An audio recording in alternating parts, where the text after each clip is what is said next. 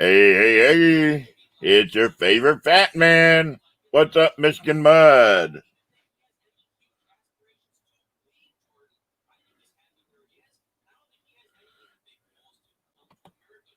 How you doing, Bubba?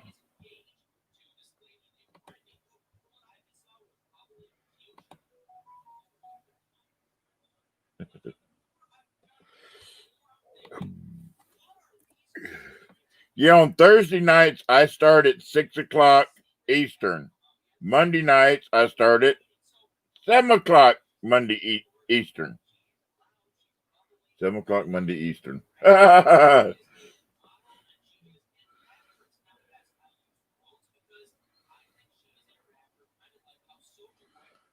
I figured today I would, along with the chat, if anybody wanted games, I got 4 games for today.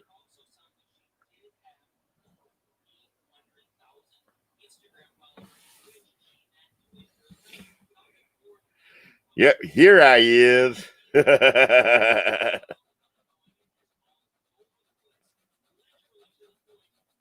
Yep, I am live.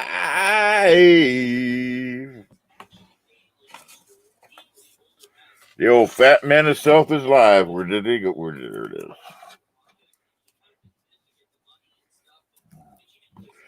Yep, I plan on got some games if anybody wants games tonight. Oh, not much, Mud. Not much, Michigan Mud.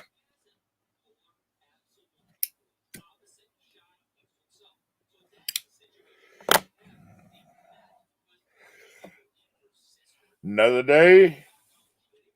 Another fun day. Oh. Yep, got a few games for today, along with chat. Today's a fun day. Fun chat and a couple games if people want them. Oh, bummer. Still at work? You see my work. I'm sitting at my work right here. What's up, Josh? How you doing, Bubba?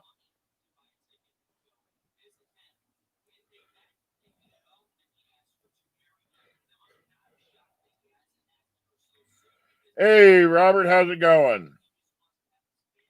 Everybody's slowly pouring in now. It's a Thursday night fun chat and a couple games that people want in them. Oh, you're out off work now? That's cool. Cool.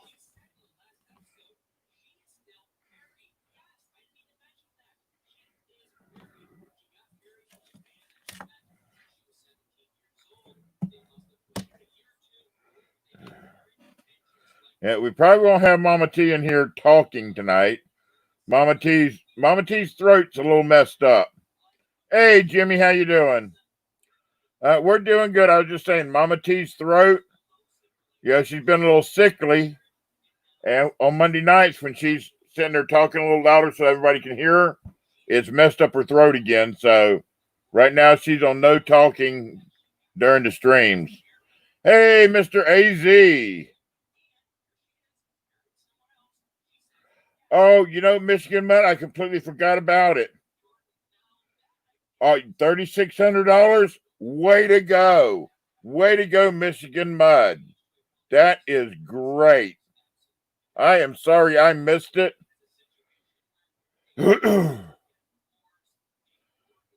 Tuesday night, I was actually in one of my regular auctions. She's feeling a little bit better, Jimmy. I'm giving her hot soups and some popsicles and stuff like that.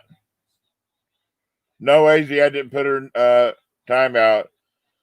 Hope your computer starts doing better, Robert.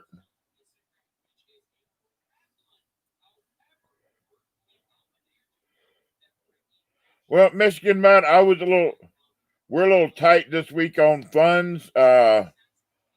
My Mama T's father-in-law, we gave him $480 this weekend so he could fly out to Colorado to see his mom, and she unfortunately she passed away today. So that took up a lot of our funds this week from sending him to Colorado.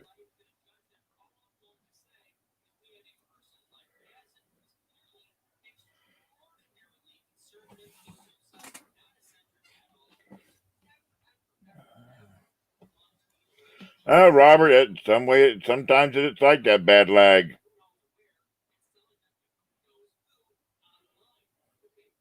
I appreciate you sharing that with me, Mud. I'm glad, Michigan Mud.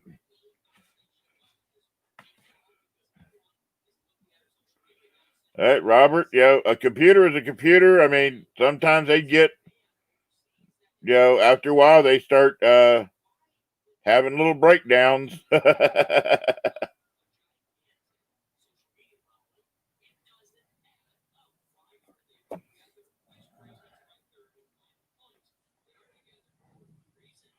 Oh, where is everyone at? I'm sitting here waiting for people. Maybe it caught the Rona. Yep. It's got that, I call it the beer cold. Everybody else calling it the beer flu or the Rona. I'm calling it the beer cold.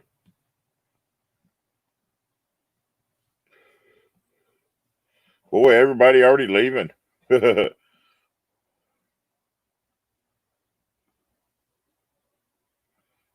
That's cool, Robert. I mean, hey, a free computer is better than no computer. In fact, I just went out to Dwayne Mansell yesterday. He won mine Monday night, my backup computer and microscope.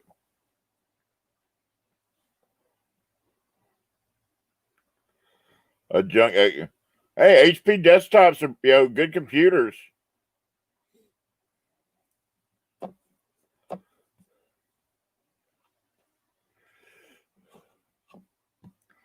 But if it was an older one, that was and I will be doing another computer giveaway pretty soon. I'll fix it too. I've got Traveling John. Traveling John bought him a little bitty tablet with keyboard, and he giving away his old computer. But right now he is at the hospital right now. He called the ambulance earlier because he thought he was having another heart attack. Because he said he's had 3 before. Thank you, 39s. Yeah, it was nice with sending them out there. You always got to help family. But Traveling John's at the hospital. They're keeping him overnight. It wasn't a heart attack, but he is doing pretty good. Hey, Miss Ida. How you doing, lady?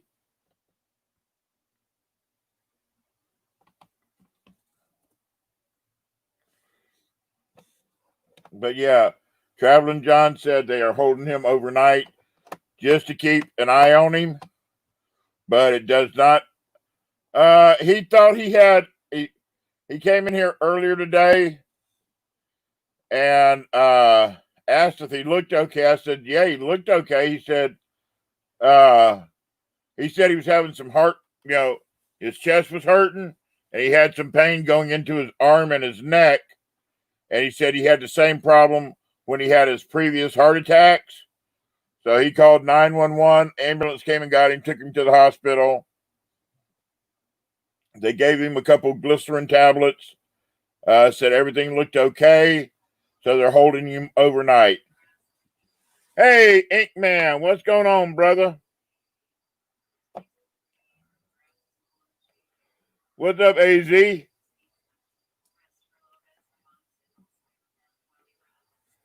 Yeah, that's it. He was making sure exactly that, Michigan Mud. Better safe than sorry. I would have hated to turn around and find him, killed over or anything like that. So he called 911. Ambulance came and got him earlier, so He's at the hospital, and my screen is dirty, and I can barely see anything.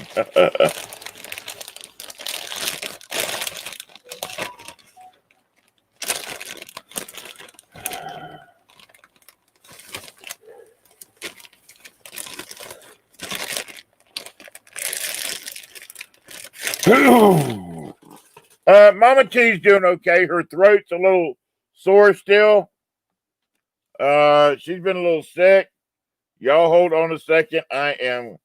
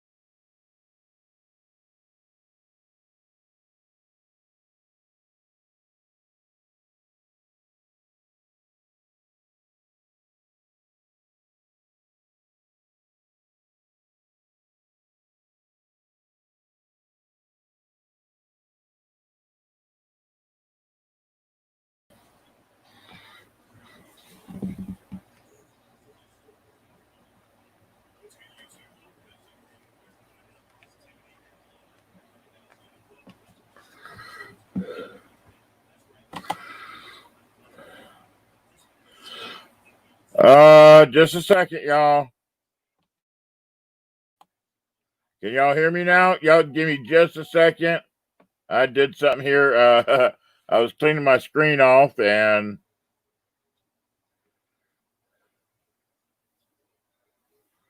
y'all can hear me now? Ella just messaged me. She said she sent you a message on Facebook or something. Wondered if you got it. I did not see it. Let me see.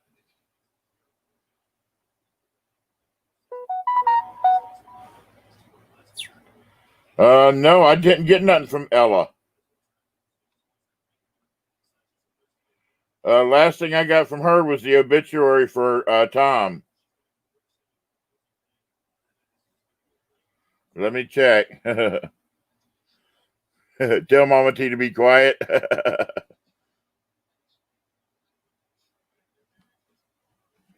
Yeah, y'all give me just a second. Hey, what's up, Juanito? I'm going to do something here for a second. Y'all give me.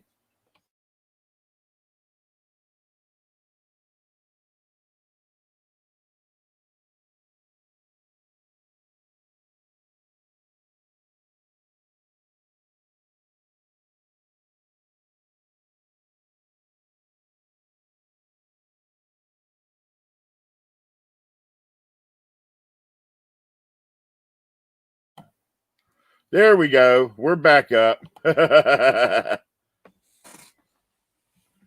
right. I had to redo something. What's up, Red?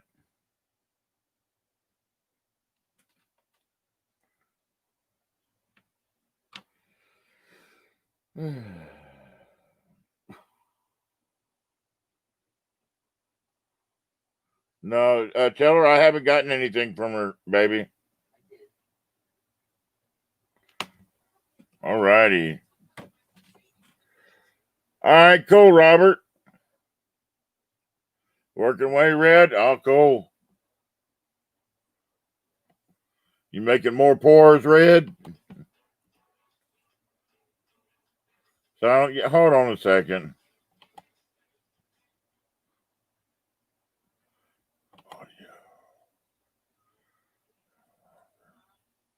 Check. Yep, it's working.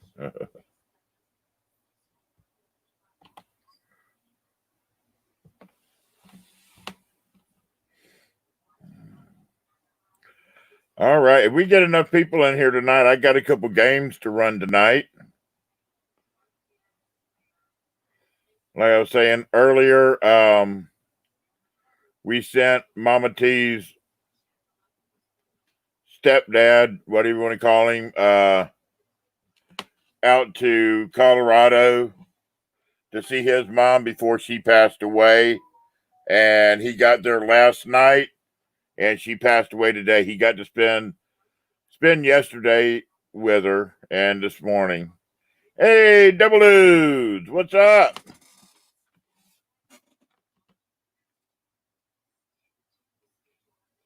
Yes, Miss Ida is the awesome, isn't she, Red?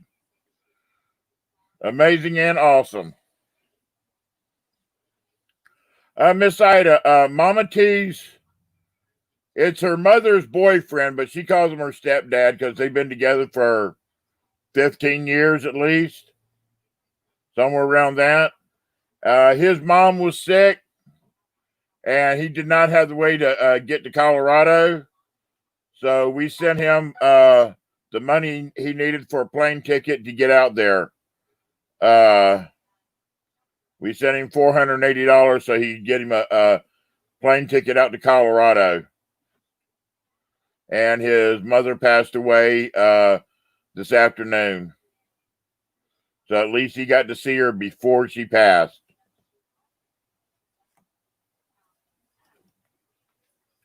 Yep, that's right, Robert. Hey, you got to help family, Miss Ida. Family comes first. It was either use that money. Oh, sorry to hear that, Robert. Hey, what's up, Mr. Red? What's going on? Oh, not much, Bubba. Yeah. Just chilling. It's been a long day, but it's nice outside. Yeah. It was 91 here yesterday. Oh, yesterday it was 114 here. 114 in Canada? Yeah. How in What's up, guys? What's up, Good. Money Joe?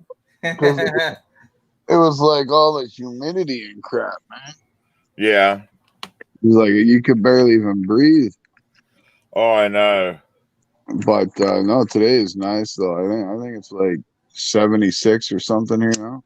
It's 81 here. Nice. Yeah. Yeah, the wind's blowing just the right way. Well, we had a big tornado storm last night here, eh? Oh, wow. Yeah, like 5 of my trees came crashing down, one through my chicken coop, and yeah, now today is just beautiful, man. So Yeah, we had some, it was like 91. Actually, I think it got up to 94 yesterday. And we had some storms come through late yesterday afternoon. Temperatures dropped quick. yeah, I got a question for you or anybody. Does Penny Queen by any chance live in Texas? I don't know. I would have to check. I've got so many addresses. Because I got a package from somebody, but I don't recognize the name. Yeah. So, and I mean, I've never gotten a package from this person before. So, but I know that Penny Queen said she was sending me some coins, but I don't know if it's hers or what. You know. I'm looking through my thing here to see if I. Sorry to hear that, Robert. I thought I would have had her thing here, but I think I got her name from. Oh, wait a minute! I know how to find out. I just have to look on my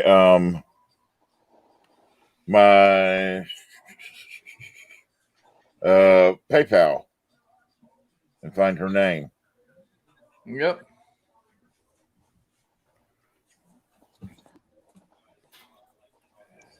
That's the fun part. Going through to find her name. Yeah, through what the thousands of emails I'm you not, got. I'm not gonna say her name, but does it start with a J? First name Joe. I ain't gonna say the last name. First name Joe. No, it's it starts with a J, but it's not Joe. Oh. JLM is the initials for her. Yes. Yeah. Okay. Then that's who it is. Yeah. Okay. I knew it was something like that. JLM. Yeah. Yeah, JLM. Just love me. Yeah. Be right back. 1 second. All right. Yeah. So what's going on in y'all's neck of the woods? Oh, nothing much. I got some games to play tonight if we get enough people in here. If not, they'll be left for Monday. That's fine. Everybody get your asses in here. How many people are in the chat? I can't. 7. Why come I cannot see? Whenever you're on StreamYard, you can't see it. Only I. That's why. Yeah. Yeah, what's up, Jeff Dunn? I was trying to figure that out, man. It's like I can't see everything. Yeah. We got more room up here if anybody else wants to pop up here. Yeah, please do. Michigan Mud Digger, come on up, buddy.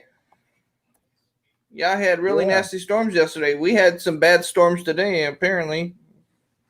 Oh. Yeah, we have Juanito.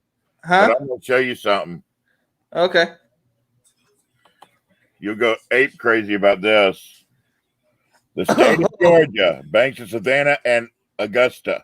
Dude, that is not right, man. That is not right, because I live in Georgia. I know. Milledgeville ain't that far from me. Look at the grade on it. Dude, it's 64 choice uncirculated. Oh, God. That's amazing. 1862. That's Civil War era right there. Yeah, buddy. Yes, sir. And it's a $5 note. Yeah.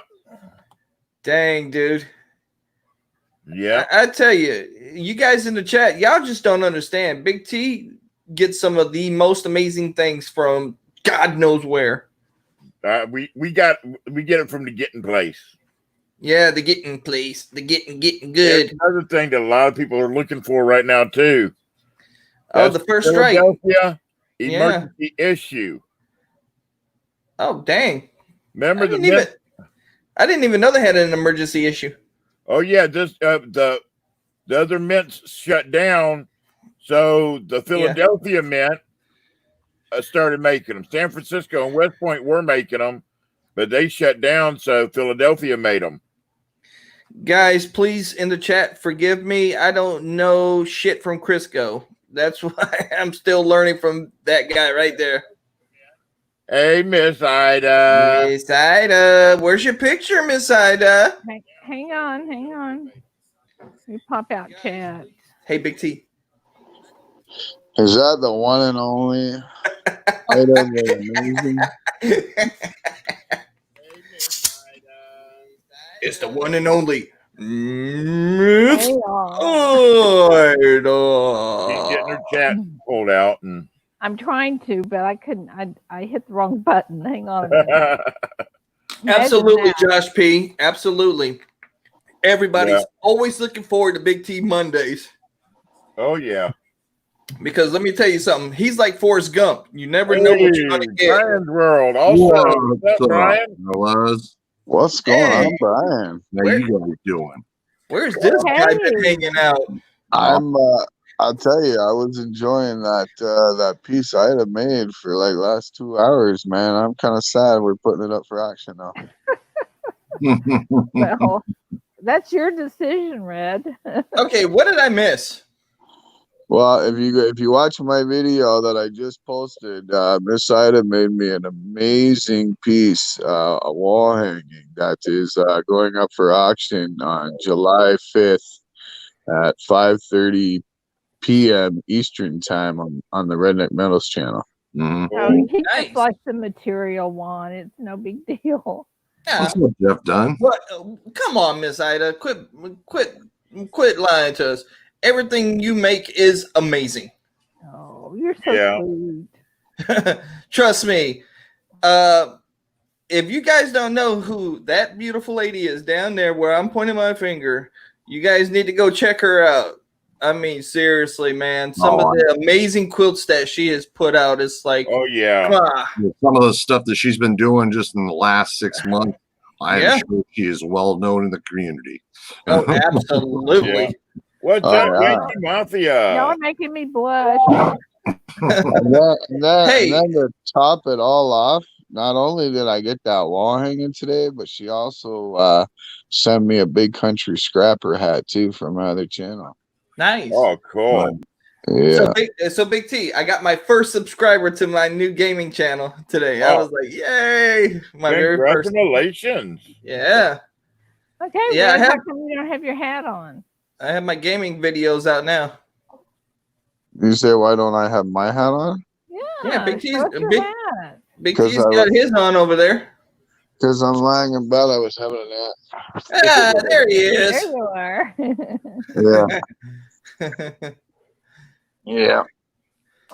Dude, you need to let me come over there and shape up that goatee on both of Yeah. you and Brian. I only clean shave once a year. That's it. I have to, dude, for some odd reason, I have to shave because apparently my face does not like facial hair. It will literally break me out. I don't know why. Done. Well, if I shave, like I look like I'm Jack. 16 years old. So, you know. Hey, there you go, man. I mean, come on. Yeah. Well, I guess it's better than walking. Yankee, my brother. I guess it's better than walking into Walmart and everybody saying, "Dad." Yeah. Yeah. Yep. They'd be like, "Oh my God, you look so young in the face, but what is wrong with your gut?" I'm Right. like, I'm not that young. I've had so many people mistake that I was my old lady's father. Dude. Like, it's just horrible. Oh no. Hey, ain't no Not worse than good. a few people trying to think Mama T's my mother. Oh, Damn. yeah. That's because Big T that's- told me that. He told me. Big T, I'll tell you why that is. Okay. Now listen to me carefully.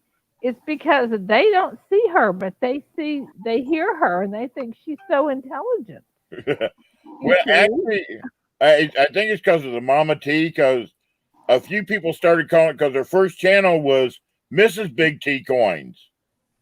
And there's a few people like Juan and New Coins Chris. and a few others that call her Mama T. Yeah. So the Mama T stuck. And Hey, Whitney. when she rebranded herself, she started as Mama T Coins. Yeah. I always call her Mama T because she's like a mother figure to me. Hey, Whitney. Hey, Whitney. Hey, Oh, Yankee. awesome, Hey, lady. Yankee. By the way, I need to check out your video in a little while. I got a notification for it. And So Red, I'll check out yours afterwards also. Yeah, appreciate that. Hey, Whitney. I'll definitely check out too.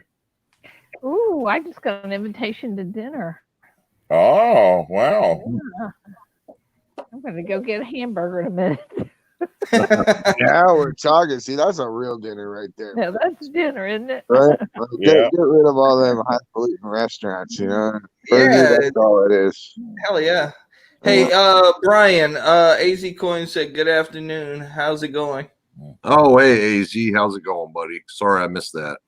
My wife, that's why I was napping. My wife just took me out for a late lunch to this restaurant we have up here in the city. So Your wife Yeah. is awesome. Well, I got off the phone with Big T earlier, and I winded up going to my wife's job and helping her move all those books out so they can put new carpet in her office. Hey, Yankee Mafia. I was like, hey, Yankee, hey, AZ Coins. What's up, Yankee Mafia? hey, what's up, Wheatback? Well, we have this really awesome. I'm gonna call it a Canadian restaurant, and yeah, I'll tell you, man, the food there is just amazing. The prices on the menu aren't amazing, Hey, but the hey, food is. But do Hey. they give enough to fill you up, Red? I know what you eat. Do they give Yeah. you enough to fill you up? Well, the worst part about it is they add in these Canadian ingredients that make you want to eat more. You know? Oh, Yeah. them type of restaurants. Right. Oh, okay. Yeah, Yankee, Mhm. one of It's a these days I'm medical- going to A find you. medical restaurant. exactly. Yeah. Y'all Yo, are man, so bad. y'all, you guys up there in Canada, y'all need to come up with one called the chili pot, where you Oh, put dude, where we you put already it have. in chili, and We that way already they'll do. keep eating and get high, eating, get high. We never already leave. do. We already do, man. Yeah. Yeah. Hey, Yankee, I will come and find you, and I will beat you up, buddy. You and me both. Get Red the pound, big Brian the pound gave a heart to Miss Ida, gave me the finger. All right. I tell you what, man, Yankee Mafia, man, that is truly considered one of my bros there. I like that dude. Well, you know, Juan, if the shoe fits. Yeah. If the shoe fits, you get athlete's foot. Hey Oh, Brian, do you collect paper money? Who, me? Yeah. Some. No, Dude. no, this is a different one. Oh, that's a different one? Oh, okay. okay, guys, I gotta jump Oh, off. nice. I'm gonna go have dinner. Yes, enjoy that hamburger. I Have a will. good I'll night. talk to you guys later.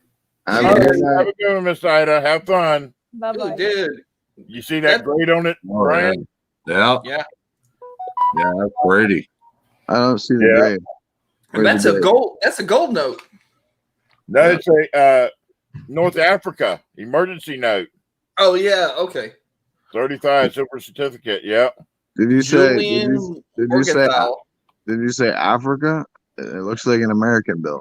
Yeah, but it's a North African emergency issue for from Wartime use. the war. I know. Yeah. I know. I mean, I'm still surprised that like America did stuff for like China and Hawaii and all those back then. I Yeah. was like, Man, wow. I can't believe I didn't win that game the other night, dude. I bought like 6 different spots for people, and like somebody else won who I didn't get a spot for. Yeah, that's the way them cards are, dude. I mean, we have sit there and bought some before hmm and sit there. Robert Bully. That's how we get a lot of our stuff is we play games like that also to get some of our stuff. Yeah. And believe me, we spend a lot of money on these games ourselves. Right. But it only takes buying 3 or 4 coins or 3 or 4 different things, and you can make your money back. Yeah. Yeah. What's up, Wheatback Attack?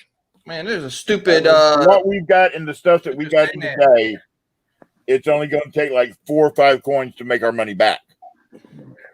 Nice. So, like this right here, Mm. that everyone I've seen this grade $250. Mm-hmm. I don't have a gold certificate yet. I don't have it. I got silver certificates, but I don't have a gold one yet. Well, that's silver certificate. This one right here, this 1862 Georgia, Did you say- $120. Did you say that was a silver certificate? I thought it was No. a gold one. No, it's a gold seal. Yeah, Yeah. I don't have a gold certificate. No, gold seal. The gold seal. silver certificate, but it's a gold seal. Yeah, you Isn't- see isn't- you see the yellow? That's the gold Yeah, seal. isn't there also gold certificates though? Yes, Mhm. there are gold Yeah. certificates also, Yeah. I and you're want looking for a pretty penny to get one of them in decent shape. Yeah, I want one of them. Yeah, I do too. Yeah. It's Big my T, birthday. I might send you my currency to sell. It's my Chihuahua's birthday soon. The currency, like I said, if it's graded and all like that, graded, you have a better chance of selling it. Yeah, I'm just telling you. Because remember, you talked to somebody else about it too. And they Yeah. told you, and I know my currency pretty good because I got a decent little supply of it. Right. And if it's not graded or pristine, I'm talking about pristine, no No, that no folds and all like that. well, I mean, the one I got is pristine. Of what? Hold on 1 sec, I'll show you. It's What- that way. Yeah, Robert, to get the medical license to be able to get that stuff, I know here in Pennsylvania it's $250 to get license. We don't have to pay for nothing. Pennsylvania, they make you pay $250. That's Every once in a ridiculous. while, you'll find where they're giving a class on it, and you can go in and get it for like half the price. So then don't do it medically then.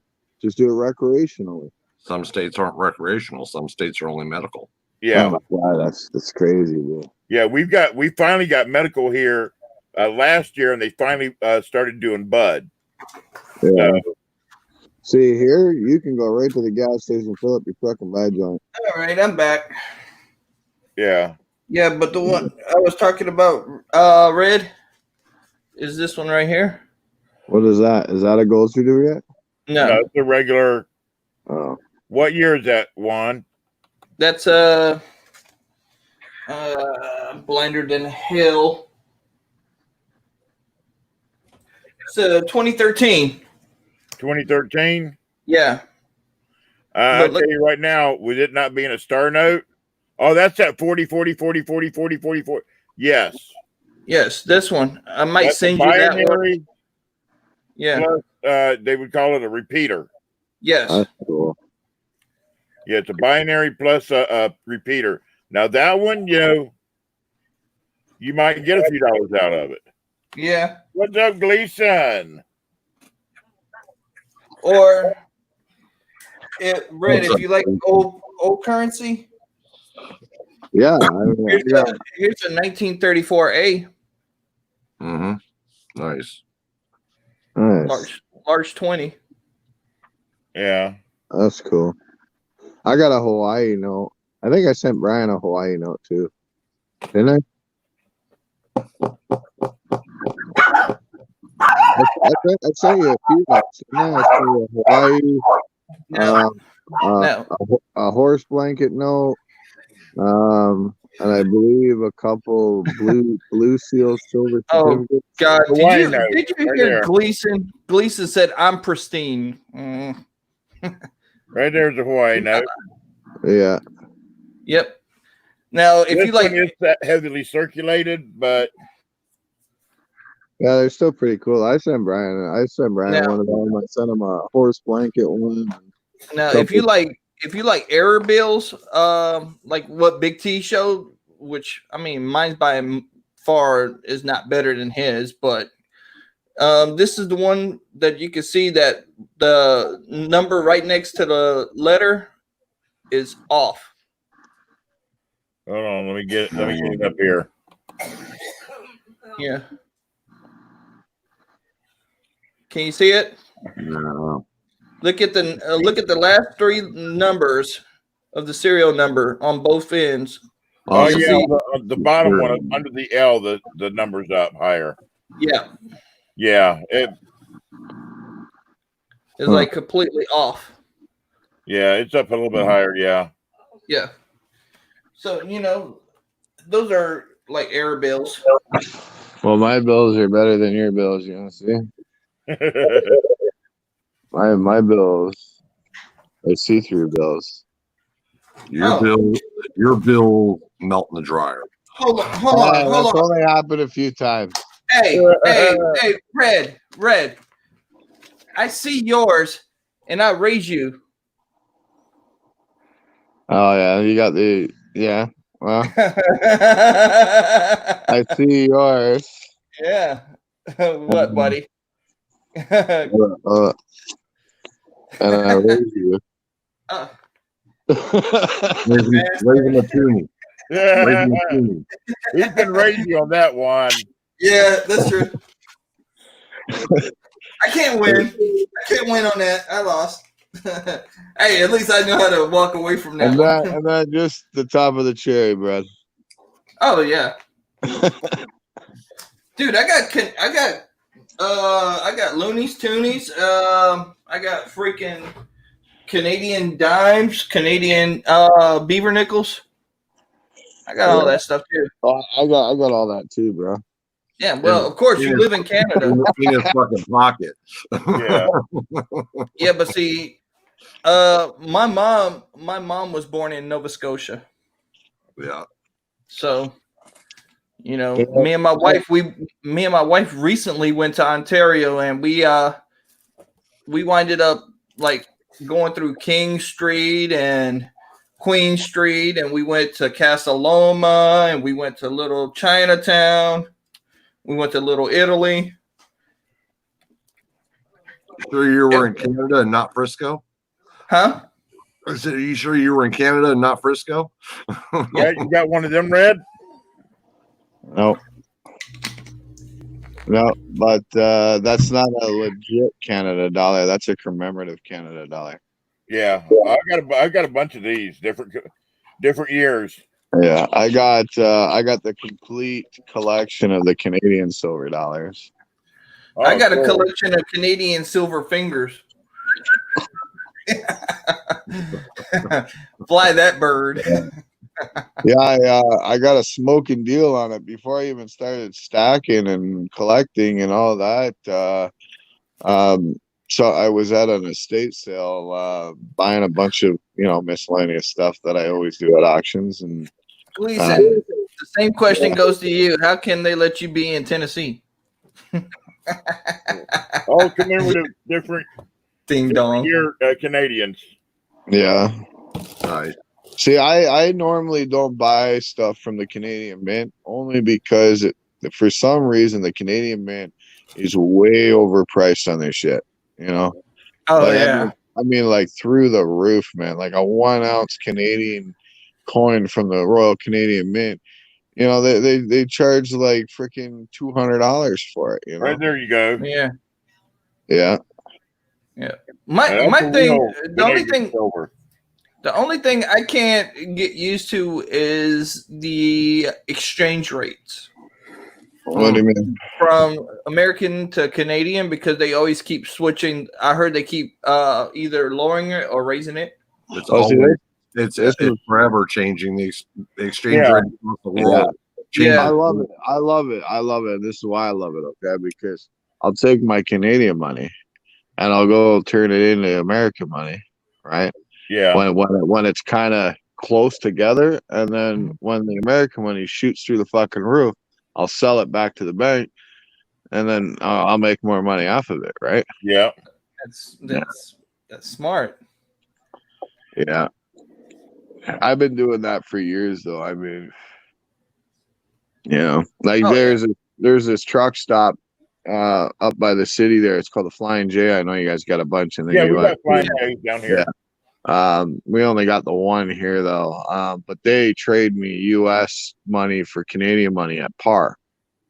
So I go there all the time and I'll cash in. Like if I go fill up my truck, I'll cash in $100 Canadian, get $100 American back, and I'll turn around the corner, go to the bank, and end up getting like $140 fucking Canadian just for taking it to the bank. Exactly. And Hey, you're like, that's the way to do it, Bubba. Wow.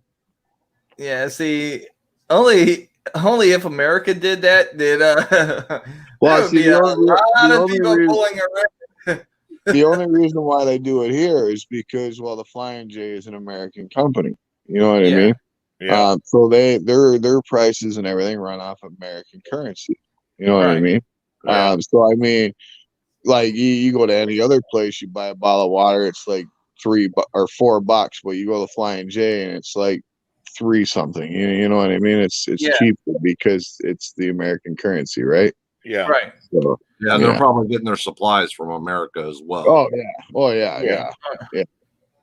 It was crazy though, because I eat at IHOP a lot here in the States, and I had IHOP I think 3 times when I was up there, and No, we don't I have went- an IHOP. They have Tom Hortons. I No, wish. I know they got- I wish we had a fucking IHOP. no, I'm talking about in Niagara Falls. I went to the IHOP in Niagara. We don't have one New in York Niagara side. Falls. Y'all Oh, do I have mean- one? Oh, in the New York side we do, but not the Canadian side. No, that's what I was saying. Oh, okay. But I went to the Tom Hortons, man. I tell you, the best thing that Canada needs to bring down here to the States is poutine. Yeah. If they had poutine, It's French Well- fries with gravy and cheese on it. yeah. Oh my Yeah. god, it's so Cheese amazing. curds, ain't it? Cheese curds, Yeah. yeah. Yeah. So good. Y'all need to get some decent apple fritters too. I'm just saying.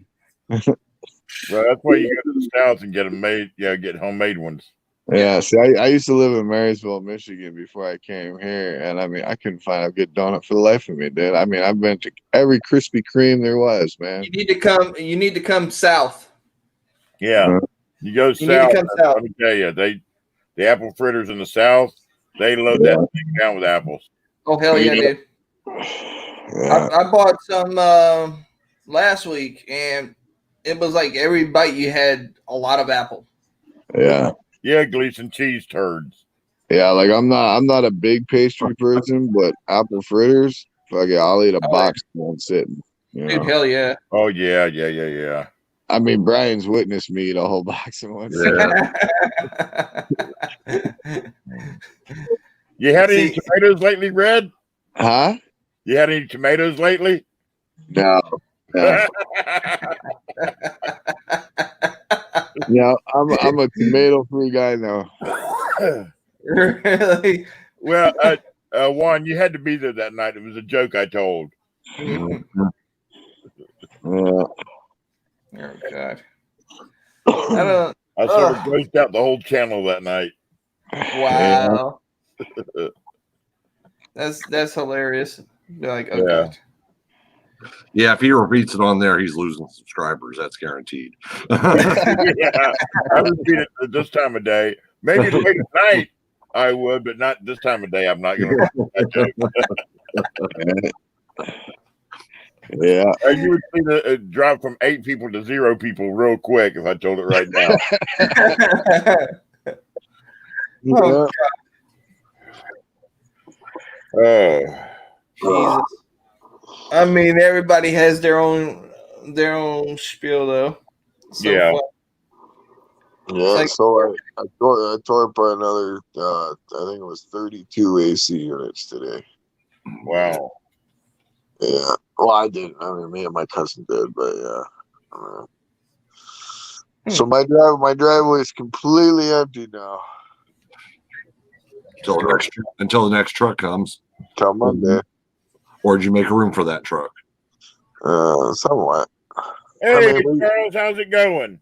We got a broken down chicken coop now, so I mean, you know. Yeah. Man, Now you gotta go and repair it. Yeah, oh, that was crazy last night, man. Like we had tornadoes touching down everywhere around here, and one of the big maple trees just crashed right through my chicken coop, man. Yeah. Wow. Man, I tell you, that's why I can't wait to go back to Canada, man. I gotta get some maple syrup. Dude, I Dude, think it. I hated it because you can't carry but so much on an airplane. Yeah. And they had, I winded up getting like the little travel size ones that come like 6 in a pack. Yeah. 1 week, that shit was all gone. Yeah. No, Man, man. Red, tell me next time somebody from the States is going to ship you something, I'll ship you a couple of them military pins that you wanted.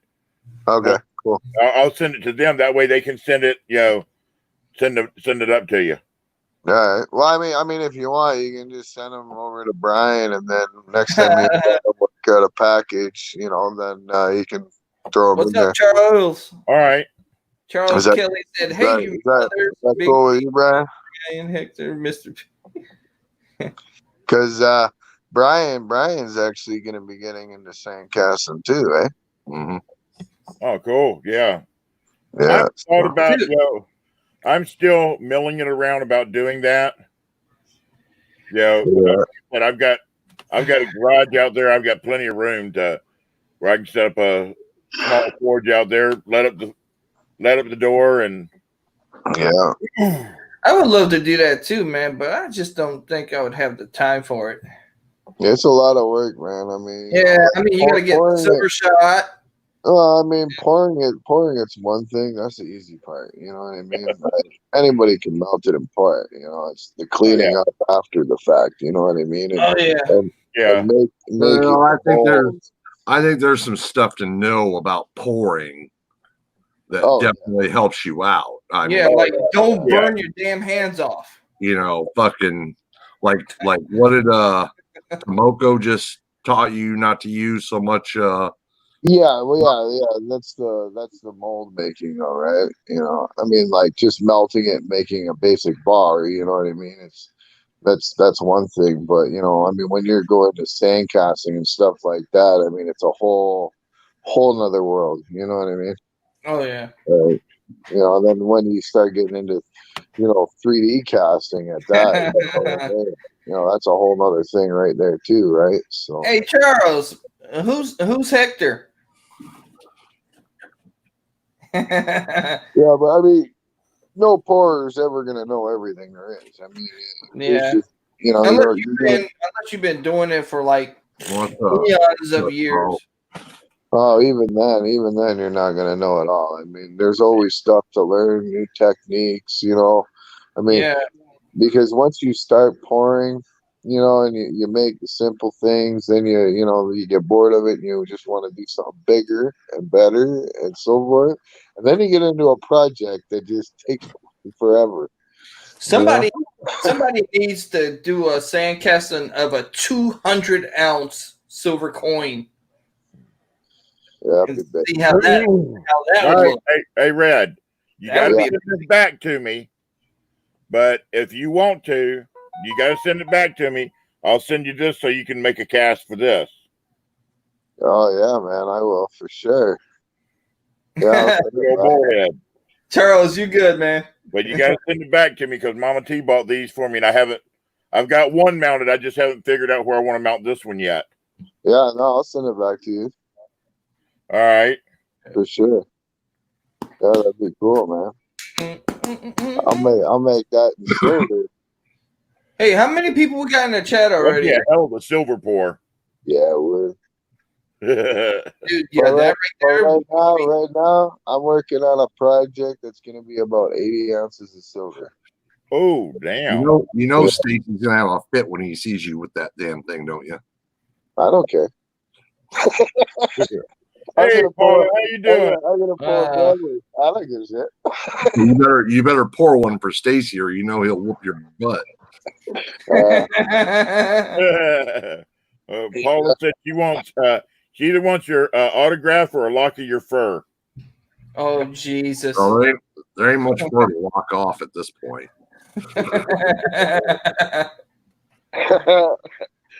Miss Paula Bloom, the one and famous Paula Bloom. Charles, Hey, yeah, Charles Kelly, nobody's taggable anymore. yeah, nobody can be tagged anymore. You just have to do it manual. All right, Paula, this piece here is all for you. Okay, I'll mail it to you. Oh, you can't tag people anymore in chat? Oh, No. wait, yeah, you can tag people in chat, but you just can't go to their channel. Oh, yeah. Yeah. Oh. Yeah, I just think that was kind of really dumb. Yeah, I know. Well, you can. There is Like, if you want to sub to somebody, now you have to like there do is a Extension, and then that Well, way you can do it. You can use the go to my channel app. It's an extension for Windows. Yeah. For Google. Yeah, but they don't have that for phones, which sucks. Yeah. Yeah. Well, I don't hardly ever use my phone except for to watch a video or two. For All the damn money Red spends on shit, and I don't know how many times I told him, "Why don't you buy a computer, dude?" I'm working. It's a winter thing, Brian. Come on. Yeah, it's a winter thing. Yeah, Charles, you should be able to tag. See, I can tag you.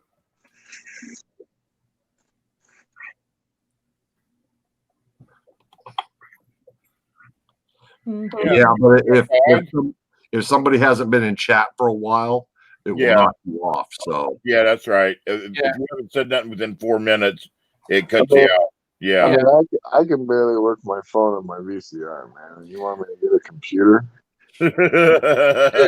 I'm on my brand new computer, and I can't type shit in the chat. I mean, Brian, you know what happened to my wife's fax machine, dude. Okay. Yeah. Right. You happen to Monday. I'm giving another computer away next week. Yeah. Nice. Well, my wife had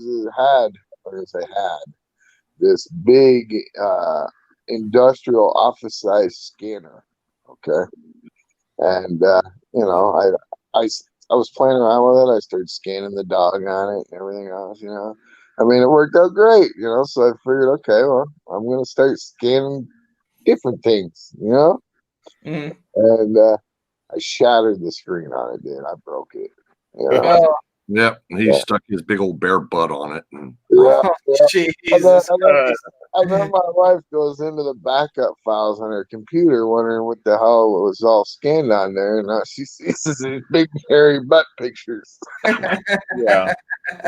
The Moon Man. Huh?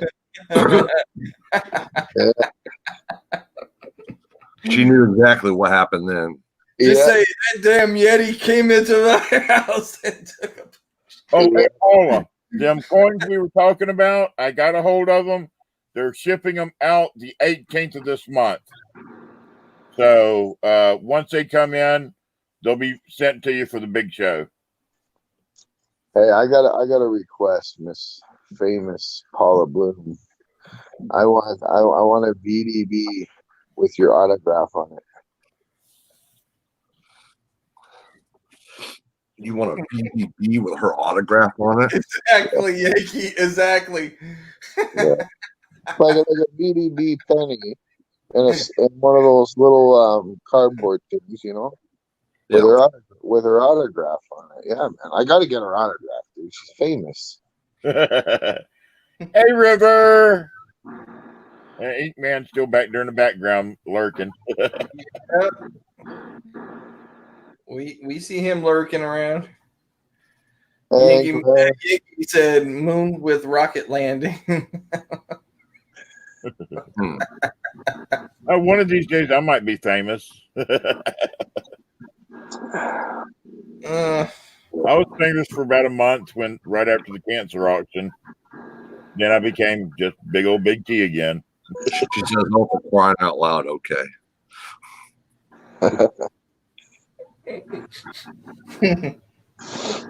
Yeah.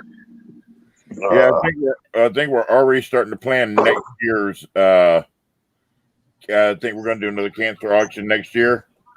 And Miss Ida's already talking about the. I've already seen the quilt, but our designs for it, but I can't put it out yet because we're still debating it. Nice. That's awesome. And it's gonna be a nice quilt too. No. I want the autograph. You gonna split it? You send me the autograph. You keep the penny, okay? Just send me the autograph. How about if I spit and just send the VD?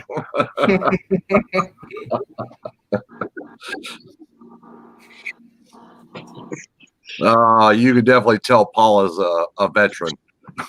Yeah. Oh yeah. Yeah. How about I split it and just send the VD? If I wasn't in the coin community, that would be a really bad thing to say that you're gonna send me. I'm just saying.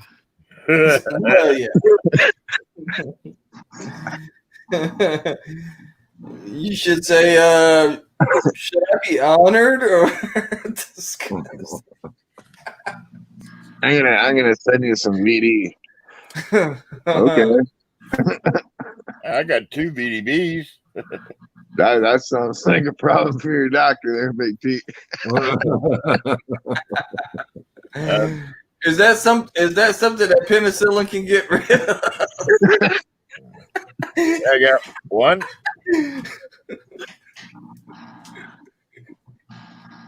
One and 2 VDBs.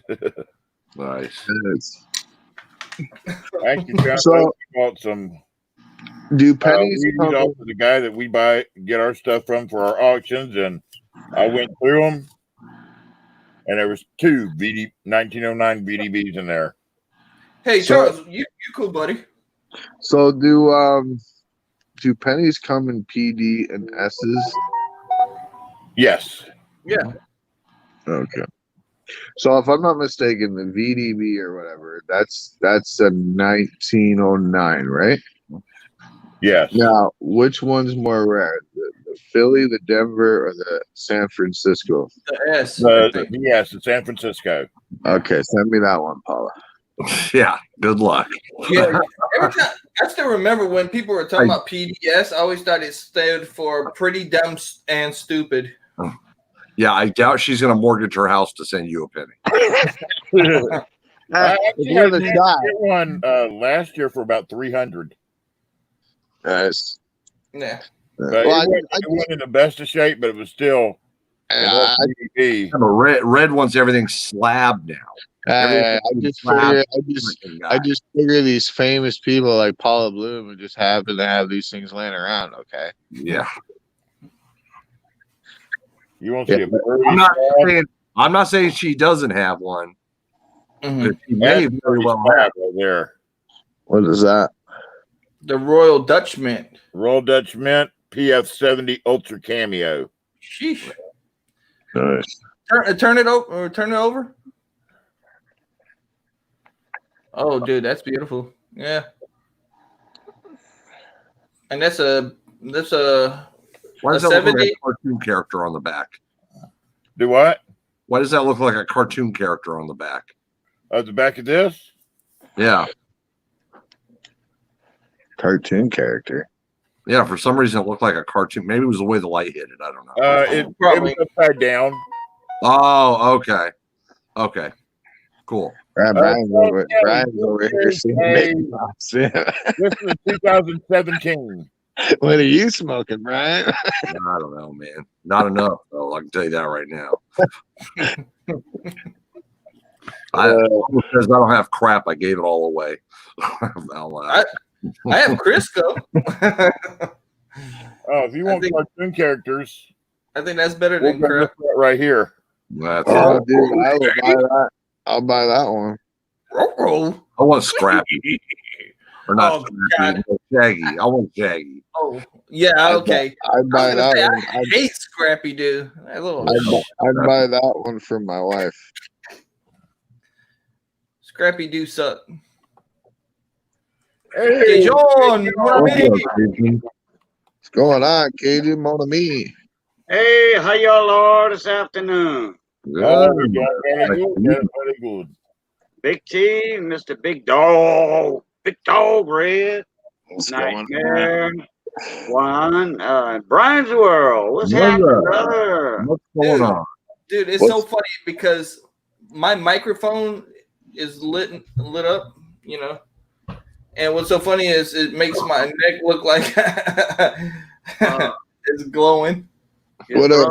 So Cajun, what are you and the wife cooking me for dinner tonight? We eating leftovers. Alligator étouffée. We eating leftovers. We on a diet. On a diet? Yeah. I'm on a seafood diet. Yeah, me too. All food I see, I eat it. Yeah. He stole it from me. I'm on a seafood diet. Just strictly seafood. You know, fish, shrimp, crabs. What about crawfish? Well, the crawfish season's about over. But I can do some fried crawfish tails. The meat, yeah. Oh yeah. So gator is seafood, though, isn't it? Yeah. It's considered a seafood. Yeah. Yeah, swamp food. Have you guys have any one of you guys ever had shark? Yeah. Oh, I love it. Shark is really good. I've even eaten whale before. I've eaten whale before too. I haven't eaten whale. I've eaten shark. I've eaten rattlesnake. Yeah, I've had shark. I've had snake. What, baby? Hey, Swordfish. I didn't care too much about turtle. Oh, turtle's good. You just gotta cook it the right way. Yeah, I don't think the person that I was hanging out with at that time cooked anything the right way because it all came out the wrong way. My granny used to smother fry it in gravy and then put it over rice. Yeah. Tender. Turtle sauce piquant. ADA. I want some andouille sausage. Awesome. Andouille. Oh yeah, that's good stuff. Yeah, buddy. If it's the real andouille. Yeah, but I mean that's hard to find it. Some good old deep fried mountain oysters. Oh, I love mountain oysters. Haven't tried those yet. I don't. don't care too much for oysters. My friends pretty much fucked that up for me. No, They're not oysters. Mountain oysters. Hey, forget you guys. I hear the word oyster, and I think that's what it is. They're testicles, bro. They're testicles. Oh, that's right. Yeah, no, I'm not putting nobody's testicles in my mouth. No. Well, it depends. I'd be willing to try it. They're actually pretty good. They're actually pretty good. I mean, I eat them all the time. I haven't eaten balls. Cajun and Red said they've eaten balls. Yeah. I can't hear Mama T in the background with so many different words. Hey, Ink Man, how you doing, buddy? Paula, how you doing? Gleason, how you doing? They're Charles not Kelly, seafood. hello. He Yeah, said they're not called, seafood, Juan. Mountain oysters are bullfries. What'd you say, Brian? Inkman said they're not seafood, Juan. I know, I saw it. I was just hey, Paula said she bit someone in the testicle once. It had a bad aftertaste.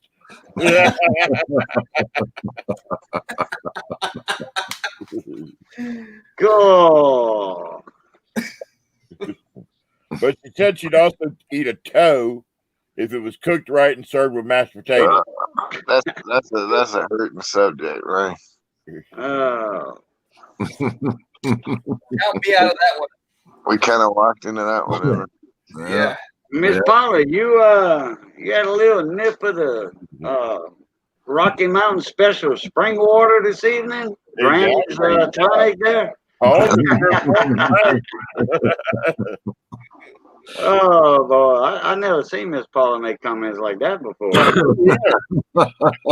She's she's in with us now with the humor part now. Yeah. usually she jokes a little bit, you know, She's a but biter. she's more serious. Yeah, that's all I'm she's saying. in a room full of men. She got to try to fit in. Well, okay. Yeah. Yeah, I don't see Rose Dragon or the other ladies in here tonight. Yeah. Well, Mama T's here. Mama T's here, but Yeah. River Spirit was in here. Yeah. Paula's here. I don't nip anymore. I break out in That's not it. handcuffs. I don't see anybody. I don't see any other females in chat. I'll be right back, guys. That's a good one, Miss Paula. I don't nip anymore. I break out in handcuffs. Oh man. Hey, This is getting too far out of my pay grade. Hey, Nanya, what's up, man? what's up, Nanya, aka AG Surfer? Hey, bro. I want to thank you for the coins, man. I wasn't in the chat, but yeah, thank you. That was pretty cool. They're actually on their way. They went out. Everybody's went out yesterday. Was that I'm trying to stay on top of everything. Hey, guys, there's River. She's here. There's River. Hey, there's River.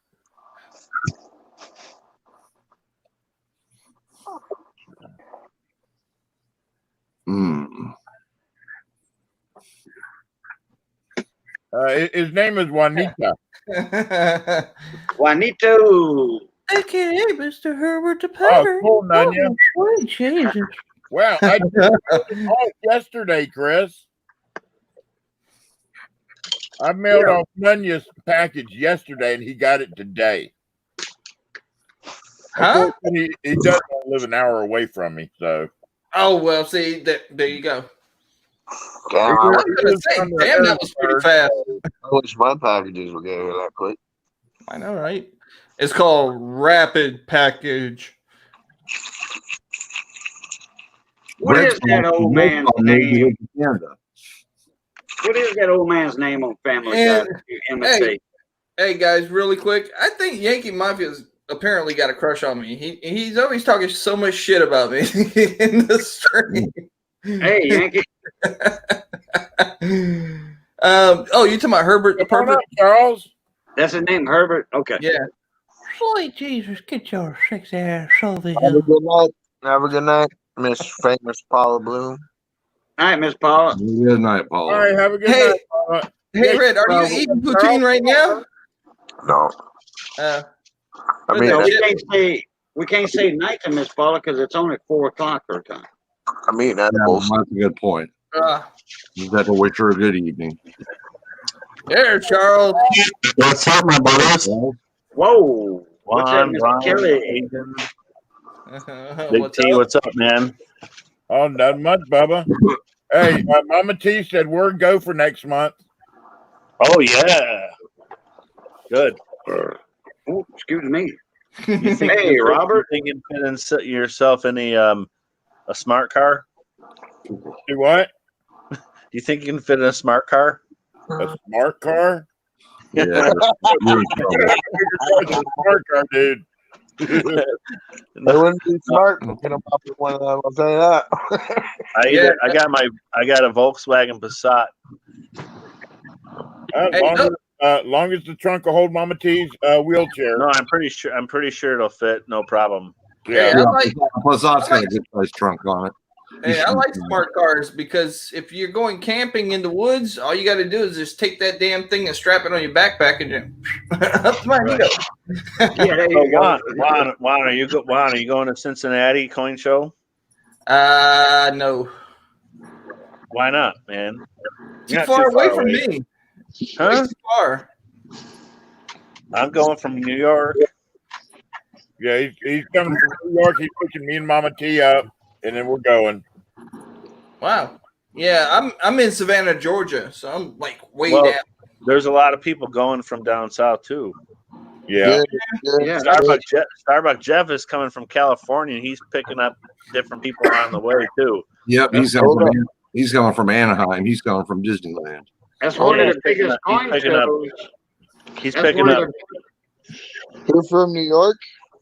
Yeah. Okay, I'm right across the bridge, man. So you got a big enough Where? trunk I can fit in? Where? What's that? Sorry, I missed that. I said I'm right across the bridge. You got a big enough trunk I can fit in? Where are you? Like in Burlington or something? No, I'm in Ontario. I'm just like literally an hour away from New York. I live in Rochester, New York. Oh, Yeah, so you're I'm like Buffalo. Oh yeah. I'll pick you up. You got to walk across the bridge, though. I ain't going across. Okay, but you gotta bring me the bad back. part. You gotta smuggle me back across the border on the way back.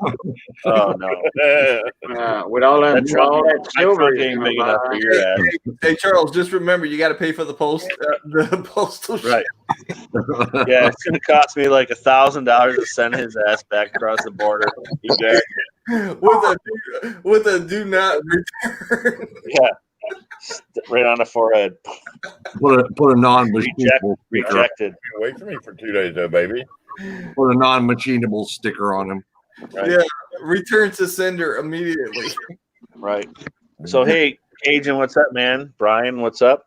Not much, man. Just All kidding. good, man. That storm passed. All right, take care, Incan River. Y'all go Yeah, eat. that storm was bad here too.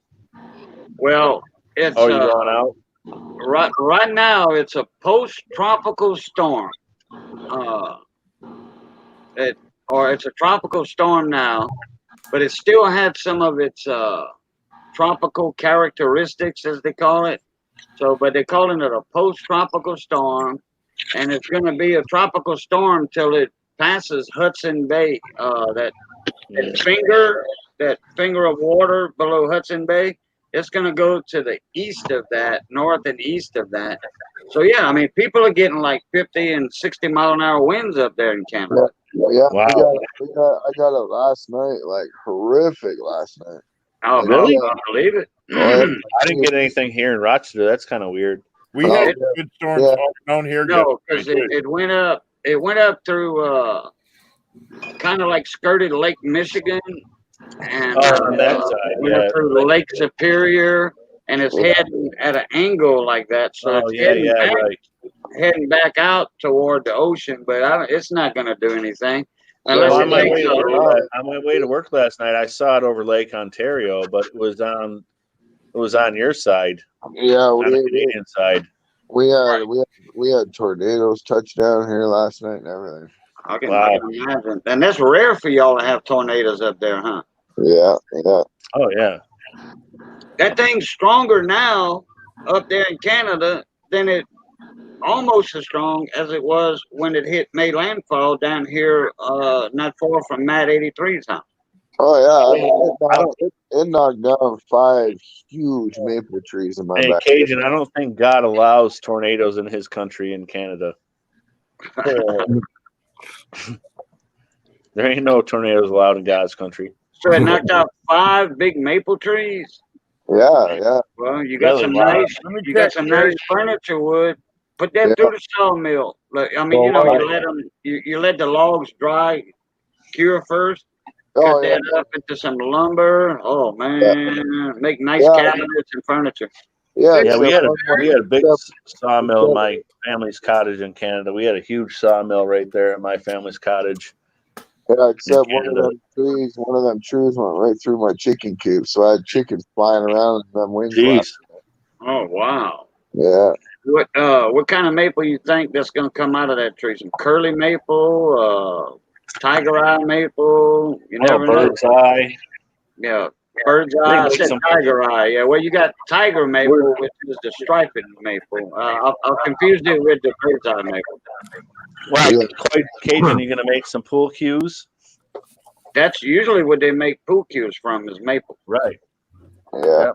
Especially the bird's eye, the curly, the tiger. You can get some nice tiger stripe maple. But they call that fiddleback maple also. Yeah.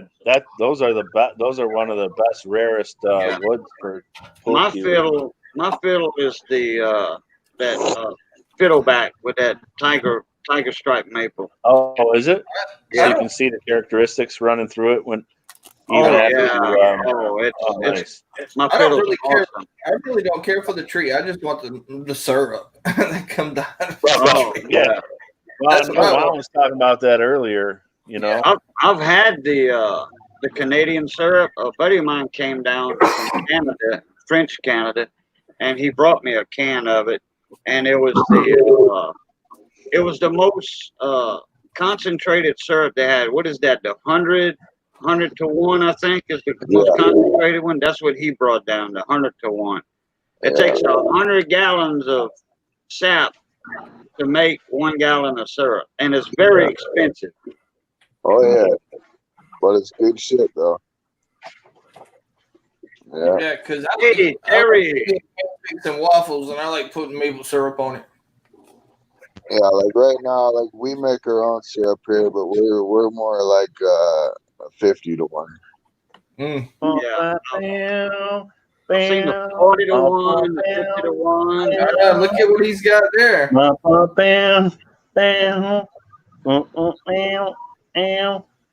Charles, you're making me want waffles now. This was hand delivered. This was hand delivered to me by bicycle from my nephew in Oshawa, Ontario. From his home store. What's the ratio on it? 100% pure. But well, let's see. God, Cajun, my eyes are bad. It should have a ratio on it: 50 to 1, or the 100, or the 40, or what have you. It says 100%. Yeah, but it's all 100%. It's just the. What do you think about that? I think that kind there is a 60 to 1 though. 60 to 1. It's President's brand, which is President's Choice. Don't they sell that to like Walmart and other places? Like, oh yeah. So, I don't know. That would he paid like $40 for this little thing. I believe it. Yeah, so that'd be like a 40 to 1. Or more. There's no ratio on there anywhere. Hey, I got 40 to 1 that Charles takes that thing and downs it in one sitting. All right. That'd be Okay, all I'll big do you one waffle. better. I'll bet you 40-1 that Juan buys this for $50 by the end of the night You'll lose that bet. with free shipping. Oh God, no. No, what I want I to really can't- do is I want to go out to the woods, find a real maple tree, and learn how to do that. Oh yeah, that would be awesome, man. That is what I would really like to learn how to You do. wouldn't get much out of one tree. You wouldn't get much Cajun, out of one tree. Cajun is going to give you an education right now, starting now. Go, Cajun. No, well, you're not going to get that much out of one tree. We don't have maple trees down here, so I have no idea how to tap, how to cook it. I know how to do cane syrup now. Oh yeah. Sugar cane Oh, syrup. you do? Nice. Yeah, I worked at Steen's Syrup Mill in Abbeville. Oh, I'd love some fresh cane syrup. I ain't had none of that in years. Oh, man, that's awesome stuff. That dark black syrup, man, it's almost like molasses. Cajun, you got to send. We don't even get that in New York at all. You got to send a couple bottles to Big T. The cane sugar, Oh, the cane syrup? the cane syrup. Cane Yeah. syrup usually comes in a bucket because you can scrape the bottom of it and get some of that sugar out with it. Oh, yeah. Well, it would be in a can, about 14 or 16 ounce can. Now they do make it in the bottles. They didn't have, we did make it in the bottles when I was working there, like 35 years ago. But or longer. Probably, I was working there 40 years ago, my first time. But anyway, it was just seasonal, only a couple of months out of the year during the grinding season. And then, but mostly it was canned. It was in cans. And then after the grinding season part was over, when the cans were over, then we started putting it in bottles. Were the cans like for restaurants and? Well, the cans, what it is, you can produce more cans than you can the bottles during the grinding. And when we was putting them in the bottles, I think that was only the first couple years that they were actually putting them in bottles, because the canning process was more easier than the bottles. Right. I was thinking cans were more industrial type products like restaurants, hotels. Well, it's just like a 16 ounce can. That's for like a household. But then the bigger bottles, I think the bigger bottles, the restaurants were using those because they could open them and then pour them into their little syrup, the little syrup containers with the little thing like that with your thumb. And then they could reclose the bottle and not worry about it going bad. So restaurants would buy it. So yeah. All right, guys. I'm gonna jump off here though, because I'm gonna have a nap. So. Yeah, All right, brother. All right, Red. I gotta go use the restroom, and I gotta get a couple things done in the backyard. So I will catch up with you all later. Brian, come All on, right. man. Oh, How long? Nope. all right. Brian Take it and I easy. can hang out very often. Got my trash Hey, bag Brian. right here. I'm ready to go. Right. I just Brian, haven't seen you I'll jump see you on. later, man. Yeah, All right, just, you guys take care. All We'll right, talk take it easy, later. Ryan. just to put anything human in it.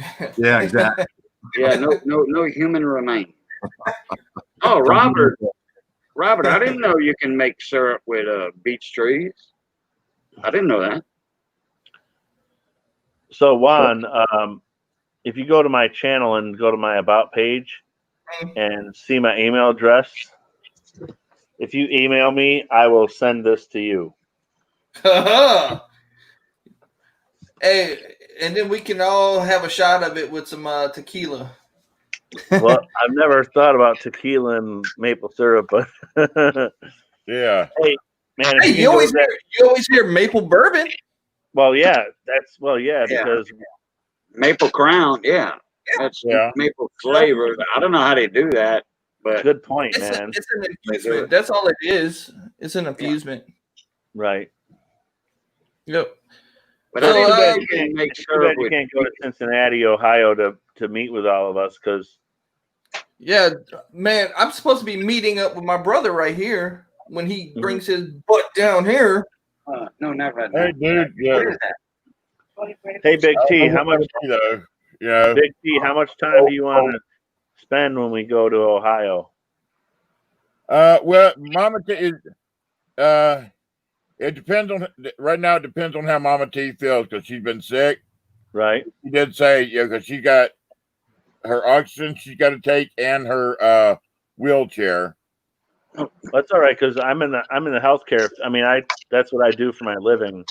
Yeah, is to take care of people like that. So I'm, I can help out anytime you want. But yeah, if you want, I mean, I'm off. Those are I got like so much time off.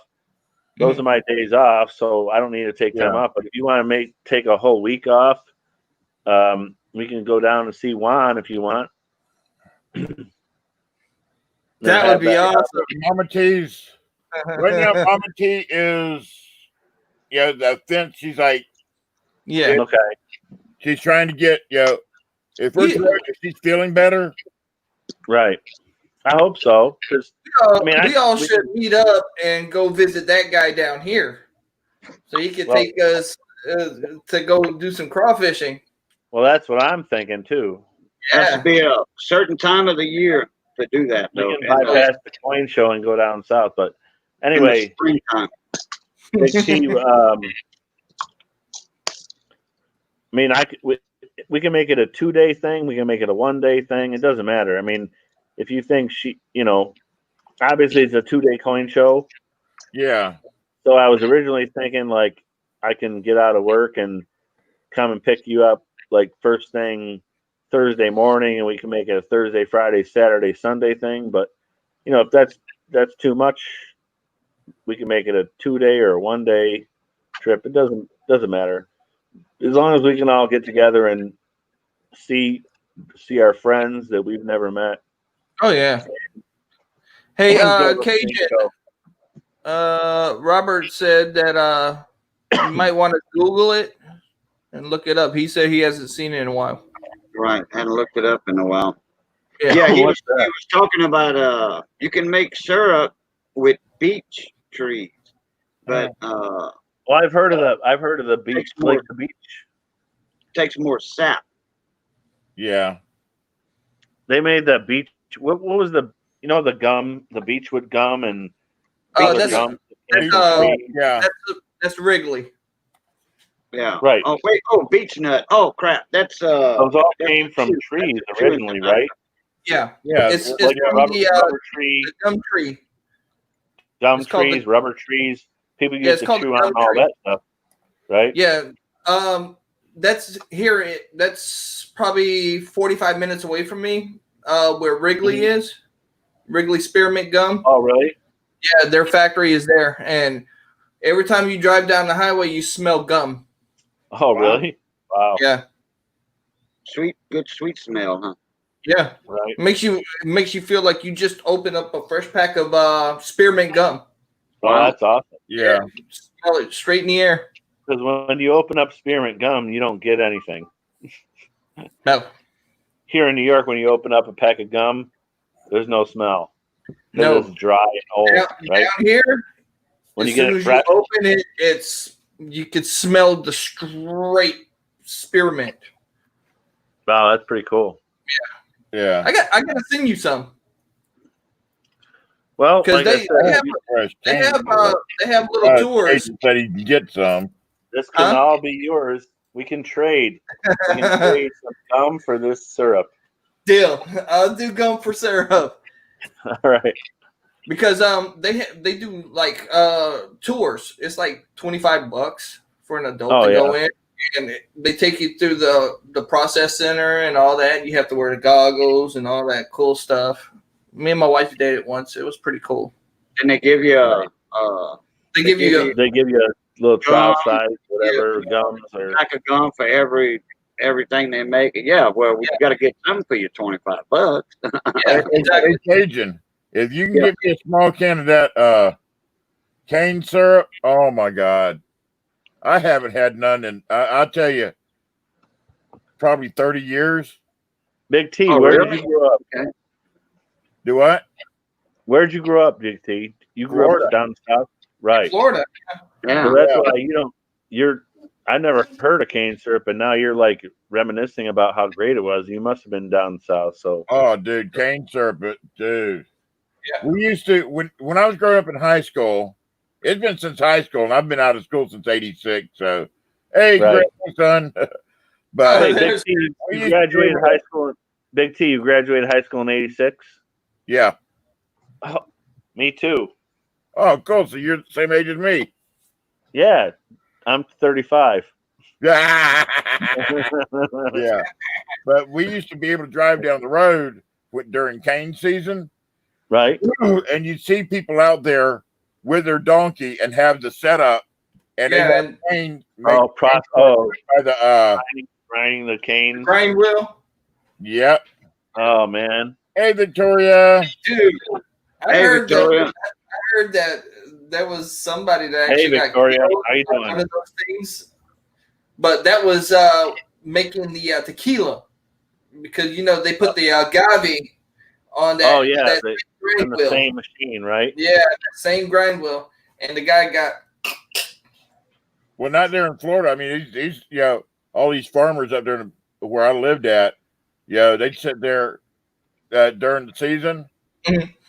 You could go at roadside stand, like you could pick up watermelons and stuff like that. Yeah, Just you go can up there pick up fresh cane. Yeah, a That's half what I gallon miss about can. being in New Just York. make can size There's full. no farmers stands in New York the way there used to be down south. Like yeah. you guys are bringing back memories of like things that I saw when I was a kid visiting my grandparents down south, like bananas on the side of the road, coconuts, watermelons. Oh yeah. Oh, I never wow. saw the cane. I never saw the cane sugar, but I'm pretty sure it was probably there. Yeah.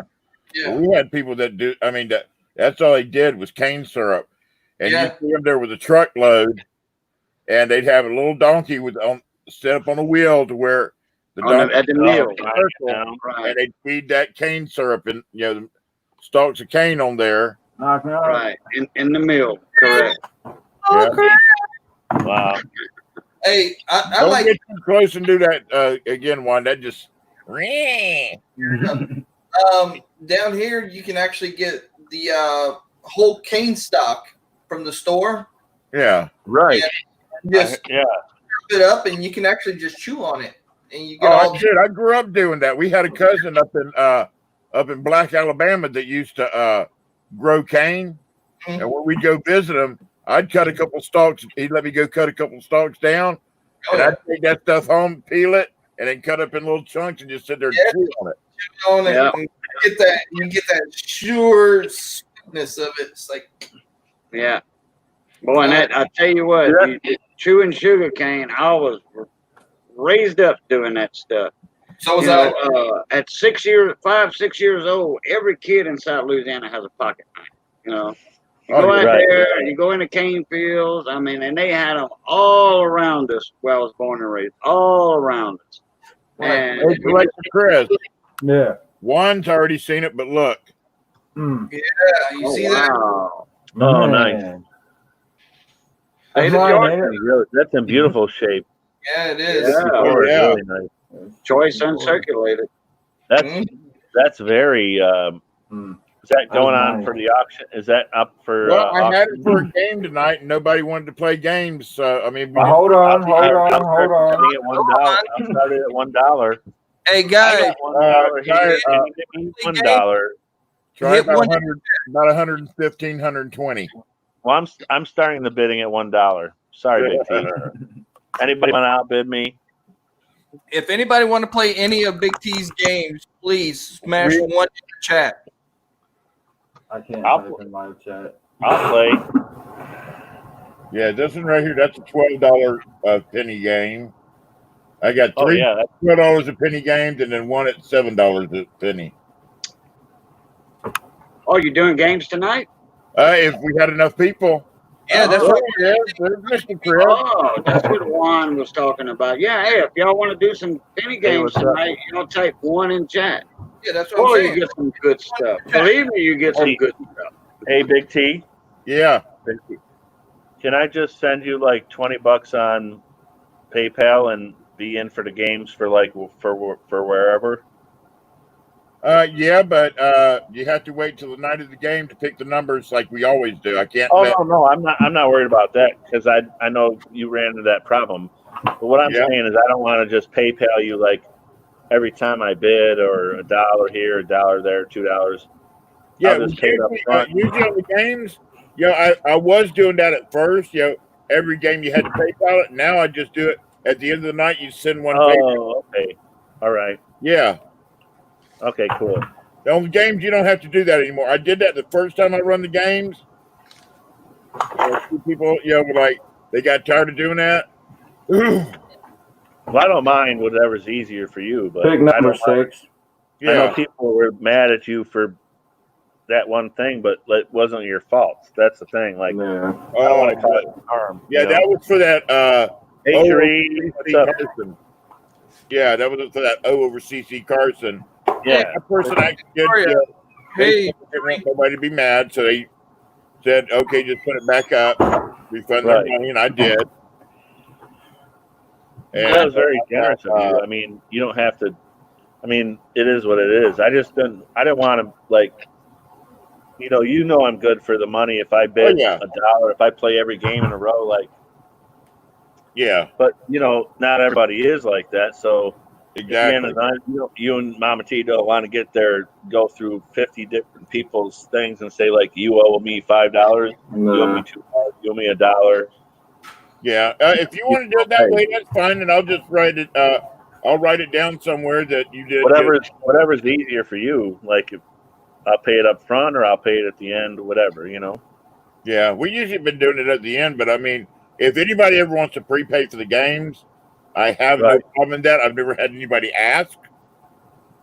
So, yeah. Either way, if I prepaid $20 for games, I can pick and choose which game, and I'm in there for one night or 2 nights. Hey, Sherry. Hey, Sherry. I forgot Sherry. So for everybody in the chat, if you want to play any of Big T games tonight, mini games, please smash 1 in the chat now.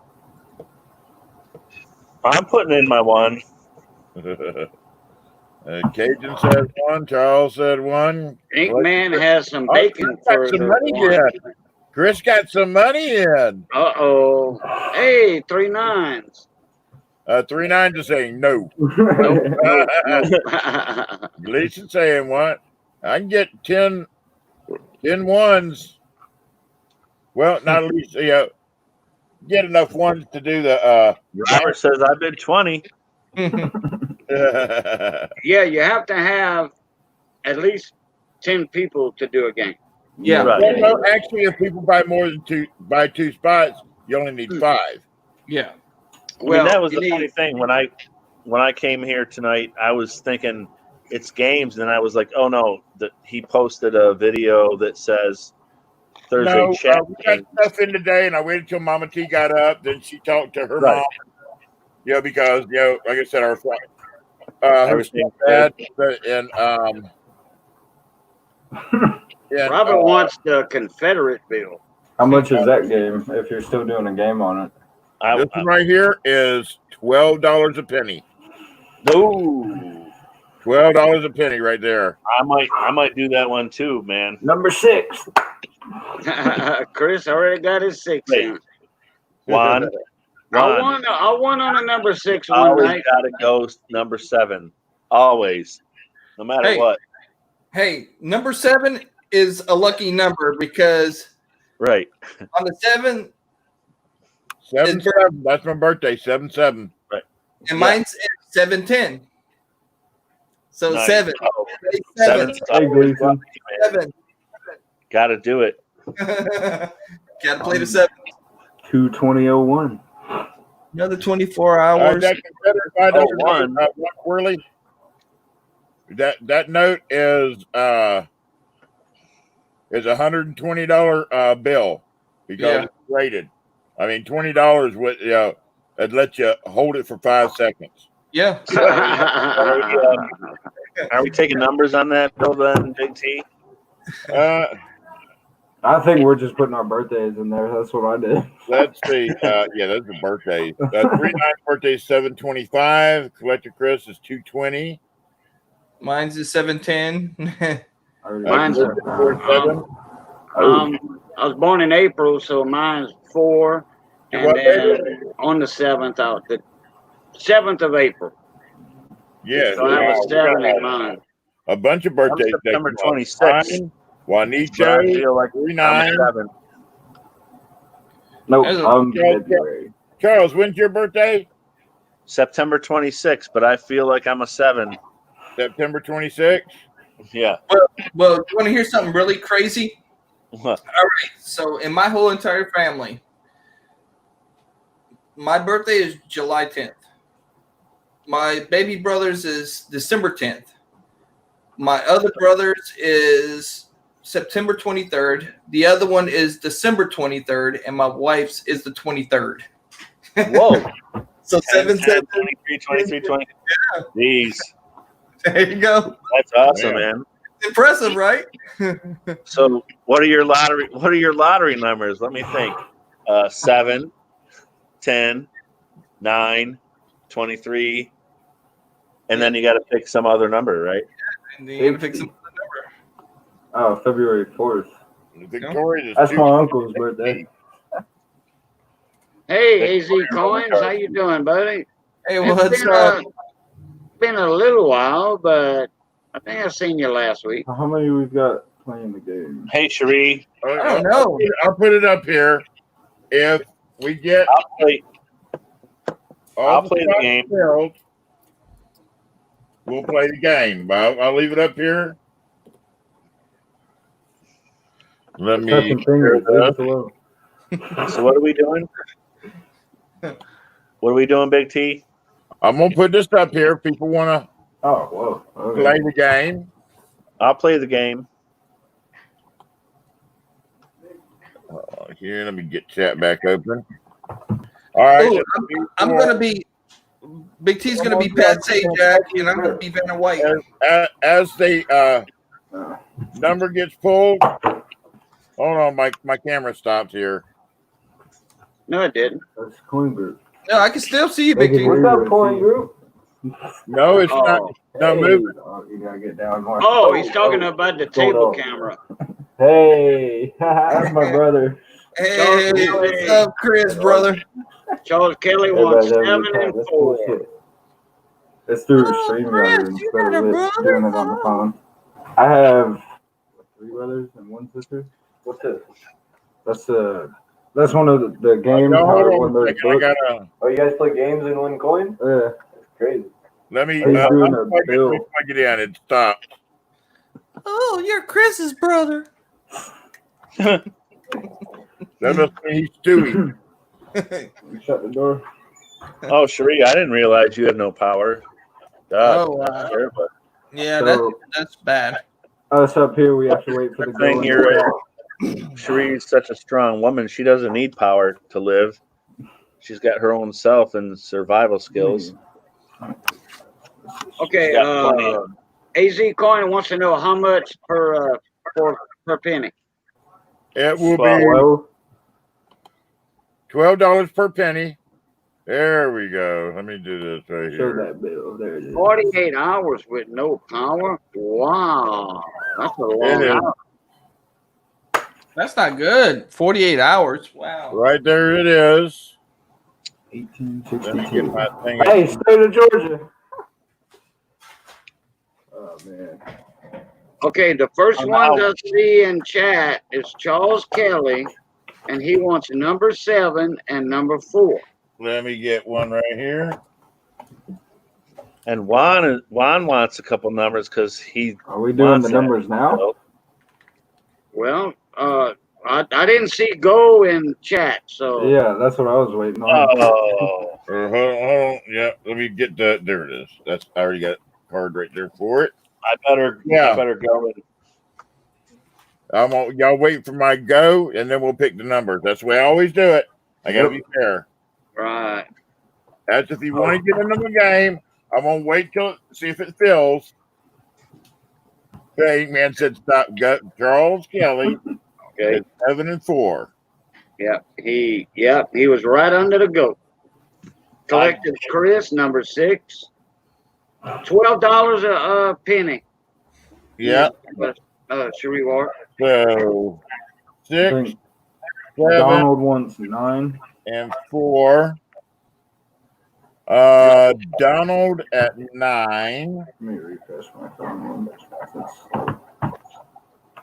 What I'm doing, I'm just covering the numbers like that. That way you can see Yeah. what's available. Right. Good idea.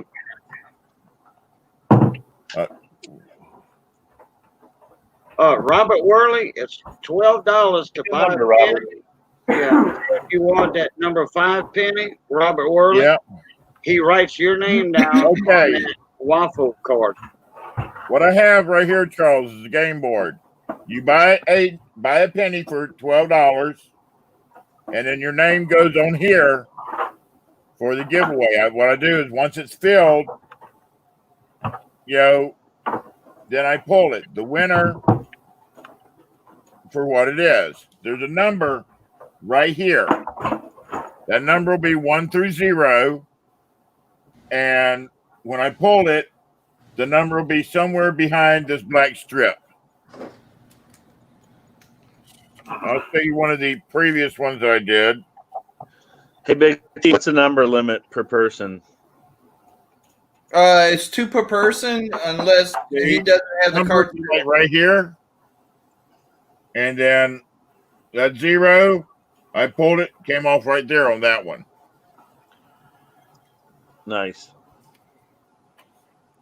And That then was, it was- If I was we getting want ready to to pay fill it, more numbers. there's I'll buy 16 the whole people board. here. Then we got Charles at 4 and 7, Donald at 9, Chris at number 6. I'll let you get as many numbers as you want to today because I don't know how many people want to play. I'll take 1, 2, and 3. I'll type it in chat. 1, 2, and 3 Actually, also. Hold on a second. Let me think about this. I think I got to text Cherie Ward and see what number she wants. Hold on. I'll get back to you. All right. Cherie. Yeah. Yep. It's all good, Robert. For some reason, I got a good feeling about that number too. Victoria, it is $12 a penny. Yep. $12 And a penny. It's for a Georgia Confederate. 1862. 1862. Right there. 1862, Milledgeville, Georgia. Hey. Banks of Savannah and Augusta, right there.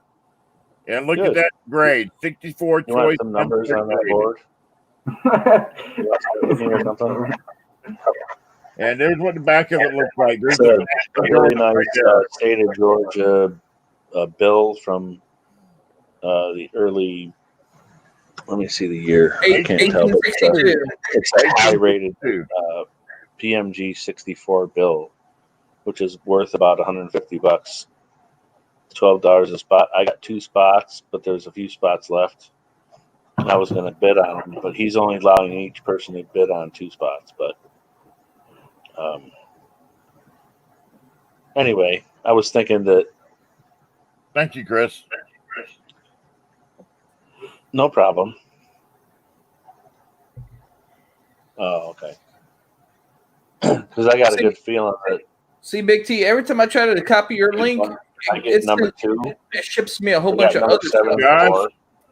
But Josh has 5 and Scott Jarvey has 10. number Has 3. 10, So I was yeah. going to buy 1, 2, and 3, but he wouldn't let me because I already got 2 numbers. But I said if I buy it for other people, he said, "Okay, go." So I was going to go, just go. You know. We got 1, 2, 3, and 8 left. Well, that's what I was going to say. Well, no, now we only got numbers 1 and 8 left, but 1, 2, 3, and 8. 1, 2, 3, and 8. 1, 2, 3, and 8. Oh, they can. What is this doing? I didn't pause. I don't know. Sorry. What the heck? I don't even know anymore. I just got out the shower. That's why I just put a hat on mine. I was like, yeah, it's too terrifying to look at by itself. See, Big T is like Reverend Big T up there with his head on backwards. Yo, yo, yo. Hey, When I- dude, that's the way I always did was wore my hat backwards. Exactly. I can't wear my hat backwards. Either Man. that I or have to with put my ponytail through it. I got to put the redneck. Always wore mine with the curl in the front. Mhm. Yeah, you see, that's how I have my hat. And you see how it's curled? It's like. Hey, Josh and Scott. Just 4 more spots. Anybody want one? At $12 a spot. $12 a penny. Charles, you can buy Yeah. another one or two if you want. Yeah. You don't have a limit on this one tonight. Yeah, no limit on this. He's talking to somebody about the spot. So Big T, that's crazy because I can only type in no private problem, chat. Victoria. Yeah, that happens to me. Scott. Oh wait, yeah, Scott Jarvis. Hello, Scott Jarvis. Yeah, I can't see the type button. He said spot number 3. Oh, someone took it. Yes, Sheree Ward. So 1, 2, and 8 is left. Yep, 1, 2, and 8. Yeah. Yep.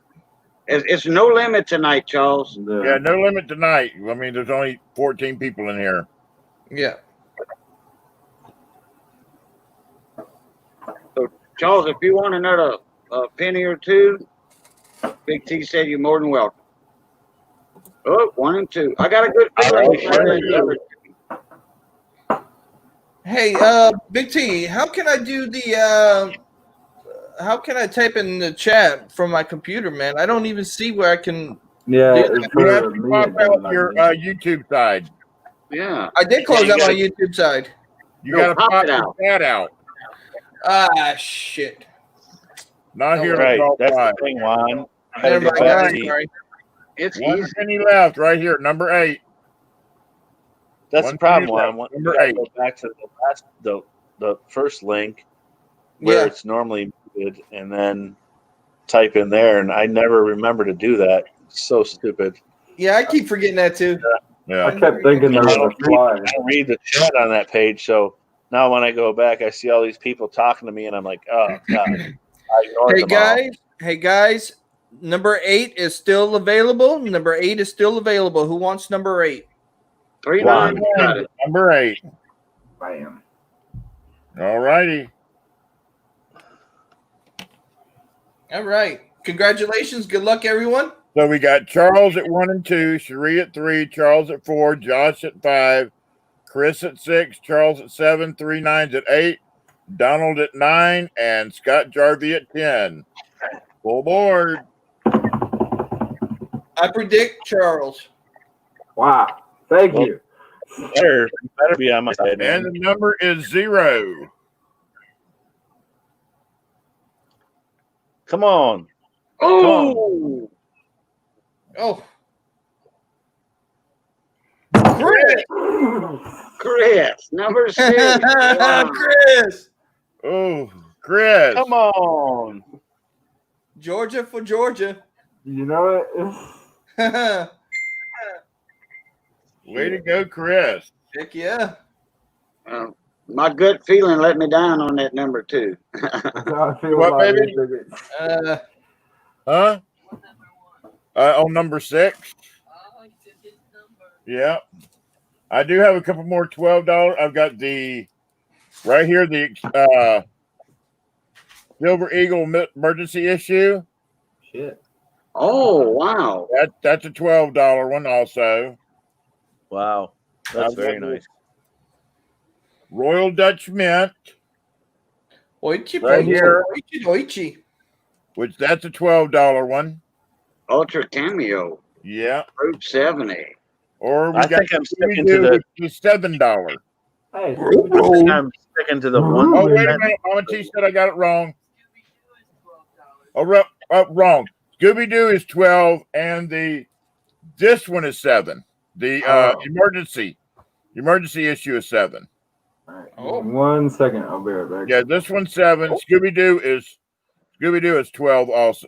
Scooby-Doo and the Royal Dutch Mint one, those are 12. This one is 7.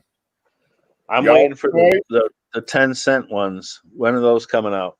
The 10-cent ones. Yeah. Now that I just spent my whole wad on that freaking note. Yeah. That was a beautiful win for him. That was awesome. Yeah, it was. And he's I in love Georgia that. too. That's a good thing. He's in Georgia. Yeah. Oh, nice. That's awesome. Yeah, That's a he's beautiful he's only 4 hours away from me. I can literally take a stupid shield, drive it in my car, and throw it at him for Big T. Nice. Yeah. So if If you you want to do a $12 or $7, I've got them. What's the shipping on those, Big T? On games, there's no shipping. Oh. Yeah. Yep. All right. Let me know when that ASC is going up. I'm getting on that one. Oh, this one right here, that's the $12 one. Yeah. I mean, $7. $7.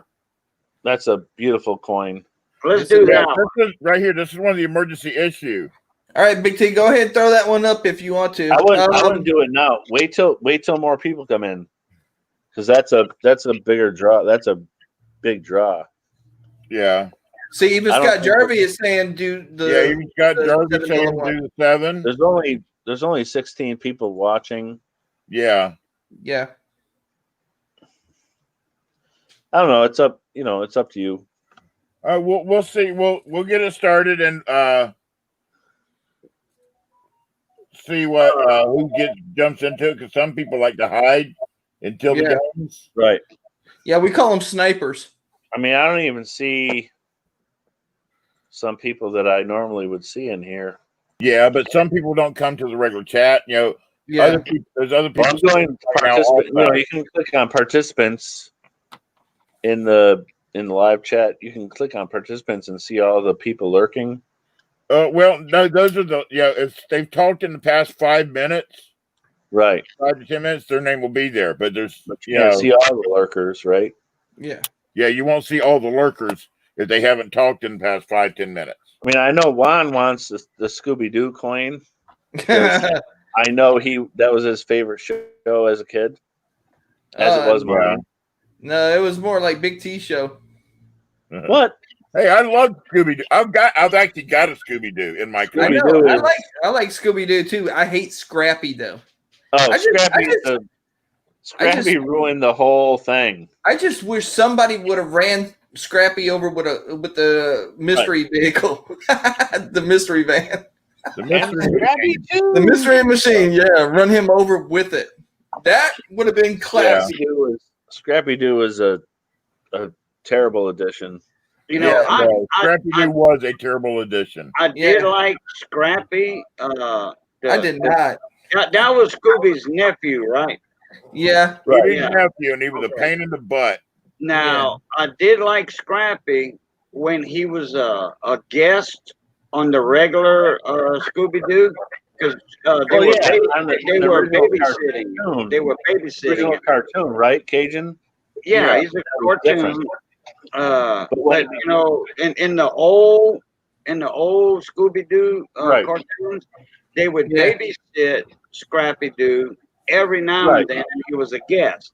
Now I liked him in those, but I didn't like y'all was saying. They made him like this new star. Show. Yeah, no. Yeah, I didn't really. I really didn't like him in the first place. Yeah. But anyway, we're going to do this one right here. The emergency issue Philadelphia is $7. It's $7 a penny, guys. $7 a penny. 10 spots. Hey, S. Robbins, how you doing? Cajun, number 8. Yeah, well, I wanted 7, but I changed my mind to number 8. Josh, number 3.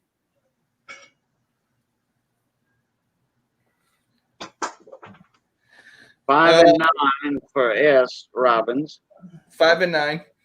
Yeah, 5 and 9 for S. Robbins. Yep. 5 and 9. Robert Worley said, "Be right back. Go and check his bank account." All righty. Oh crap! What did I just drop? Oh, there it is. Hope it wasn't an 1877 Indian head in brilliant uncirculated condition. No, it's more like I dropped this plastic ball. Okay. Is that one of them wrist balls? Yeah. Like that? Yeah. Develop your wrist. Yeah. Scott Jarvie. It is the 2020 First Strike Philadelphia Emergency Issue Silver Eagle. Yeah. The Emergency Eagle. Donald said he wants 2. Donald Herman wants number 2. Yep. Now watch that two come up and bite me in the butt right now. All right, guys. We got 1, 4, 6, Charles 7, is number 10. 7. Yep, Charles for number 7. I'm All telling you, right. that's a lucky number. Number 7. All righty, we have 1, 4, 6, and 10. Yep. Scott Jarvis said number 9. Number 9 is taken. S. Robbins has already got number 9, Scott. Yeah. Oh, Bubsalicious. It is $7 a penny, and it's for the emergency issue 2020 MS69 Silver Eagle. All right, Scott said he wants number 10. Scott wants number 10. So we got 1, 4, and 6 still available, guys. Yep, 1, 4, and 6 are still available. Victoria, I'm feeling pretty good. I've been taking some medicine for the intestinal. Victoria at number 4. All right. Kirby said he'll take 6. 6. That means there's numero uno still left. Number 1 left. How are you doing? Who wants numero uno? Yep, number 1. Hey, Miss Ida, this is $7 a penny. Yes, S. Robbins, you did. $7 a penny. It is the Philadelphia First Strike MS69 Emergency Issue Silver Eagle. Right there. Yep. hey, Miss Ida, how you doing? Come on, baby. Sorry, guys. Sorry. Didn't hear you. I just goes up when Bubsalicious is here. Number 1, Miss Ida. Oh, Chris just took it. Chris took it. Collective Chris. What, baby? I can't see. Oh, okay, I see it. Never mind. I'm Hey, like, Big T, how many numbers did I have on that last one? 5? I think so. All I think right. I think so. So $60. Okay, Yep. I'm just getting ready to All PayPal. right, you got Chris All right, at guys, 1, good luck. Donald at 2, Josh at 3, Victoria at 4, S. Robbins at 5, Scott Jarvie at 6, Charles at 7, Cajun at 8, S. Robbins at 9, and Scott at 10. Good luck, everyone. Collective Chris, this was $7. And the number is 6. Gosh, Victoria. Scott, Oh, Scott Jarvie, congratulations, brother. and it was number 6 again. Number 6 606. again, Scott Jarvie. Dang, that number 6 is the Hot lucky number, I tonight. guess. Yeah. Smoking tonight. Smoking. Yep. 606. Just hope that the next one ain't a 6. Did everybody stay away? Yeah, the other night it was a Collective Chris got a 6 on 6. We'll be able to get it, baby. Don't worry about it. We don't. Y'all give me just 1 second here. Sure. Go ahead, Big T. So, Bubs, what you up to?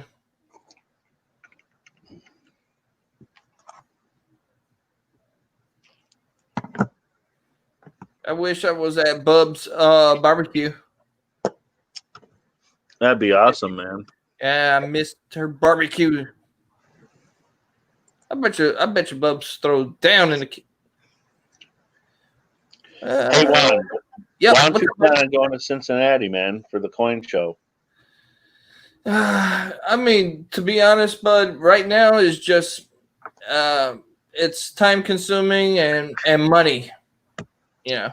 I'll pay for Hey, you. bud. You can live in our room. You can stay in our room for free. I'll Yeah. pay for it. Yeah, Just- but I got too many responsibilities down here, buddy. I mean, I really wish I could, but I got a wife and Alrighty. a mother-in-law that are diabetic, so I got to take care of them. Oh yeah. Yeah. I've got two more. They're both $12 a penny.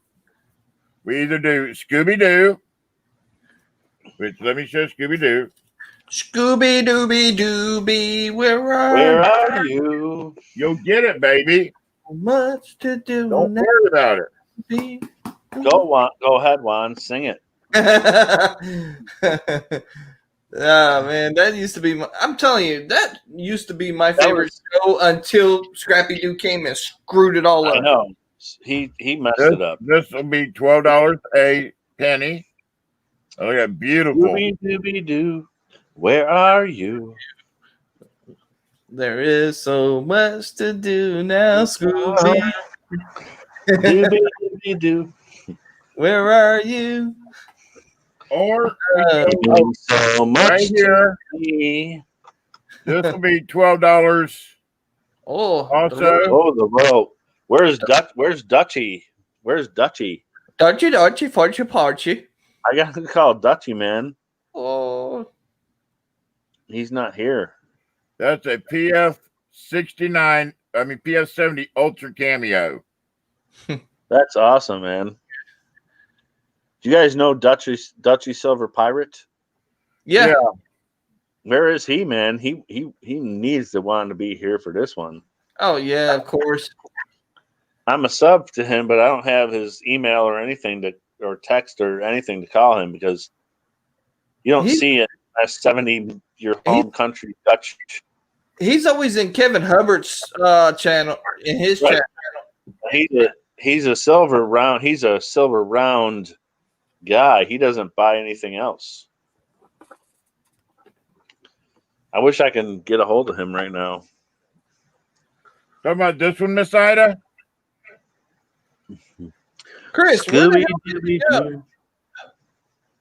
I just noticed Chris left, and he's now in the chat. Yeah. Look at that. Look at that shine. Queen Lizard Breath. Yeah. And the thing I like about this holder. Yeah, he missed his whole line, Juan. He missed his whole famous line. Yeah. It's magnetic. Queen Lizard Breath. He didn't even say it. What's yeah, he? Yeah, Queen are you? Okay, now you're back on track. Yeah. Oh, okay, Chris. That's a nice looking plate, like a plastic acrylic plate. That's yeah. Hey, they're like that's what I said. They're nice because they're magnetic. Hey, Robert, do me a favor real quick. Why don't you right now at this time go ahead and refresh, and maybe it might take out the lag. Okay, so which one do y'all want to do? The graded Dutch one, or the Scooby Doo? How much was Scooby Doo? Both? For Scooby Doo, put a 1 in the chat. They're both either one of them is $12. $12. Okay. I sent PayPal for the Scooby-Doo put a balance I owe 1. you, by the way. For Scooby Doo, put a 1. For the Dutch, put a 2.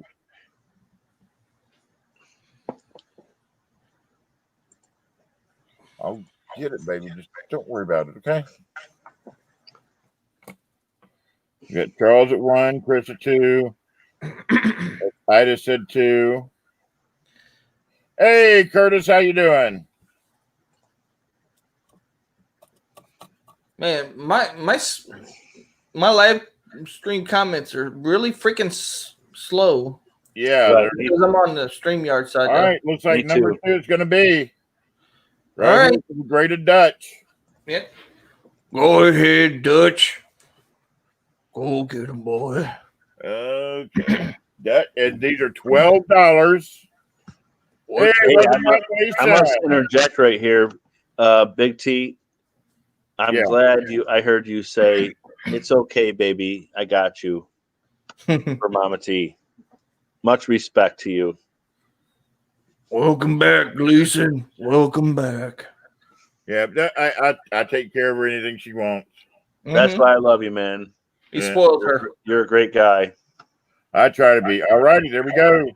Hey, Big T. Yes. Even though I still have Oh, okay, we got Chris with number 4. Okay, Bub's at 3 and 7. Hold on just a second. Miss Ida Bubs has already got 7. 4. I forgot to put the numbers on these beforehand. Chris at 4, Bubs at 3 and 7. Right. Miss Ida will take 6 and 8.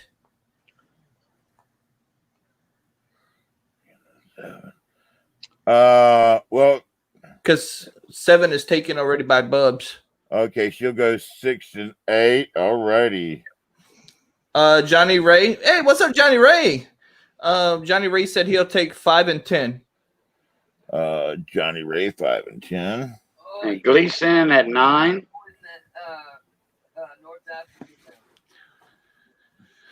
Whoever wanted it. Gleason wanted number 9. Well, Johnny Ray wanted 5 and 10 first. Yeah. Gleason number 9. Johnny Ray was 5 and 10. So we're left with what? 1 and 2. Yep, 1 and 2 guys. 1 and 2. Hey, Johnny Ray. I'll take 1, but I can't. I'm trying to go type it in the chat. I can't. My screen is frozen on the other channel, but don't worry. If somebody else wants it, let them get it. All right. Charles is having a hard time typing. So Charles, want number 1, Charles? Yeah. Charles at number 1. All righty. Number 2 is what we have left. Number 2. Who wants number 2? Who wants number 2? $12 a penny. I'm constipated all the time. I want number 2 to come all the time, but it doesn't. Yeah, it's called Docalax. Right. Take probiotics. Take probiotics. Take 1 probiotic a day, and it'll keep you regular. Right. Hey, Big T, don't even use that word. Not today. Hey, Johnny Ray Highway, what's going on, mon ami? All right, guys. If you do like Mama T and eat a whole bottle of these right here, the probiotic gummies, you'll shit for days.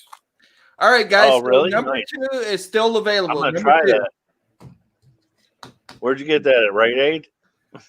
No, I got this at Walmart. Oh, Walmart. Probiotic gummies. There's 80 in there. You take 1 a day, and it keeps you regular.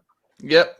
Yeah, Equate is Walmart's other little brand there that they carry. Oh, yeah. All right, guys. We have number 2 still left available. Who wants number 2? Yeah, with a free bottle of number 2. gummies. If you take number 2, you get a free bottle of gummies. If they get number 2, they don't want those gummies. Yeah. All righty. We need 1 more so we can pull it. Yeah, guys. We need 1 more. I got some half dollars in the bank today. I got like $5 worth. Donald Herman with number 2. All right. Full. None of them silver. Wow. Good luck, everybody. All righty. You found a bunch of great Morgans, though, the Cajun. With some Right here, I forgot to ask for Donald at 2, Bubs at 3, Chris at 4, Johnny Ray at 5, Ida at 6, Bubs at 7, Ida at 8, Gleason at 9, Johnny Ray at 10. Good luck, all of you guys. And the number is 0. Again. All right. Again. 0. No. Chris. No. Miss Ida. Again. Miss Ida. Congratulations, Miss Ida. Holy Crowley. Number 6, Miss Ida. Yep, it was number 6 again. Them all up and pull them from. Let me pull a different one. Hey, All that's right, What? Miss Ida. Wow. That's kind of creepy though. 666. What happened? Oh boy, yeah, no doubt. Huh? Mama T was asking if I shuffled up the deck, and I said, yeah. Yeah, that's wow. Congratulations, Miss Ida. Nice, Ida. No bubs. Nice. No bubs. It ain't 2 6s in a row. It's Three sixes in a row. Yeah. That's scary. The mark of the beast, 666. That's all right. What was that I last? got 3 numbers myself. 911. Juan, what was that? Juan, what was that last auction amount? 7? 12. Oh, 12. Okay. Yeah. Yep. I'm just sending was another picture off. A 12, a 7, and this one was 12 too, I think. Yep. Yeah. And See, the I last can't one right here type anything in the chat. That's stupid. I can't type anything. for the Scooby Doo. Refresh. You got to go back to your. You got to go back to your. No, go Yeah, back I gotta to the. go back to the YouTube. Yeah, Yeah. you got to go back to the YouTube and then. You got to have 2 pages active. That's a problem for me, and one has to be muted. Well, I mean, I can see everybody's comments on the side. I just can't. Oh no! type. When you go back to the other page, you can see like the lurkers and the other people, and Yeah. why my 24-year-old has to teach me how to do this stuff. Well, Hey, I'll be 41 and I still don't know this crap. Man, my wife it- doesn't do that. All righty. Scooby That's Doo, why- the last one we got here tonight. All right, guys, last game. Last game. Scooby Doo, $12. A spot. And go. Yep. Got Jarvie at 6. Collector Chris at 4 and 6. Chris Got it at got 6. 6 Hey, already. Juan, let me look at him because it throws me off when somebody else is calling my number. I'm trying to- Mama T tries that too, and it throws No, me off. I was trying to tell Chris. 4. Sorry, Oh, Chris. geez. That beat you to 6. Miss Ida, 8 and 9. 8 and 9. I'm just gonna 4 and 7 with Chris. 4. Okay. All righty. Johnny Ray at 5 and 10.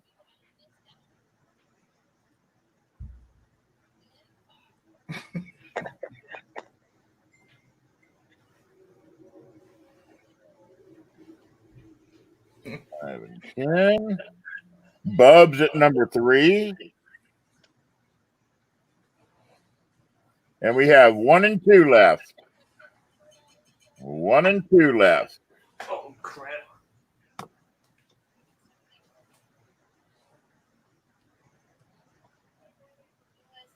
All we got left is 1 and 2.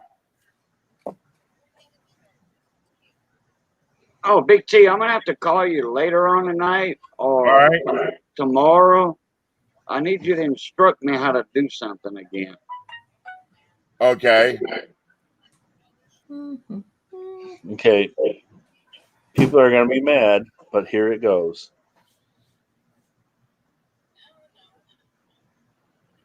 What's that? What's that? What? Hold on.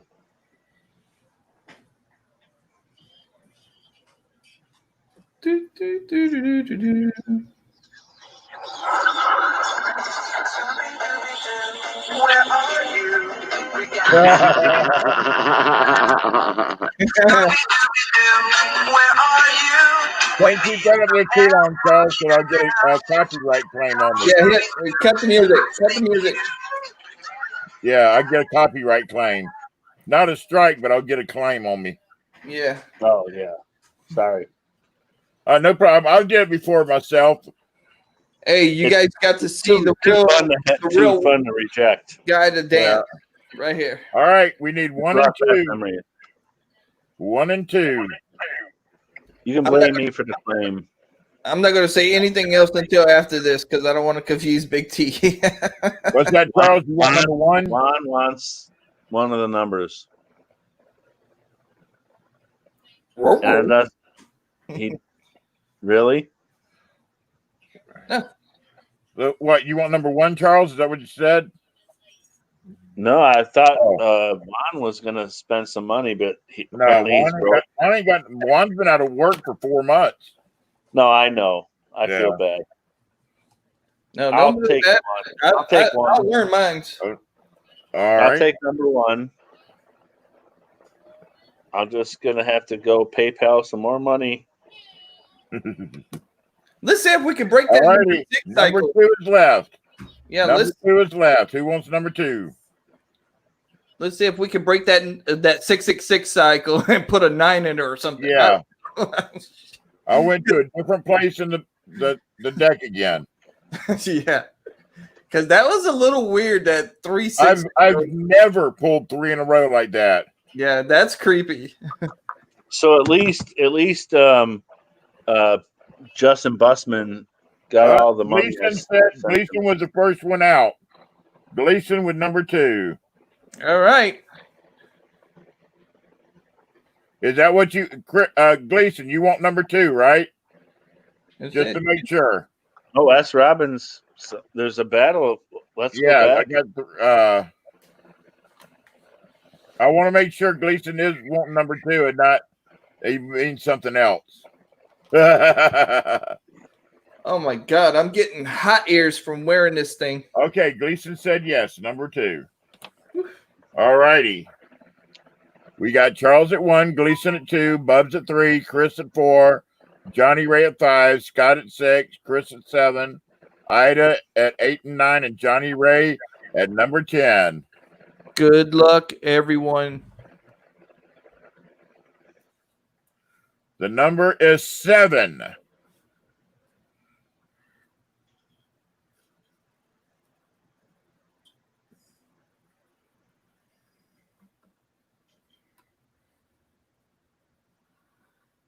Oh, past the 6. It's going deep. Will it be Miss Ida or Johnny Ray? I just got it. I just got the number. Ida or Johnny Ray? There it is. Ida. 2 in a row. Boom. Congratulations. Miss Ida. Guess what she won on, baby? Yep, number 9. Miss Ida. All righty. Thank y'all. Thank y'all. Congratulations, Miss Ida. Yeah, congratulations, Miss Ida. Yeah, 2 in a row. All righty. I'm going to figure up y'all's things here.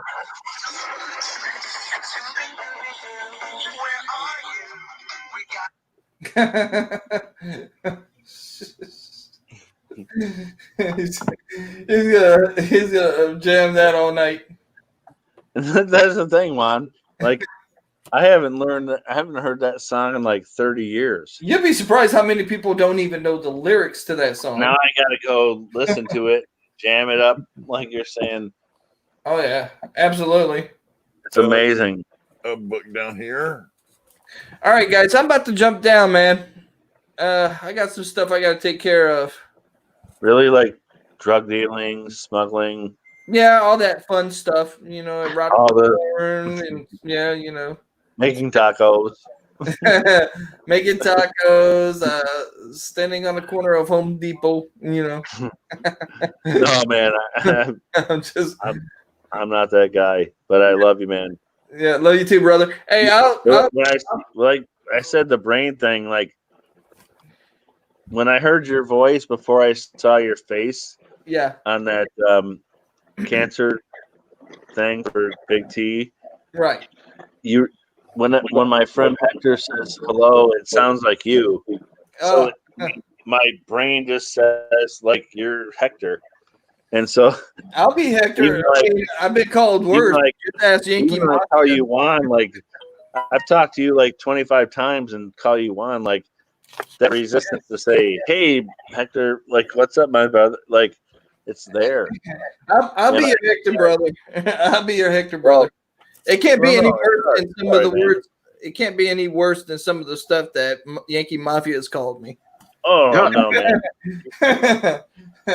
You're great. You're a great man. Love you, man. Love you too. Wish I was. down your street because we would be like going out to eat every day and hanging out and. All right, you one know, and two. So No problem, Chris. that's the way it is. Charles, we'll meet up at some point. Don't worry. Juan, when I go down, I'm gonna have to go to Florida next year to meet you. We'll do it, man. All right, bro. All right. See you guys. Hope you get back to work soon. I hope so too. You guys, until then, be safe, stay positive, and Pluton. Pluton. Love you, man. Love you too, guys. Take care. Bye. Speaking of Hector, talked to him earlier today, and he should be here. I'm gonna say in about 10 to 15 minutes. Said he was gonna come up and visitate for a little while. No, Big T, that would be awesome. If we actually get to go. Yeah. That would be sweet. Because I've been talking to there's pretty sweet hotel deals. Obviously, if you and me and Mama T and someone else shares our room, we can, get by on like $25 a night. And if you want to stay one night or 2 nights, that's the only thing we need to figure out. But there's no hurry. Yeah, better get them hotels booked in advance because you know how that goes with them big shows like that. But I think we're lucky because that hotel hasn't been booking people for like months, so they're probably going to be happy to get our business so we can get a good deal. Yeah.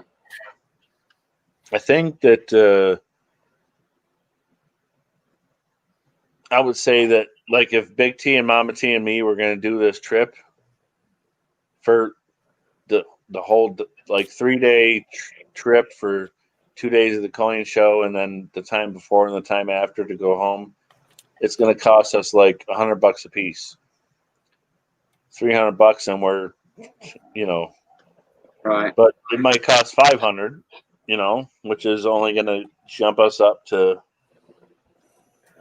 like $175 a person or something like. I think it's very doable for a really cheap price. Yeah. Hey, Elton Jones, how you doing, morning, mate? Hey, Elton, how's it going? Don't you think so, Big T? Yeah. I mean, there's nobody going to that hotel. There's nobody planning to do anything, and we can get the good deals. And the fact that I'm driving, and we can all sleep in the same. You can get a four bedroom hotel room cheap. I mean, I think it's going to be a good deal. Yeah. But it's going to be awesome to catch up, to meet, if you and Mama and me go to a buffet breakfast with Starbucks Jeff and Misplaced Uber Girl and Pat's Piling Pennies and Cherie Ward and Starbucks Jeff and Conan, and Joe Durbin and Diane Durbin. Yeah. Just those people alone are like my top 10 friends. It'll be freaking amazing.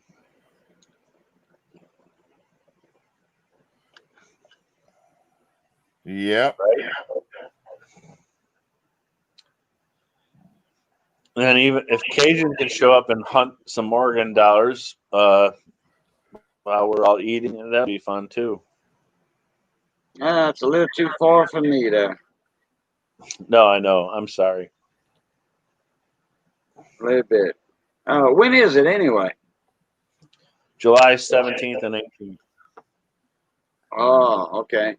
I don't know if we're going to be in Chauvin at that time. Shrimping, maybe. Oh, yeah. God, I'd love to come down there and go do that with you, man. Late in the summer or the early fall. We always used to go around June, June 1st, June 2nd, Right. you know, in that time frame, whatever weekend falls, or the Thursday or whatever. But anyway, we always go around the 1st of June, first week of June. Yeah. And we shrimp, crab, bring home a bunch of seafood. Oh, that would be awesome. All Buddy of right. mine owns a house down there on Little Caillou Bayou, and he has a Right in the butterfly. other tip of Louisiana. Yeah, he's in southeast Louisiana. I'm in southwest. Oh yeah, About a yeah, I know three-hour that. drive for us. Right. And well, sometimes it's less. It depends on the traffic because of the construction on the new I-49 corridor. But once we Hello, pass, Jasmine. once we get southeast of Hey, Lafayette Jasmine. by New Iberia, then it's all a clean shot, no construction going on. So, but he has a butterfly net off his dock, and we just put the net down, and the current does the work. So we always go with a full moon. You know, when the moon's growing, that's when we time it. One time I went down there and had a full moon coming up, and they had a little north wind coming through, so that pushed the water out even more out of the marshes, and we caught more shrimp. My grandmother had all those old Farmer's Almanacs tips about fishing and farming and crabbing and clamming and All righty. dates and the years and the conditions and What it you is know, when she the tried to tell me moon, about all this stuff, but once she died, it was like, oh my God, I should have absorbed all that information because she was spot on so many things. what it is with the tides down there, when the moon's growing, like say from a half moon growing to a full moon, not the new Right. moon, but the full moon, that full moon pulls the tide out harder. And we Right. get about like 4 or 5 days before the full moon, that's when we go. And we don't care if it's on a Tuesday, Wednesday, or whatever. That's when we'll go. And last time we had went, it was on like a Thursday. So we left it Thursday afternoon about 2 or 3 o'clock, 4 o'clock, and got there right at dark. And then we set the net out about an hour later because the tide had started running. And then what was the total haul for the whole week? Now we'll spend like 3 days down there, 3 days, 3 nights. Well, it would be actually the last day when we leave would be the 4th day. And what do you get, like 3,000 shrimp? 1,000 shrimp? Oh no, we get more than that. We get the first time we went, we came back with an ice chest and a half, 50-quart ice chest and a half. Came back with I think 3 ice chests of crab. Wow. Yeah. Never Second had crab, time or never third had time shrimp. we went, it wasn't that mud. But we was going to go back in the fall. Everybody else is paid. That's all that's left right there. All right. Do you mind if it's through Facebook again? Go ahead. Go for it, Bubba. You can go through Facebook. Because my PayPal is still messing up. And That's I owe amazing. 7. Yeah. And I owe 7, Big T. Yeah. You can do yours because you don't use PayPal anymore, right, Cajun? No, but I do have Venmo though. Yep, you can send it through Venmo. Yeah, that's what I wanted to call you about tomorrow or later on tonight when you jump off. Yeah. I tried to send it to you earlier. I don't know how to send it on Venmo. I I'll don't. tell you the truth. I've only sent it the one time to you. 2 Right. times to me, I think. Jasmine, since I don't really know you, I don't let people appear on the panel that I don't know. I'm sorry. Hello, Jasmine.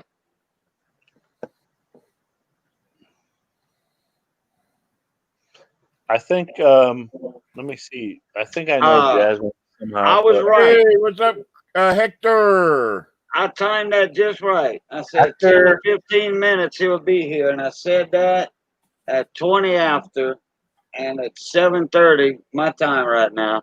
I timed that just right. Hector, this is for you.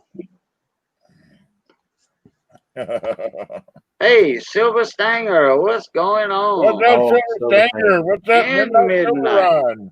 And midnight. Wow, what's up? Yeah, Hector, I called that one just right, bud. At 20 after, I said Hector should be about 10 to 15 minutes. He'll be up here. Your ears should have been ringing like for the last 20 minutes. Yeah, he's got something to show us. Cajun called it. Oh, Hector got something to show us. All right. Oh, did you know about this? Come on Cajun? up, Hector. Cajun, did you know about this? Did I know about what, Hector? What he's going to show? Yeah. We see me and Hector were talking on the phone earlier, and I told him when you get unbusy, he said, well, I'll be there in about, I don't know, he said about an hour and a half or so, whatever. So I looked at You're not really, clock, and really, guess what? There it was. That's awesome. That's awesome.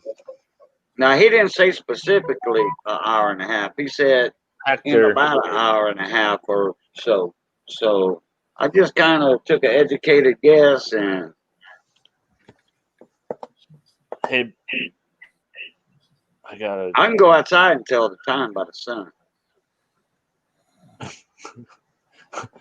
Well, Cajun, when you go outside and it's midnight, between midnight and 5 a.m. In the daytime. I see silver. Believe me, what you just said. I can go outside and tell the time by the sun. Well, when there's no sun, I know what you're mean, brother. Evening, gentlemen. We all, hey, Charles, Egan, Big T, how you guys doing? Doing good about yourself. I'm doing well, thank you. When you were digging holes as a kid, and you get that shovel and you just plant that thing at 12 o'clock, right? It's an automatic sundial. You can tell the time all day long and be like, I'm going on break because it's 12:15, right? That's how I found out how to tell time too, was putting posts in the ground with my dad. Right. Using posts, barbed wire, and fencing. That's awesome, man. Okay, that's the Benjamin Franklin at 48. We were making a joke about it on that auction that I hosted last Tuesday, about a week ago or so, and we were making a joke about the vampire Benjis. Mm-hmm. Well, we said a vampire Benji bit this Benji on the neck. See his two vampire fang marks? Oh, yeah. Okay. But we I've seen that. everybody was saying that might be a railroad rim.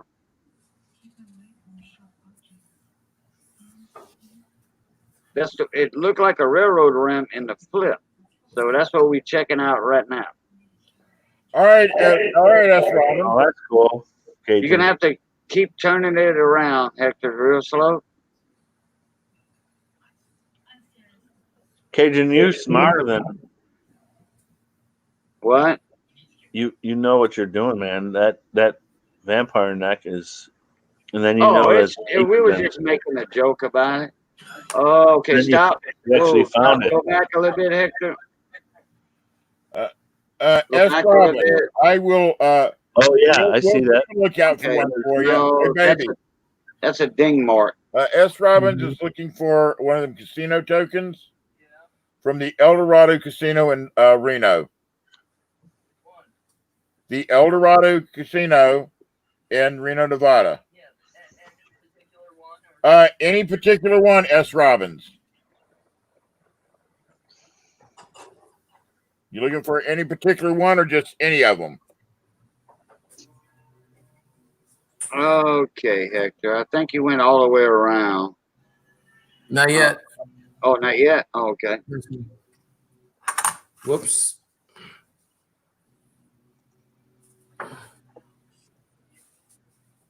No. Okay, there's another ding mark right there. I think that's what we were thinking was a railroad ramp because it was in a flip.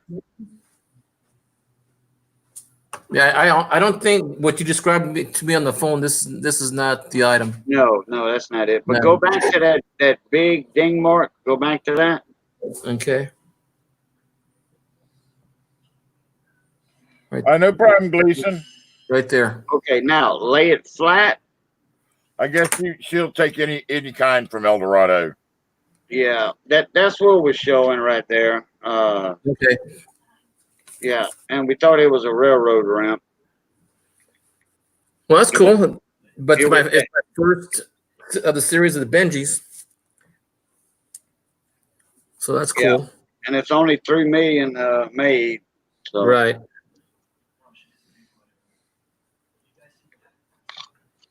Yep, Miss S. Robbins Silva.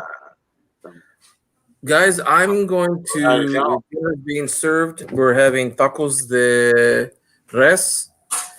And Hector used to always come into Paul and Snacks and talk about all the different good Spanish food he would eat. Actually, you know, Cajun's got that food going too. You know, even a chow. Yeah. So I'll be back. Okay. Okay. Now what you said you was making rice tacos? No, the rest. It's beef. Oh, okay. Okay, guys, I'll be back in a while. Okay.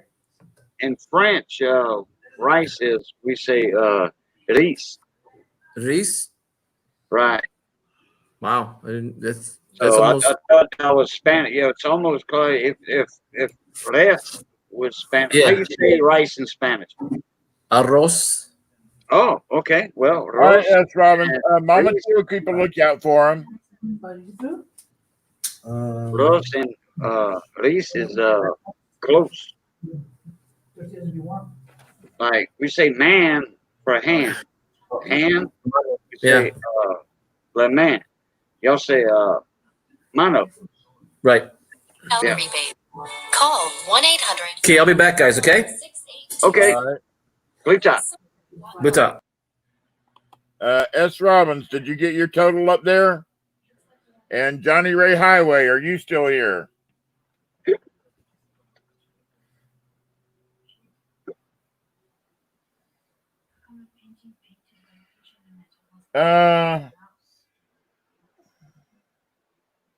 Yes, ma'am, Miss Ida, I sure did. But I'm waiting on Mr. Chris. He's sending his through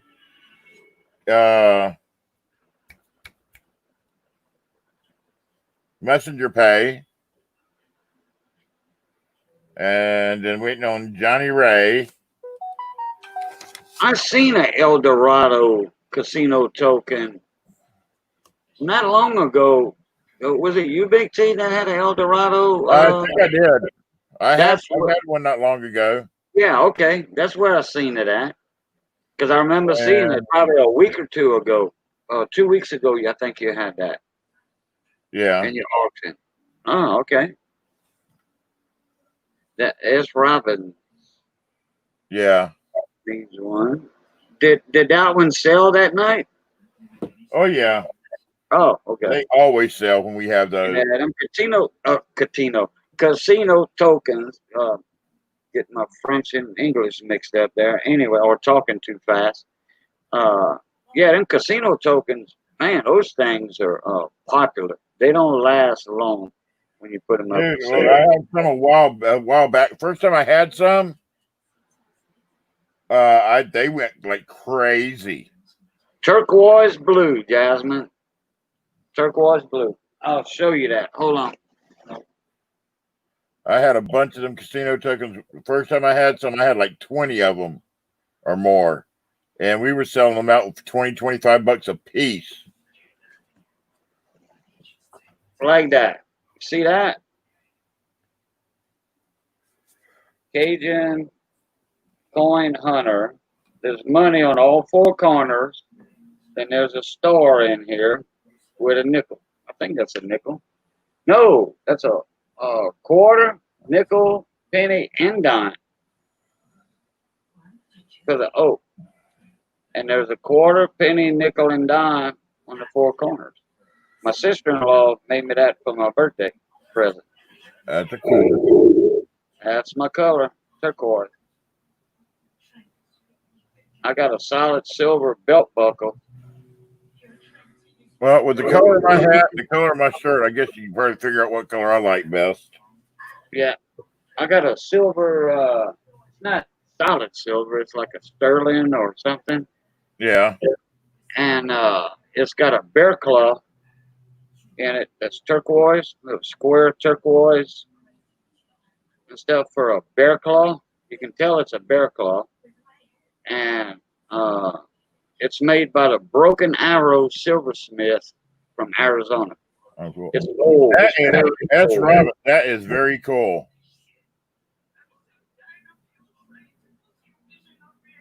$15,000. Wow. And she said while she's waiting to be paid out that, she won another 12,000. 15 minutes later. Yeah. Oh, hey, look. I would be screaming, bring my money. I'm heading to the house. I'm heading to the house.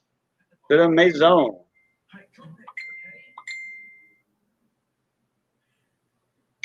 Jasmine, Belton Richard. He's French. Cajun French singer, Belton Richard. Or Joel Saunier. Alrighty, got that one. I got it, Collector Chris. Oh, you need to ask Big T that too. What's your favorite singer, Big T? To tell you the truth, my biggest one was the band Kiss. Oh, okay. There you go. Been at one of their concerts when I was a teenager.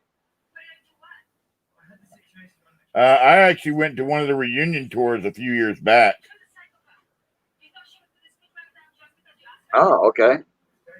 Reunion tour concerts back at when we lived in South Florida. Oh, okay. Jasmine, yes, Cajun is married. Oh, yeah. Happily, too. Very happily. My wife's right there watching us right now.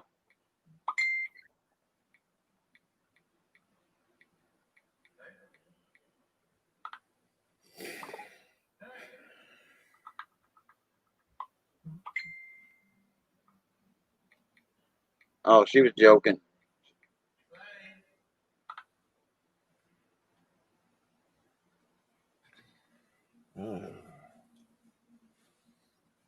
I don't know why I can't wear. I some reason I cannot wear a hat forwards anymore. I do. My son wears his like yours. I don't know. I've got for so many years I wore a hat and I was a welder, so the helmet going on. Yeah. And my now son wears his hat like yours, with the bill backwards. I don't know. I just curl mine in the front like that. And yeah. Well, see, mine's curled in the front like that. See, they didn't curl. I curl mine. Yeah, I always I made mine that way. Mine was flat. First thing I do when I get one is I take it and I bend it. So that way it has the right curl on it. Yeah. We used to do on the cheap hats from years ago. Yeah. But these are quality hats that me and you got from Miss Ida. Oh, yeah. But we used to curl this right here, the bill, like that on the cheap hats, and then put them in the little hole in the back. Do like that. I'm not about to do it with this because this won't do that because it's a high quality hat. Yeah, I used to do that. I remember doing that back in the day. That's the way you kept them. You got done wearing it, you'd fold it, and you'd pop it in. And that tab in the back, yeah. It's hard to do it just like that. Yeah. Yep, Jasmine, I'm married too. Majority of us in here, we got a mixture of married and singles. Chris is single, I think. He's not married, I know that. Yeah, Chris is single. Gleason's married.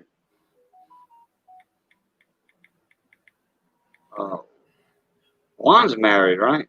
Yes, Juanito is married too. Yeah.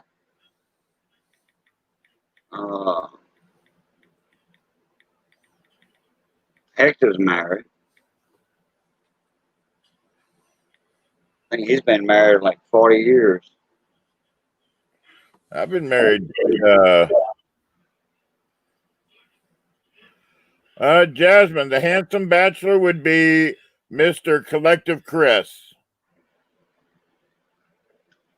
Yeah, with that head full of blonde hair. He got a mop full of it.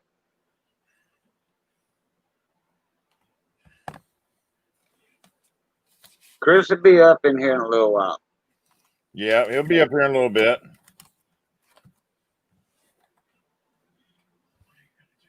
I'm sending out these last couple totals out to people.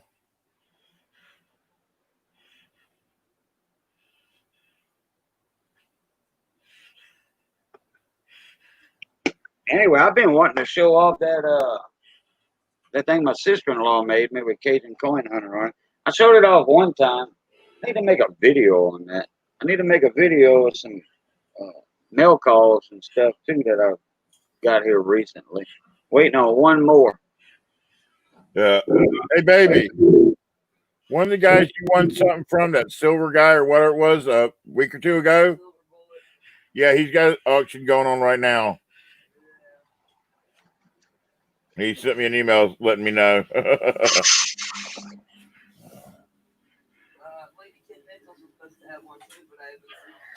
Oh, okay. Well, we got 15 people in here. I started the games and we didn't hardly have anybody in here that did the games, and everybody started popping in.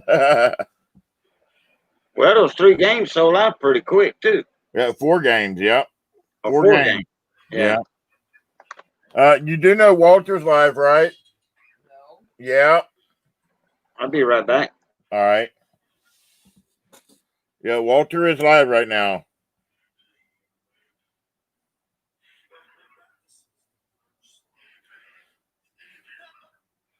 All righty. S. Robbins, you did get your total up there, right? I'm just trying to mark everybody off. I want to get everything. Yeah, I only had 4 games, S. Robbins. I only had the 4 games. And your totals, you only played the 2, so it's 14.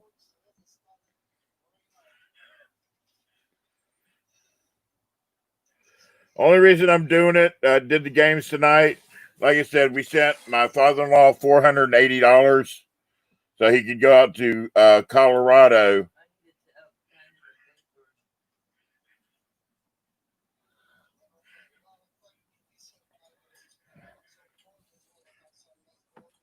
Pen and the paper, okay.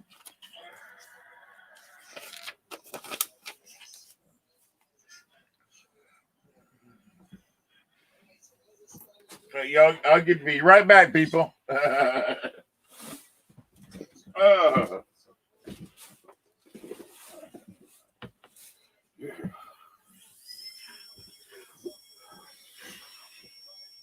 Here's my book and my pen. All right.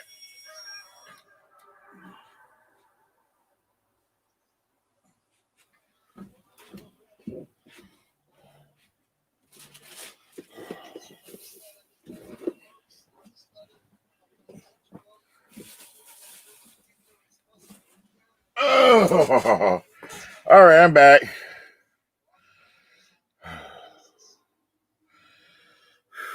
Okay. All right. Yep. Not everyone in here is married. Yep. Inkman's single.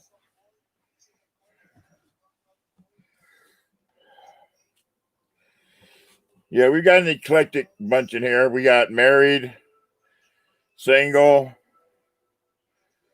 and some occupied. That was a joke.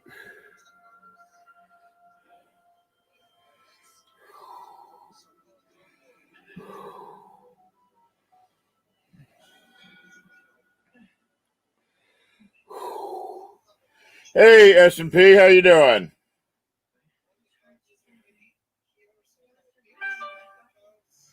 All right, thank you, S. Robbins. And you have a good one, too.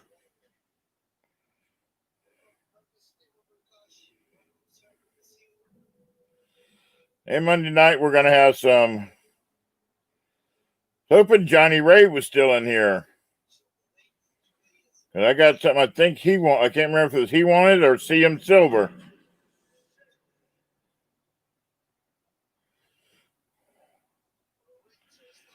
Hey, Ink Man, when you gonna come up here and visit?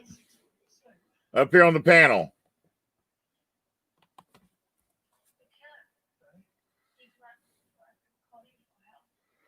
Anyway, I guess I gotta carry on. Any Silver Morgans right now? Elton Jones. By Monday, I will have a very nice 1890 Carson City that will be up for sale. I'll have an 1890 Carson City on Monday for sale.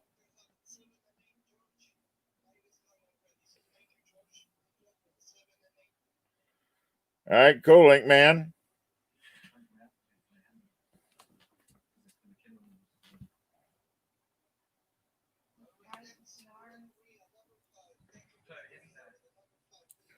What's up, AZ? Hey, Ink Man, are you going to make it out to the coin show in July? You going to try to come out for the coin show?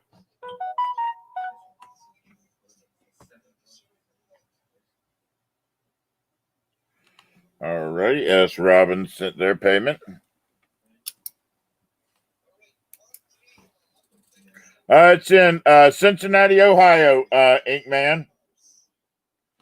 Cincinnati, Ohio. July 17th and 18th. Long as Mama T's feeling good, we're going.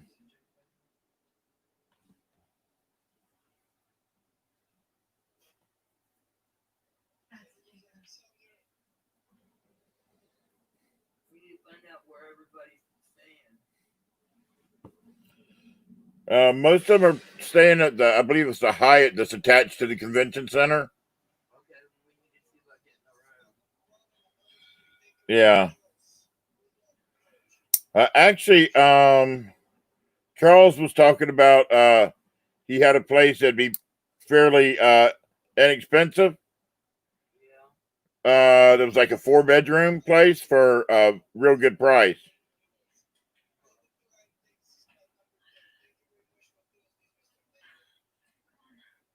All right, cool, Ink Man. Because like I said, me and Mama T are gonna try our best to be there. I got to make sure she's doing good.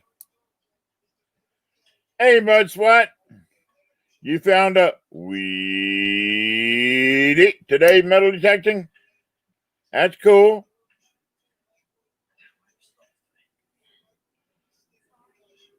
I'll look around my desk. I can find about 60 or 70 Wheaties. Oh,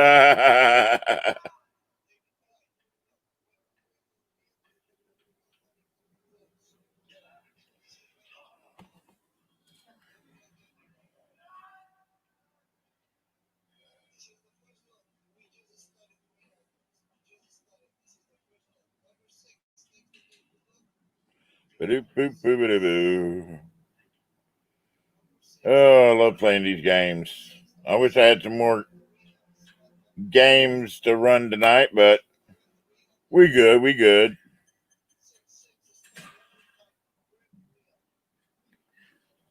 What's There up, you Mud go. Swine? Who else is in here that I missed just now? I think that's about it. S&P Yeah. period came in. Hey, S&P. Okay. Pink Man, yeah, I said hello to him when he jumped in. Bub's Delicious. Yeah. You ain't gonna be able to make that, are you, Cajun? What's that? Cincinnati? Oh, no, At that time, I might be down in Chauvin, Oh, okay. shrimping and crabbing. Oh, Bubs, I don't know if there's people still here. A few people, you know. I was going to do the games. I just needed to make back what I spent. Unless you want to do some games for your stuff. I mean, we'll see if there's anybody interested. I think most of them left that were doing the games. Or they're either hiding. But say, Cajun, send me some of those shrimpies, please. It's hard to ship seafood. Now, when I was in the seafood industry in the business, the people I was working for, we had an account at the airlines, and yeah, we just put the addresses on the boxes and have the bill of ladings, and then I would deliver them to Hobby Airport in Houston, South Houston, and boom, all that was taken care of. It was so much a pound, and I don't know how much, altogether it was, but well, yeah, you're right. Nothing better than fresh seafood, that's for sure. Oh, I know.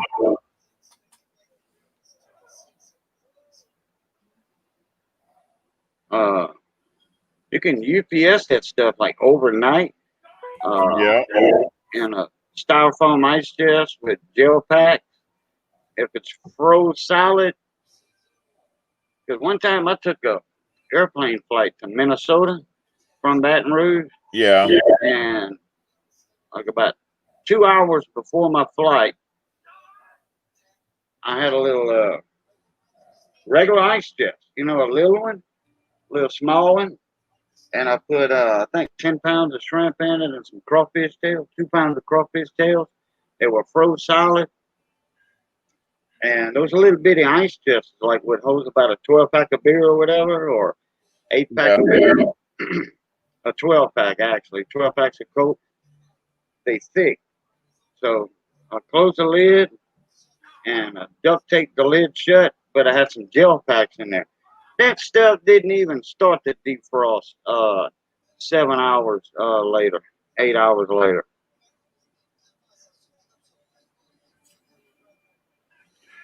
So I know overnight shipping seafood is not a problem.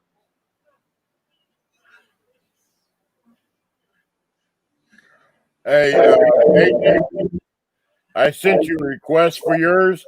That way, all you got to do is pick up your Venmo and pay it that way. That way, it'll show you.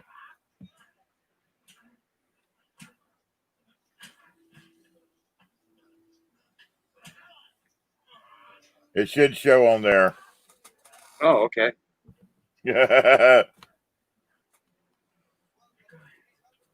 I just never used. I got it just for because you said you needed it. Instructions. Okay, I'll check that give me a couple minutes. I'll check it. All right. No big hurry. Because I never sent any money on Venmo. I only got maybe 4 or 5 payments that I received on it. And I went in there looking, and I even did your name on Venmo, and I was looking for a place on there to send. Yeah. I didn't even see it. Yeah, it's at the bottom of it. There's a big V. It says pay or request. Oh, okay. Yeah. That's what mine shows anyway. Okay. I ain't going to give any of my information away this way, but. Right. See, right there at the bottom, it says pay or request. Oh, okay. Phone app. Yeah. Let me go in mine here and blow it up. Cash App also. I got Cash App because that's where my daughter likes to. Me and her trade funds back and forth. Yeah. And I got to join. Sign in.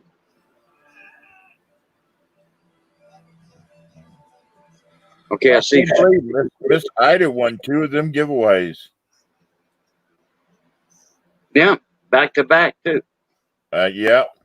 Okay, on mine, I don't see on the bottom. Let me see. Actually, Delicious. I actually prefer Cash App. I've got Venmo's owned by PayPal. Right. I also got Cash App, and I actually like Cash App better. It says open the Venmo app. I mean, I'm logged into Venmo. Huh. I don't know. What am I looking for? That's what I'm looking for.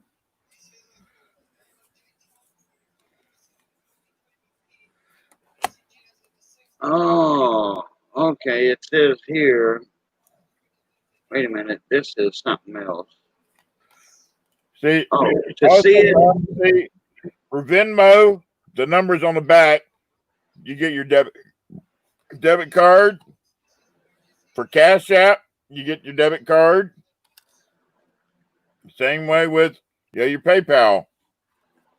Yeah. They all give you debit cards. I see right here on top, you have one charge request. To see it, open the Venmo app. Well, I'm in Venmo.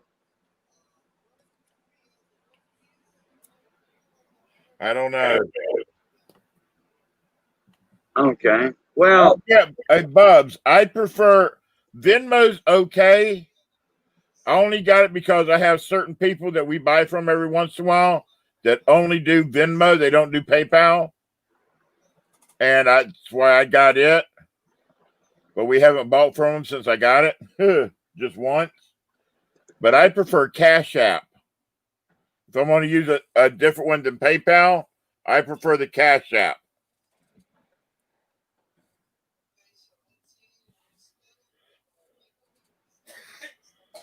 And they send you, when you sign, download the thing, the app on your phone, and you sign up, they send you, within about a week, they send you your, Cash App. They also send you your debit card.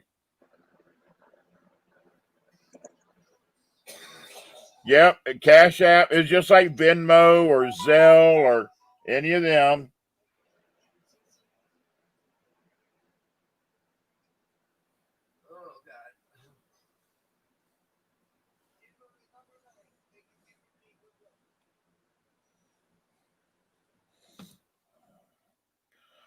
Nope, no charges, Bubs. No charges at all.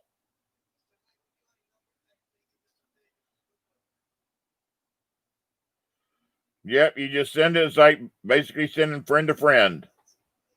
No charges.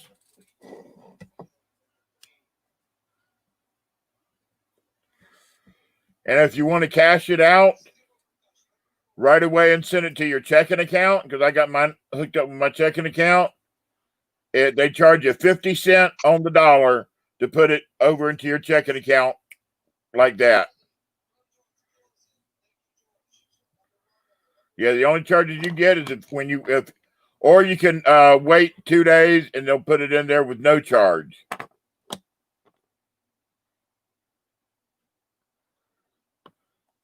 Tell you what, Bubs, I don't know, but where they get you is a lot of people have their money sent immediately to their checking account.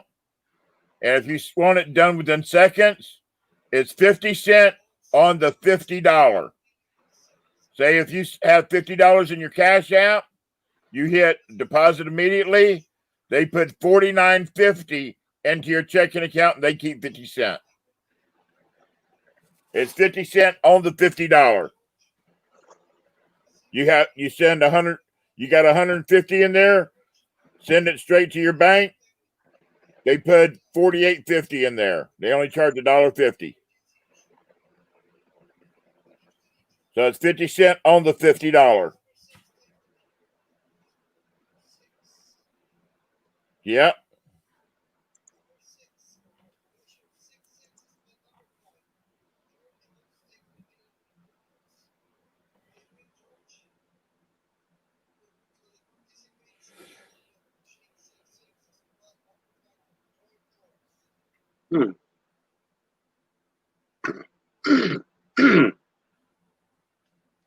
Okay, I gotta investigate this a little more.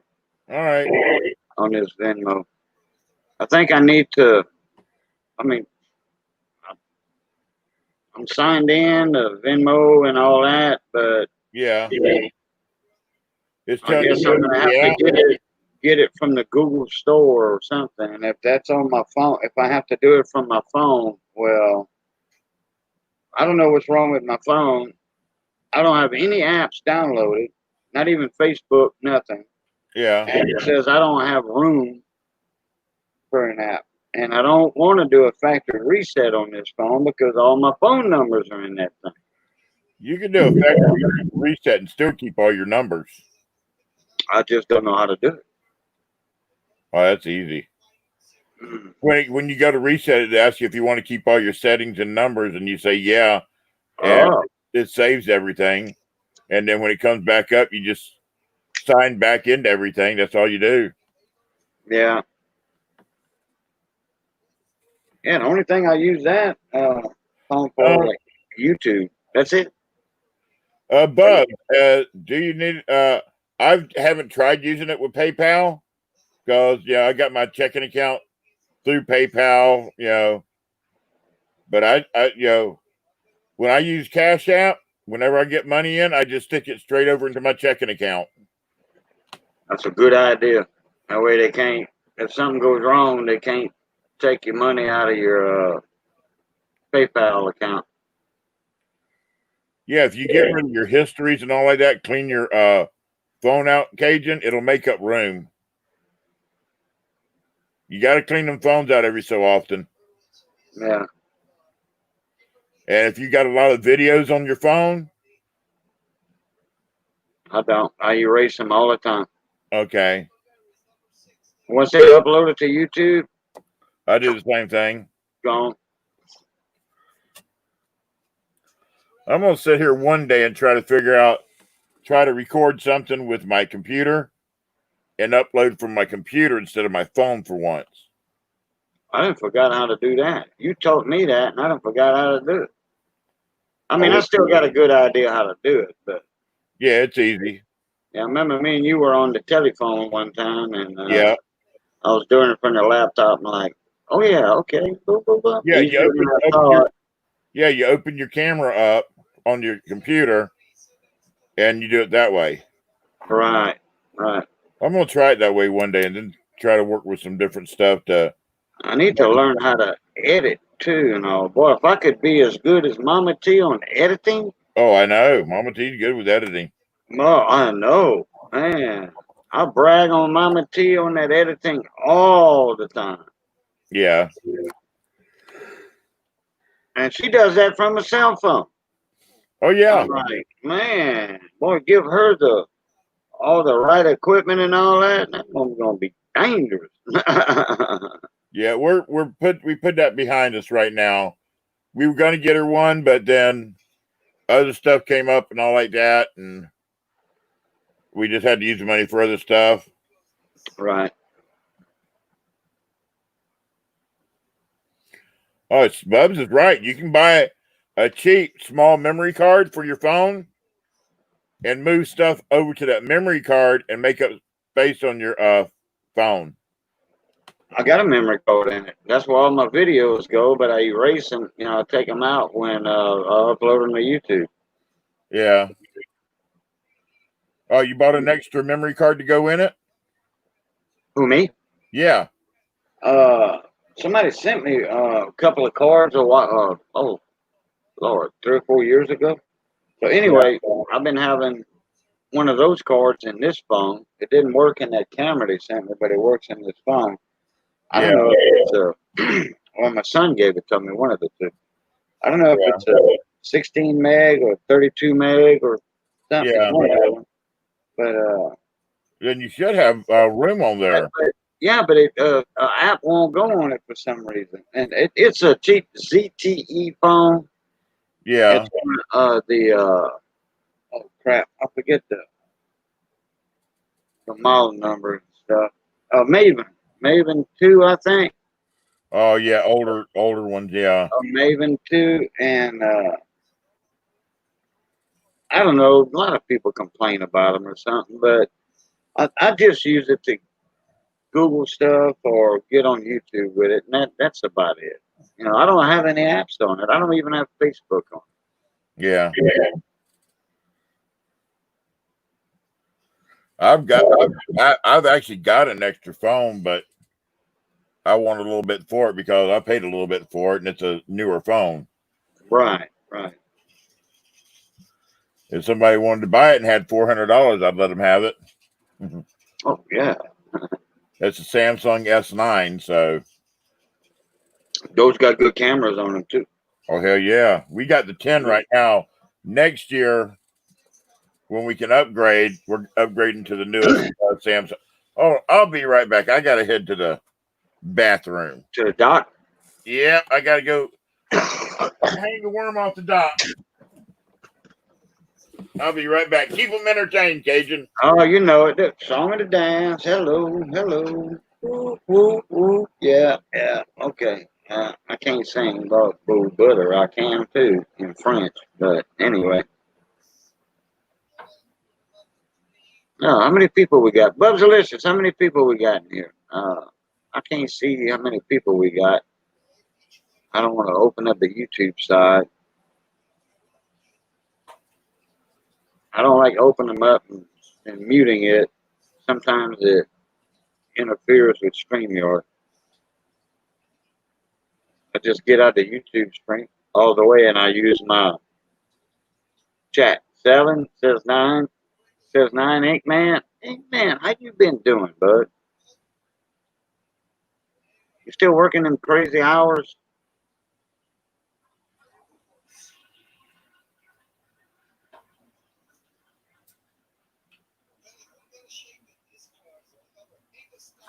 Working my butt off. Yeah, I believe that.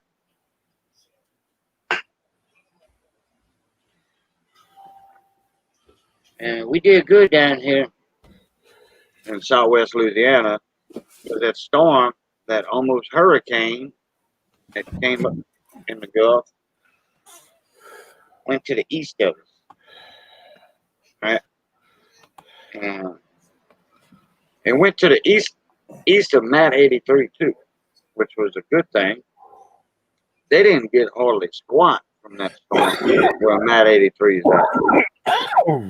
I mean, a dry popcorn fort could have blew more wind than that storm did when it came through Matt's area. And now it's wreaking havoc in Canada. It's a tropical storm right now in Canada. It went down to a depression. Yeah. And then when it went over the Great Lakes, it increased strength and blew back up again. It's still a tropical storm right now, as far as I know. I didn't check on it this afternoon, but I'm pretty sure it still is a tropical storm up there in Canada. And I'm like, wow, man, that thing stayed more of a storm up in Canada than it did in the northern United States and Canada than it did down here. Yeah. It's like there's a few hurricanes. There was Hurricane Gilbert that made it all the way up almost to the Canadian border. That was a huge storm back in 1987, 88. That went into Mexico and through Texas. That thing had 220 mile an hour winds at one time when it was in the Gulf of Mexico. Or right before it went in the Gulf of Mexico, it had 220 mile an hour winds. And it hit the Yucatan Peninsula full force. And let me tell you what, if that storm would have hit New Orleans area like Katrina, well, Katrina didn't even hit New Orleans. New Orleans is on the west side of the storm. But if that thing would have race through like Vermilion Bay, like Hurricane Danny did back in the mid '80s, early to mid '80s, if Gilbert would have came through there with 200-mile-an-hour winds plus mile-an-hour winds, we'd still be rebuilding right now, I think. Yeah. Hello, Miss Gina R. How you doing? Hi, Gina R. How you doing? You got that? Rocky Superstar? Tell you the truth, no, I haven't. Where's Rocky? That's the only Rocky I know is Rocky Superstar. Where? I don't see him in there. No, she asked me if I've seen him lately. No, I haven't. Oh, I see. No, it was Rocky Mountain Bear I saw not long ago. Yeah. I haven't seen Rocky Superstar in a while, come to think Oh, of it.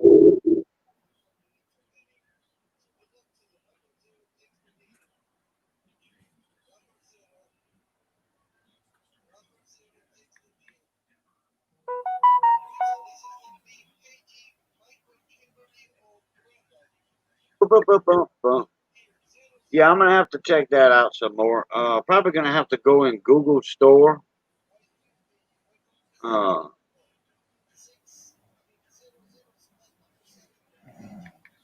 if I can do that. Get the Google Store from my laptop and do that. I don't know. If not, I'm gonna just have to mail it to you. All right, Ink Man, have a good one. I can take it from. See, I can take it from Venmo, and I can put it in my bank. Yeah. I can do that. You know, because I got the Venmo open and all. Well, not right now. I just closed it, but yeah, I can throw it in my bank. How come I can't send it out to whoever? I don't know.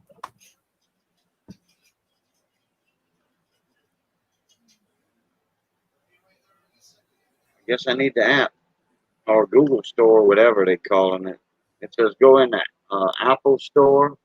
Yeah. Apple App Store or Google Store.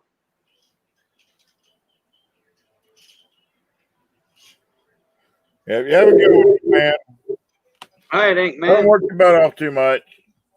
Oh, so he's not working at night shifts no more. All right. No, he works day shift. He works day shifts now. The infamous train. I hear it. I hear it. The infamous train.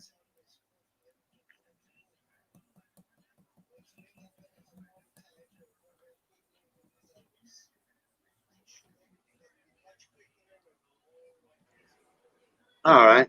It passed. Hey, hustlers. How you doing, bud? Hey, Hustler. How you doing?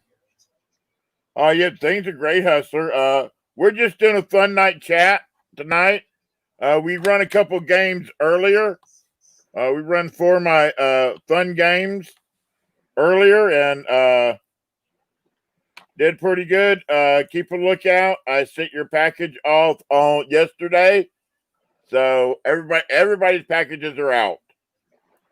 Everybody's packages are out.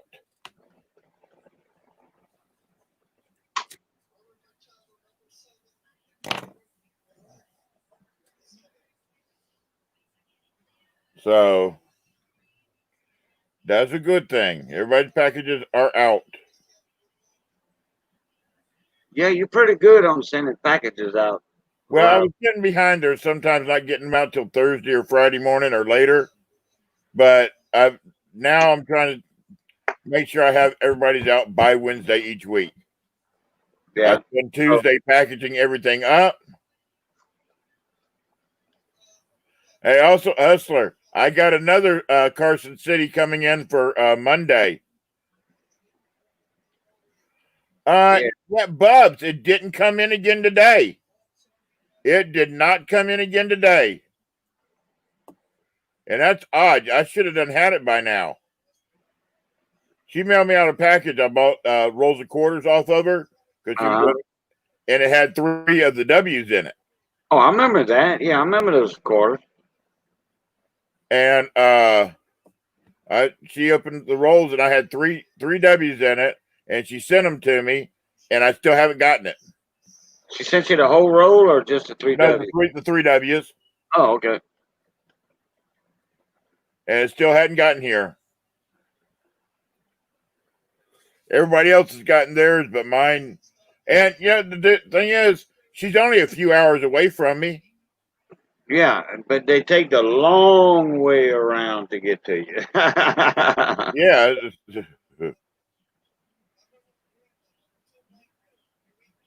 Who the You know, I'll get stuff in the mail, and it'll go to Baton Rouge.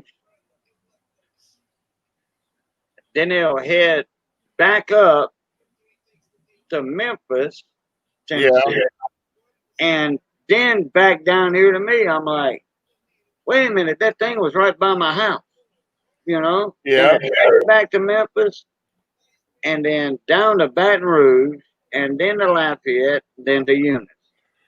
I'm like, that's a weird route. Yeah. I'm watching somebody pulled up in front of my house. I don't know who the hell it is. Peter Boaz. Yeah, I know Peter. He's in Canada.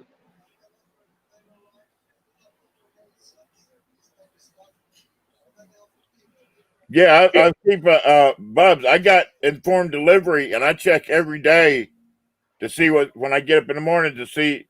Hey, 39, there you are, Bubba. Hey, 39s.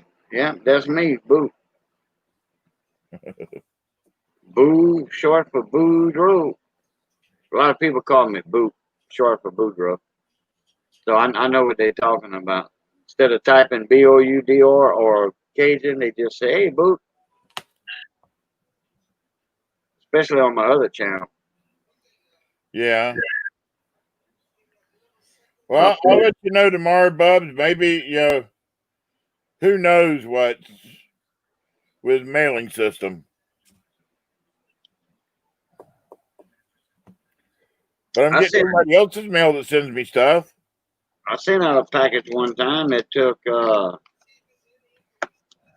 week and a half to get there. Don't know why. I mean, Hydroconomist lives in Chicago, and it took 2 weeks to get a package from him. Wow. And it ended up going past me over to New York, to 2 different hubs over in New York, then 2 hubs in New Jersey before it came to me. Yeah. Weird routes. I'm like, what in the hell? I sent a package out one time, and this is a different one than I was talking about just now. Yeah. And let me see what went on with that. It was in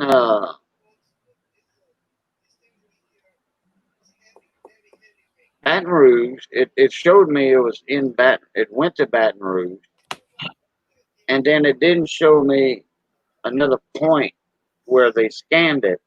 And I think it was in Birmingham or Montgomery. I think it was Birmingham, Alabama. About a week and a half later, or 2 weeks later, they finally scanned it, or I got the notice on the tracking history. And then a week after that, it didn't show anything. So anyway, it was on the floor in the post office for about 2 weeks. And it took months to get to them. And it was just on the East Coast. I had something I sent to Juan, and he just got it a few days ago that I sent, almost a month ago. And he just got it. So, Juanito, you mean? Yeah. Oh, wow. And the thing is, it left here, made it to Philadelphia, and left Philadelphia, and then there was no more scans. It was like it got lost. Right, right. And then all of a sudden, boom, it showed up. And my package was silver. The package I sent to Juan was silver also. Somebody up, not far from you there. Who's in Long Island? Dude, you know how many people's in Long Island? No, I mean on YouTube here. I think it was a girl. Yeah, that's it. That was her. God dog it, I forget the name. Like I said, it's about 6 months ago. It was some silver. Yeah. But one of my, well, it was more than 6 months ago. But one of my silver wheels. Barbara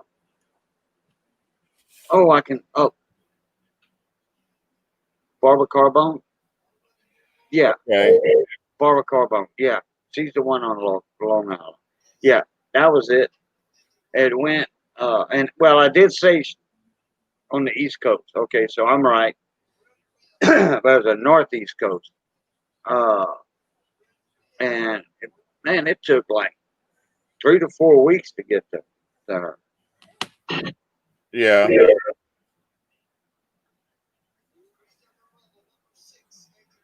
I was live one night, come up in there and says, "Woo, guess what?" I'm like, "What?" And I done forgot about it, because I thought she had them guys. She said, "Guess what? I just got my package." I'm like, "Oh." And then somebody else, it took about 2 weeks, and it said delivered.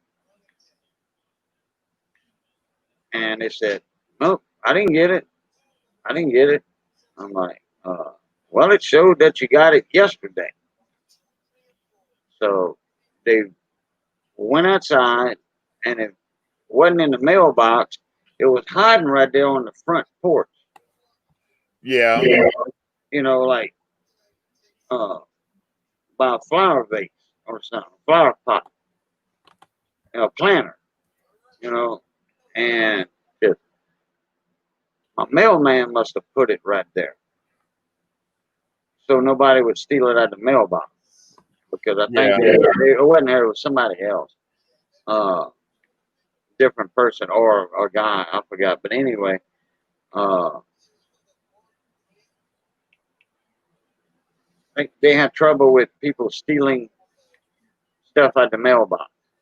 So the mailman and the mailman knew about it. So the mailman put it not in the mailbox, but by the flower pot. And didn't leave a note in the mailbox. Naturally, if somebody's stealing the mail from that person, they're gonna read the note and go to the flower pot. Yeah. See, that's one of the reasons I got before we moved in here, before we bought this place, Mama T had won a surveillance system. Mm-hmm. And when we got here, I installed it. I mean, right there, I can look at. That's my front steps. There you go. That way I can see who's coming up. That's smart. And, yeah, that's right. You use your other phone for that. Uh-huh. Yeah. That's why right now I haven't really advertised that phone. Right. Is because I can sit here and watch everything and not have to use my regular phones. I do.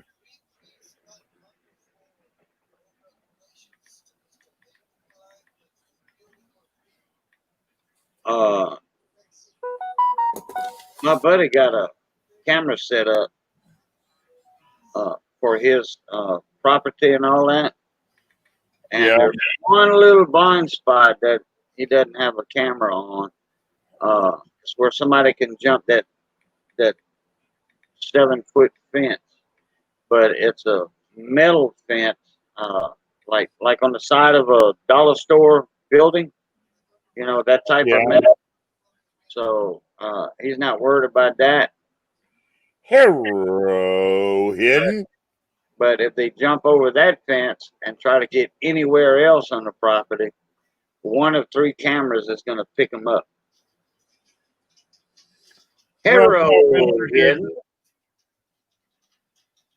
How you doing, brother?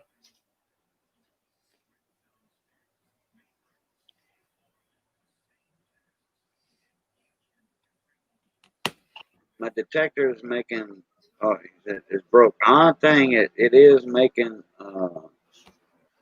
small signals I would never dig. It's making them strong signals. So I found a few things I normally would not dig. I used to dig every signal I used to hit. Every one. Yeah. You never know if there's a piece of silver by a piece of iron, or under Exactly. iron. Never know. You If get a every little once in a while- can on top of a nice silver dime or a copper penny. You dig up the can and then you put your pinpointer in there and then look again. I used to dig every signal, every hit. Well, that's what the Hoover boys say. All holes matter. Yeah, that's right.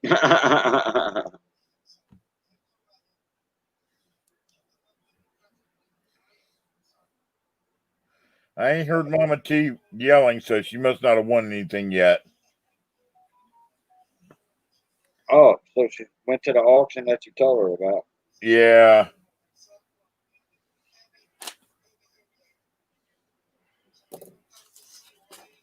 But I like my mailman. Me and my mailman's buddies. And if it's raining and I have a package or something, Yeah. like we were talking, I don't know if it was my stream, your stream, or Yeah. which one it was, but Miss Ida said, "Did you get your package?" I'm like, "No." She said, "Well, it says delivered." So, like, well, unless somebody's stealing stuff out my mailbox, she said, "Oh no, this won't fit in the mailbox." Yeah, there you go. 3 9s today on the Hoover Boys. Oh, Hoover Boys. Yeah, I watch them I every know week. them guys. I know them guys. And then Ford something digging. You familiar with him? Ford? I watch a couple different diggers. Yeah, his name's Ford something. I like the Hoover Boys. I do. Yeah, but when I found their channel, I binge watched all their videos. Dr. Tones. I like him. Dr. Tones. Stealth Diggers, Deep South Diggers. What's a Ford? Yeah, Hoover Boys are. I actually emailed Kurt one time. Didn't know if I'd get a response, but I asked him about a coin or something like that, and heck, just about an hour later, he responded back to me. That's good. See, if I lived close to them, I would see about trying to, maybe detect with them sometime. But the thing is, I couldn't stand out there all day. I'd be the way Bill used to be. Bill, before he lost all that weight on there, Bill used to be a big guy like me. And now he's lost all that weight and looking good, He used to go out there, he'd detect for about a half an hour, then they'd find him back at his car, just laying back, relaxing. Yeah, in the shade or something. Yeah. And now he's out there the whole time with them. Yeah, Aqua Chigger's good too. I like Aqua Chigger. Aqua Diggers, she meant. Oh, wait. Aqua Chiggers? Yeah, it's Aqua Chigger. Oh, okay. I seen she put something right after laughing out loud, Digger. Anyway, I'm familiar with that one too. Aqua. The Chig is funny. I mean, he's Dr. Tones. He's famous for that barber quarter he found. Yeah. When they put up on heritage auctions, that went for I don't know, $7,000 or something. It's the find of a lifetime for a metal detectorist. But his name's Dr. Tones. And I've heard of him. I watched. I was right there when he found it. I mean, following his videos at the time he put them out. What's his name? Green Mountain. Yeah, Green Mountain Metal Detecting, and there's a guy over in Germany named he goes by Terraformer or something like that. Terraform something other. But I watch him also. He's good. Every once in a while he'll do one in German, and you don't understand a single word. He'll be on to he'll be talking about a coin in German, and I'm like, Oh, okay, I can't watch this one. how does he spell his channel name? Terra or Terre? Hold on, I'll find him real quick because I watch him. Because that Tad Fermet, that's French. Now we say it don't Tad, don't Tad. You know, I mean Tad is the earth, the ground. We don't say terre, we say Tad in French. The R's, you roll your tongue on the R's, and the E has got a accent mark on it, so it sounds like an A in French. Yes, Hector, he's back. Hey, we're back here. I'm looking for something real quick. Give me a second. I'm looking for. Let me do something. Let me see if I can find it. Hold on. I'm just going down my list right here real quick. Right. Okay. Yeah, I got Hector. Don't worry about it. All righty.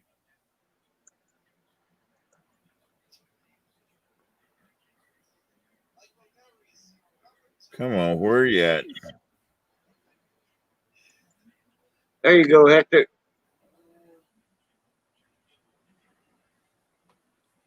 That's what I said. I posted it.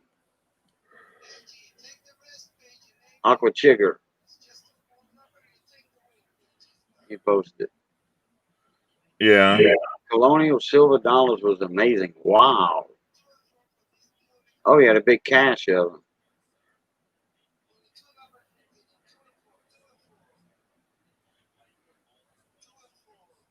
Well, he's not showing up. Terra Germania is his name. Terra Germania. Oh, okay. Yeah.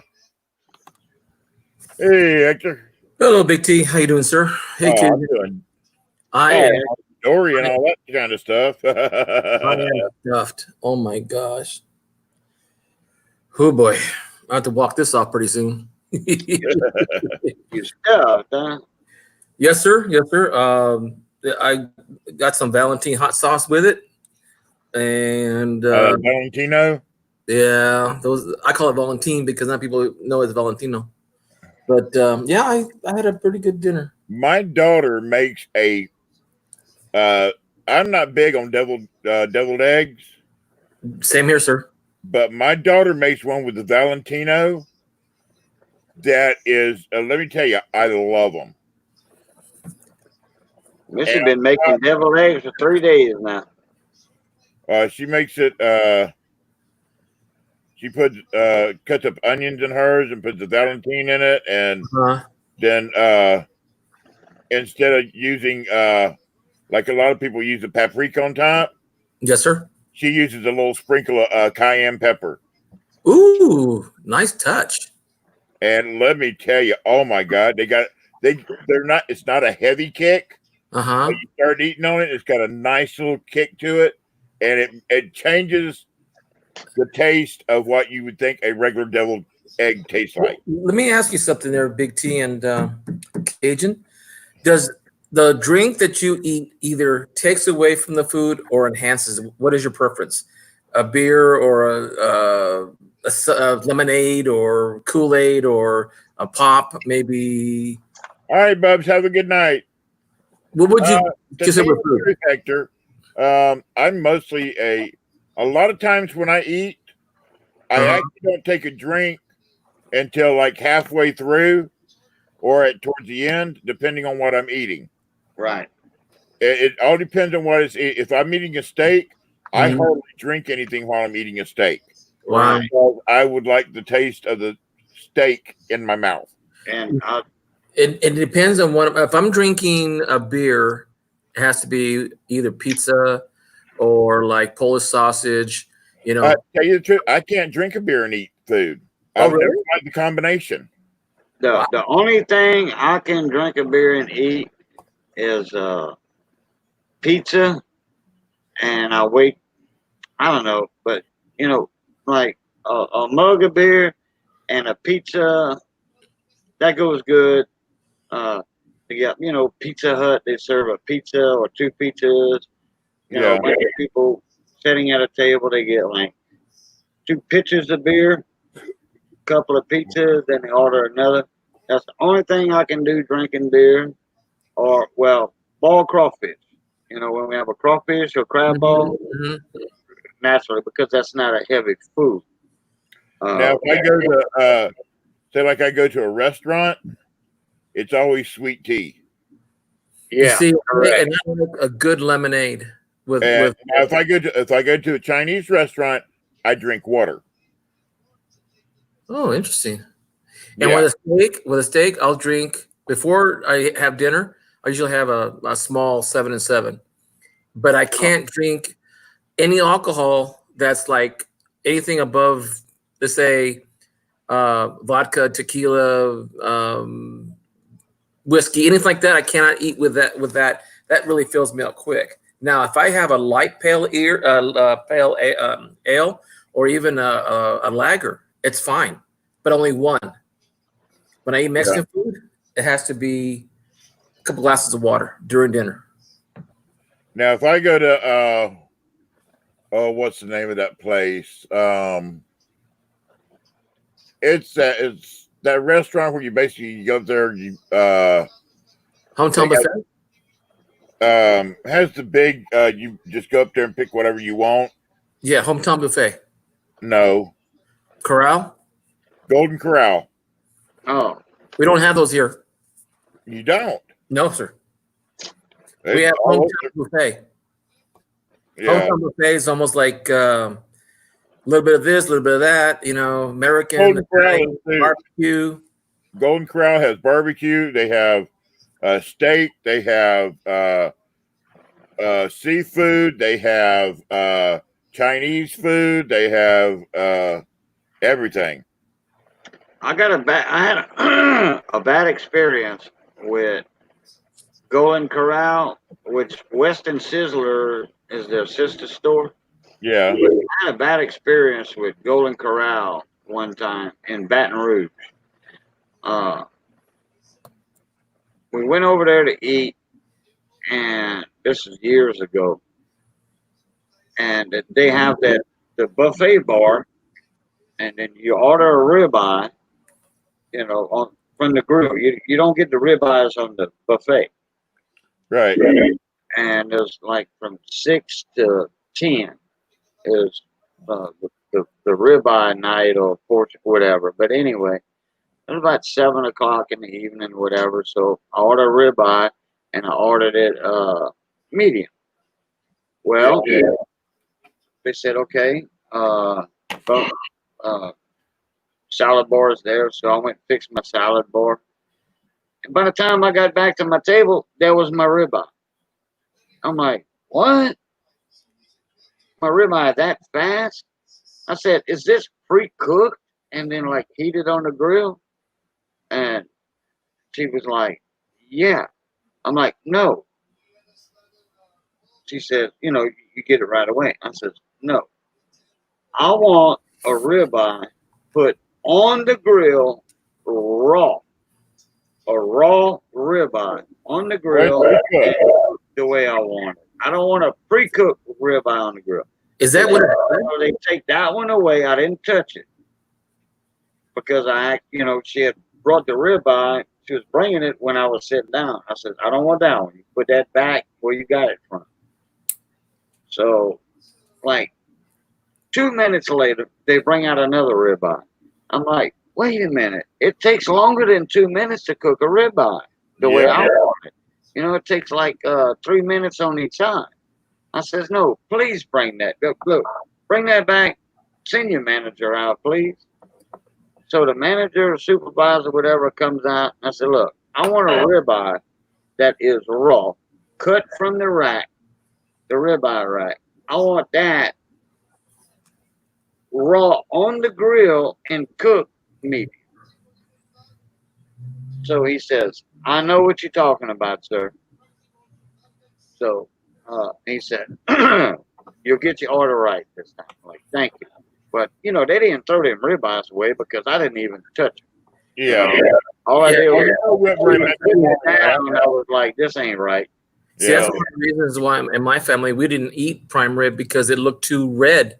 You know. Oh, that's the best way to have a prime rib. Good red prime rib. Yeah, Oh, but no. But this was pre-cooked. Hector. Oh, that's even worse.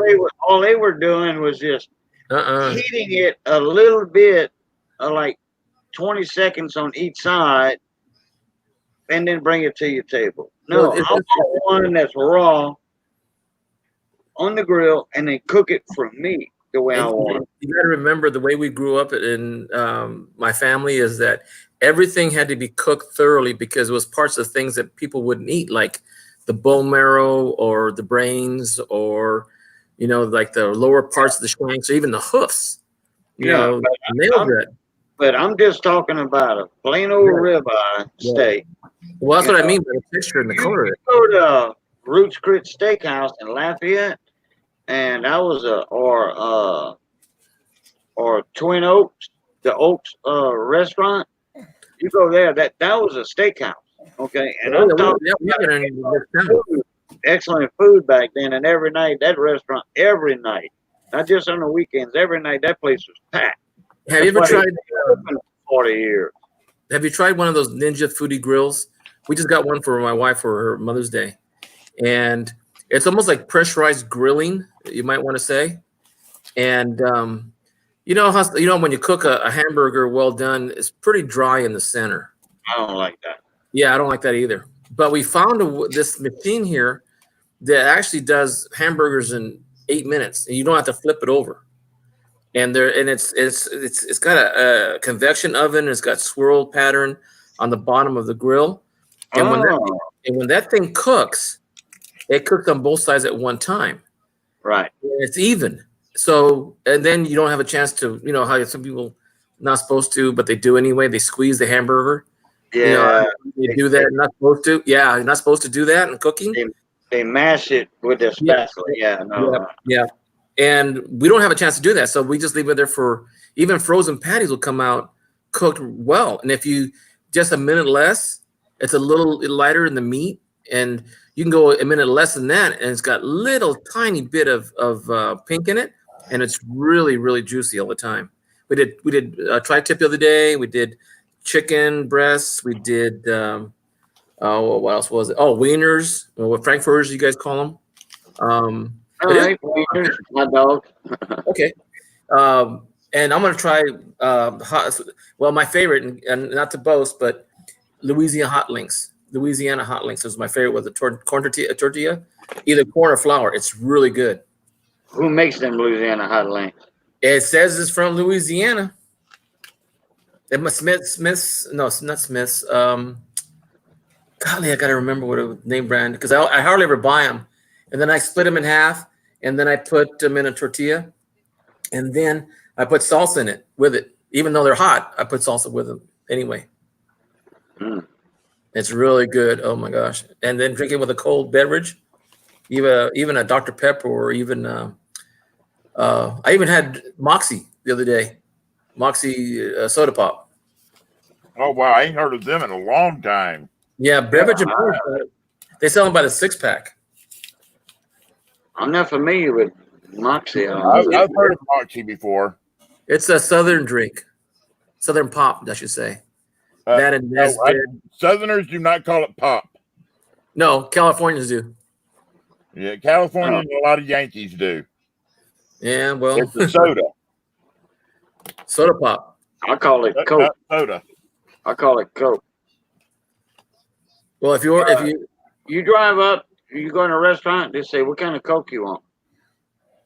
Yeah, what kind of Coke you want? Well, Coke Well, I means haven't heard anybody say Pop. what kind of Coke you want, but I mean, I have. Coke is a generic term for Dr. Pepper, 7-Up, Sprite, whatever. hey You know, Chris, there's your bill right there. like Johnny will come over here. What kind of You Coke ever you heard- want? He you ever said, heard- what kind you got? Root beer? Dr. Pepper? He said, I'll take a root beer. He'll take root beer anytime over caffeinated. Yeah, my grandfather called everything. The only thing my grandfather drank was a Coca-Cola. Coca-Cola. C-O-C-O-L-A. Coca-Cola. Yeah. Not a Coca-Cola. It was a Coca-Cola. Coca-Cola. Yeah. There used to be Coke in there. That's why. That's what they used to call it. Well, my grandfather back in the 30s Uh-huh. was a moonshiner. Oh. Back in the 1930s. Believe it or not, I found out there's moonshiners here in California back in the 20s, right before the During Prohibition. No, before. I didn't know.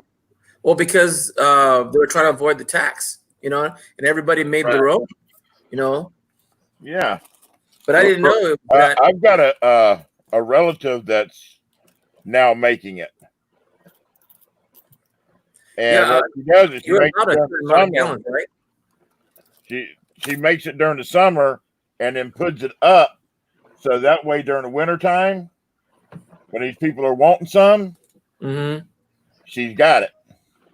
Yeah.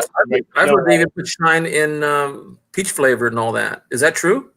Oh yeah, you can make it in all kinds of different flavors. Oh, strawberry shine, cherry, peach. Cherry, yeah. My favorite is the spiced apple pie moonshine. Yeah, we were talking about that the other night. Ooh, that's some good stuff right there. Yeah. See, our shine is called pulque. Okay. It's the raw form of it's the first step in making tequila. Oh. Yeah. And then you clean it, you ferment it and you clean it out. But it's almost, I would say, probably just as strong as, or 10 times stronger than tequila, because I've had some when I was a kid, man. Oh shoot. If I don't blame you, My dad had this bottle from Mexico when he was working on the seagoing tugs. This is back. He brought it home, I think, back in the 80s, and it was a round brown bottle, about like this big around. Don Julio.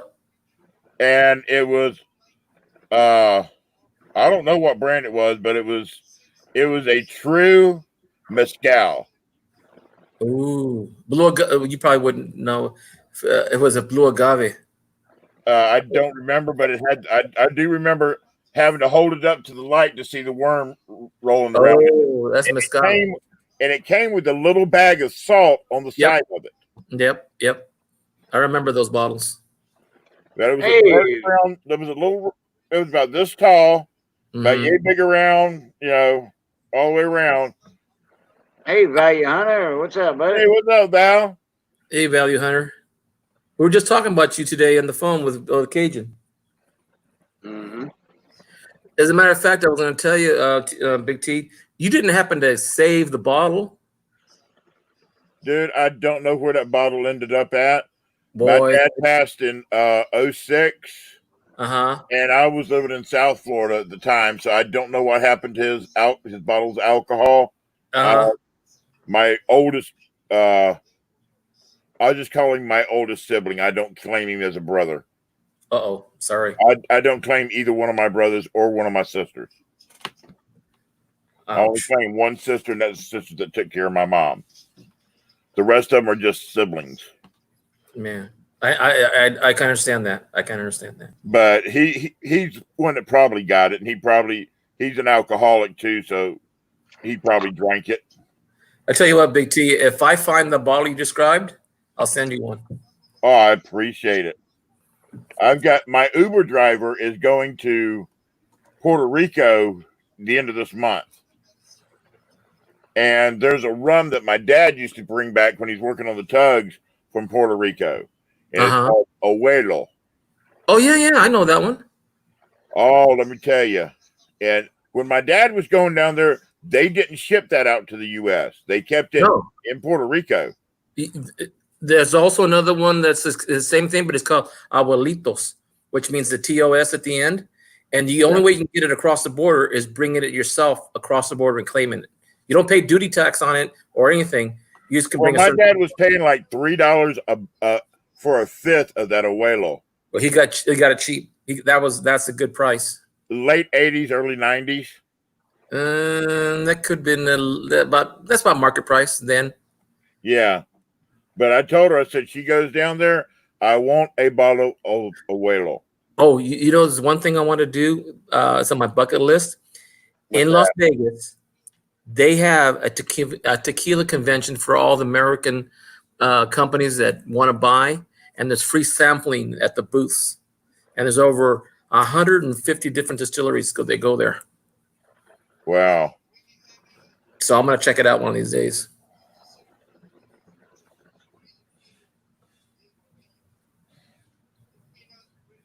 Come on, camera, come back online. Oh yeah. Tell Value Hunter that it wasn't. Yeah, I did. Look into it too. There wasn't a railroad rim on that one.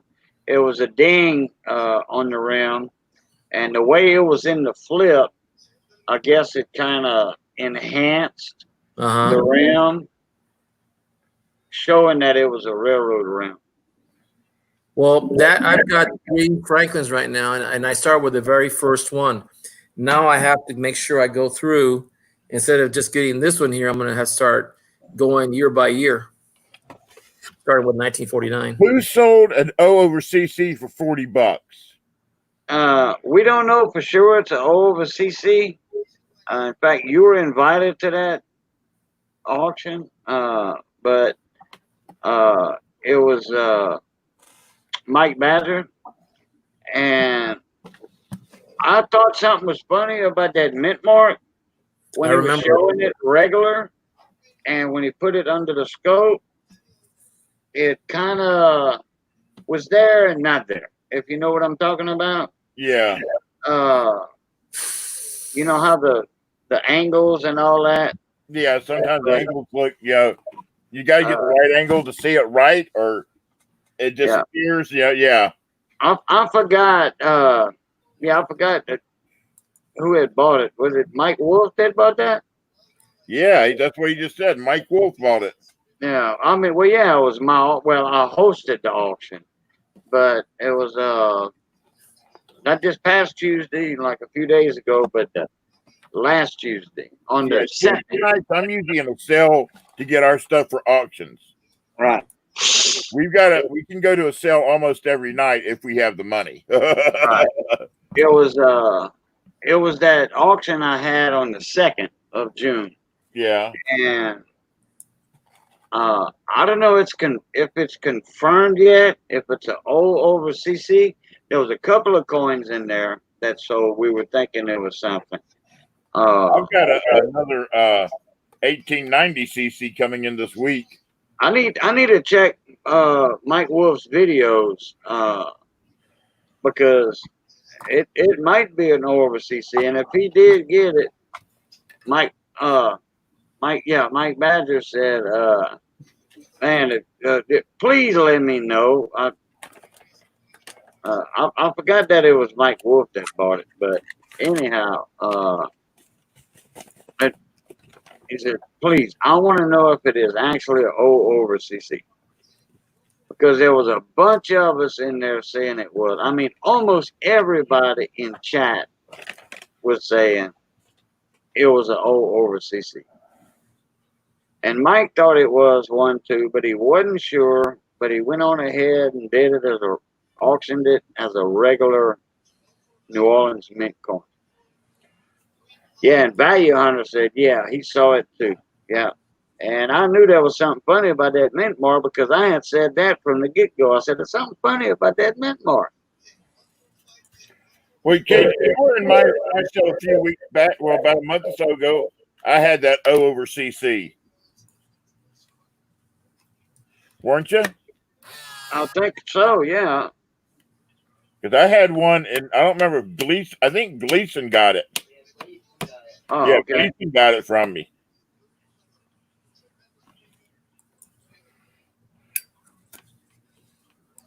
Yeah, I'm looking at the burst for doubling. There's 1, 2, 3, 4, 5, 6, 7, 8 DDRs. That E looks all messed up on E pluribus. Might be a Yeah. ding on it. It could be a damage, yeah. Yeah. Maybe. I mean, well, I don't know. Yeah, I'm gonna It, take it a does look like a ding because they got some dings on the rim, and when it was in the flip, that's what made it look like a railroad rim. Yeah, flip always. All right, Val, have a good one. Yeah, flip. Okay, always Val, Hunter, see take it things easy, aren't buddy. there. See you on the 13th, mon ami. Flip before and them little round plastic capsules. Capsules. They make you see things that aren't there. right. That's why I get people all the time that, oh, it's this, it's that, it's this, it's that. No, it's not. Because when I get them, I've had people send me stuff like, oh, it's got this, auction it off for me. I get it. It's like, Nope. no, it's not there. You take it out of the flip and look at it, it's not there. Let's see. Now that Hector, I had a 1996 off-strike nickel the other night. Oh, really? Behind his head looked like a half a moon, a crescent moon. Uh-huh. And it sold for $165. Wow, Nice. today's But 11. it had full steps. I mean, literally full steps. Ooh, boy. Yeah. Had full date and it had full steps. It was a 1996. Unbelievable. That's nice. Johnny Ray bought it. And Johnny Ray Highway bought that one. And he was in a fight to get it too. I mean, there was a lot of people after it. That's a good auction. Yeah. We had a couple good auctions the other night where people just fought over things. I was like, wow.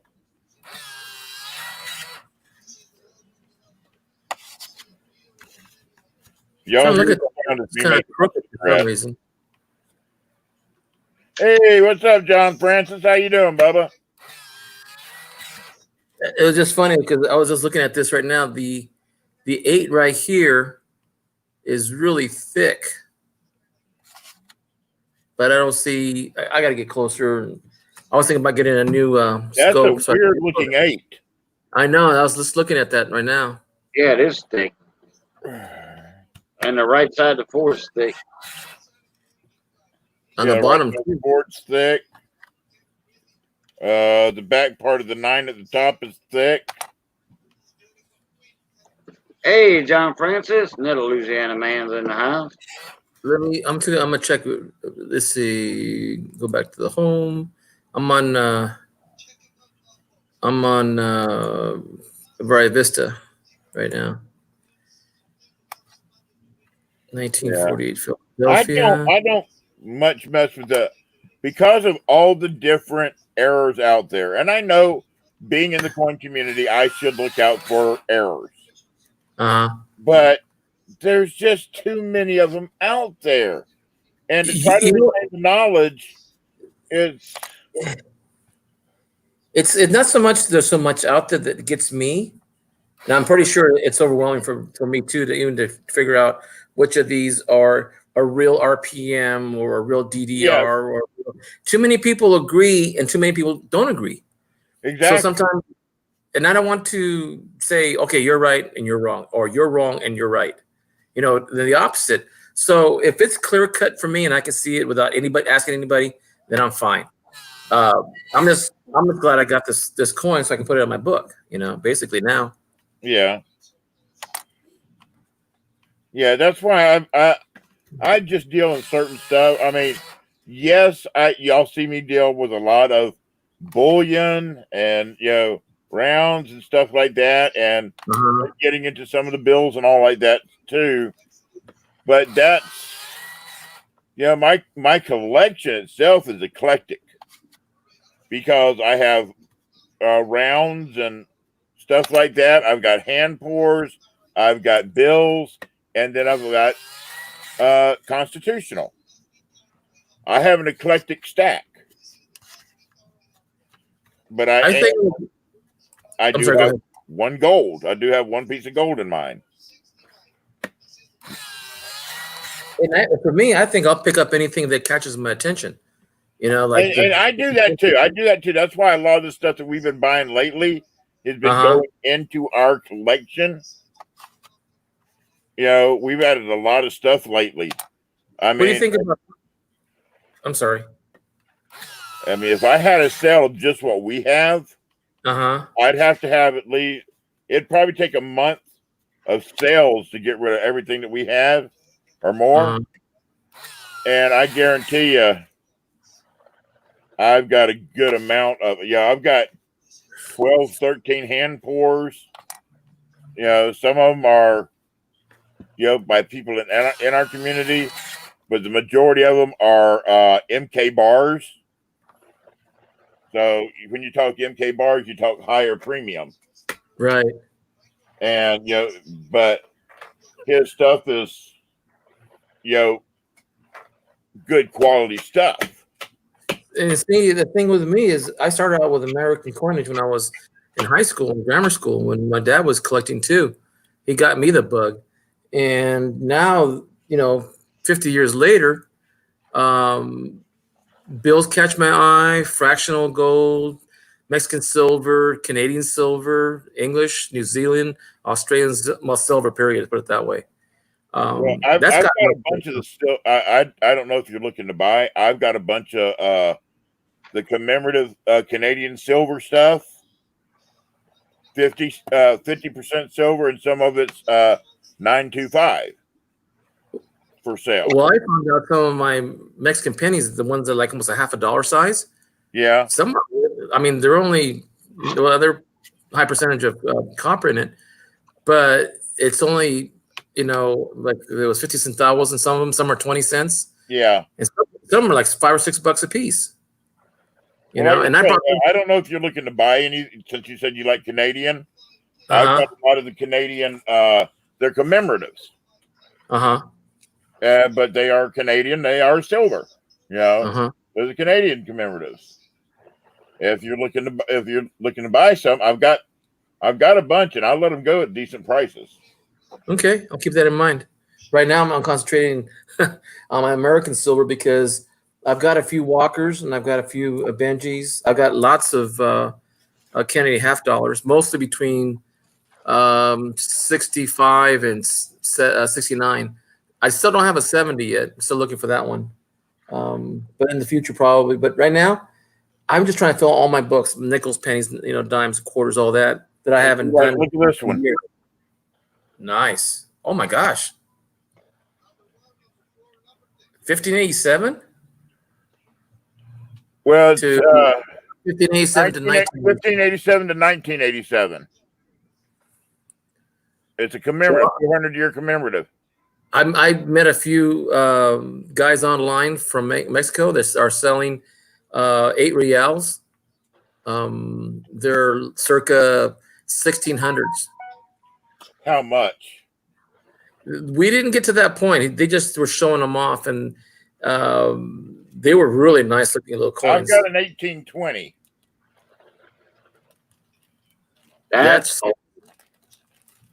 These were 1635.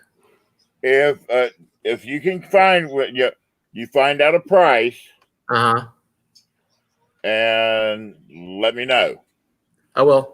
I might be interested in one. As long as it's not, as long as I don't have to send you my arms and legs to get it. I know what you mean. Hey, do you know in Arizona, I forget where it's at, Scottsdale. Yeah. In Scottsdale, Arizona, they have what they call the U.S. Mexican collector show. That's to be in October.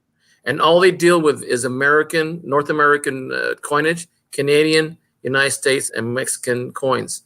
And some of these guys Like there's one guy selling a 1969 clad 1969 1 peso for $5,000. Wow. And it's a clad. I mean, yeah. What happened was What's the condition is it in though? Well, the thing is only 18 of them made. They can only account for 10 of them. Okay, yeah. And they were a pattern strike. And the pattern strike was the first one was sold by Bauer Stacks, and they sold 4 of them at different times, and they sold them for over $4,000 each. What year is it? What? Now, what was it again? It's a 1 peso, 1969. Wow. And there's only 18 of that year made. 10 of them are at the Mexican Mint, and the rest are unknown. Wow.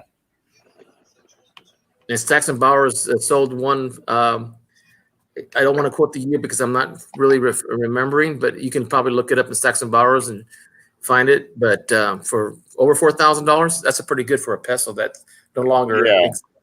Yeah. Now, see, I wish when my dad first started on the seagoing tugs. Yeah, he used to go. He brought me a bunch of foreign coins, and a bunch of Mexican, and like a dummy, when I got married the first time, I thought it was going to be for a while, and I gave the woman I married. She had a son. I gave him the few coins that I had because I wasn't really into coins. Right. And I think back on it now, a lot of that was Mexican, and I think it might have been silver. Oops. Yeah. Early pesos and stuff like that. I got a set. I don't have it with me right now. I think I know where it's at though. Real quick, if I was to show it to you, one of the coins, the 1965 set that was given to me by Cent Hoarder, and in the set, I didn't realize one of the larger coins was actually 80% silver. Now there was one that I remember it was Mexican. And the thing about it was the rim, it actually looked like it was 2 coins together, and right in the middle of it, there was a notch all the way around the middle of it. Okay. But I don't remember anything else about it. I've got a page that shows all the modern coins from 1835 on. Look for one that has like I said, the rim looks like a sandwich. Okay. In the middle of the rim, all the way around the rim, there's like a notch, a black notch, all the way around the middle of it. Interesting. Yeah. Now it was the pattern of the coin too. Part of the pattern of the coin. It was around the rim of it, all the way around the rim. Okay. It was part of the coin. It was like somebody had taken, like nowadays somebody would say, "Oh, that was milled all the way around the middle of it to make it look like that." But no, this was the actual coin looked like that. It looked like there was like coin. If you looked at the side, it looked like silver. Then there was like this little notch, and then silver. It looked like a sandwich. Oh yeah, okay. Something like one of them tokens that you sell. No. Oh, okay. Not like one of them tokens. I mean, it was thick too. It was a thicker coin, thick and heavy, which makes me think now that back then I wasn't into coins, and thinking back now, wished I would have been, because that may be worth something now, Yeah. Because I've never seen another one like it. And about what year was it? Oh God, my dad gave that back to me back when it was in the early 1980s. Okay. So the coin was maybe from the 60s to the 60s. It could have been older than that. It could have been older than that. I don't know. Right. How big was it? It looked old, and thinking back now what it looked like, it looked silver. I can picture it.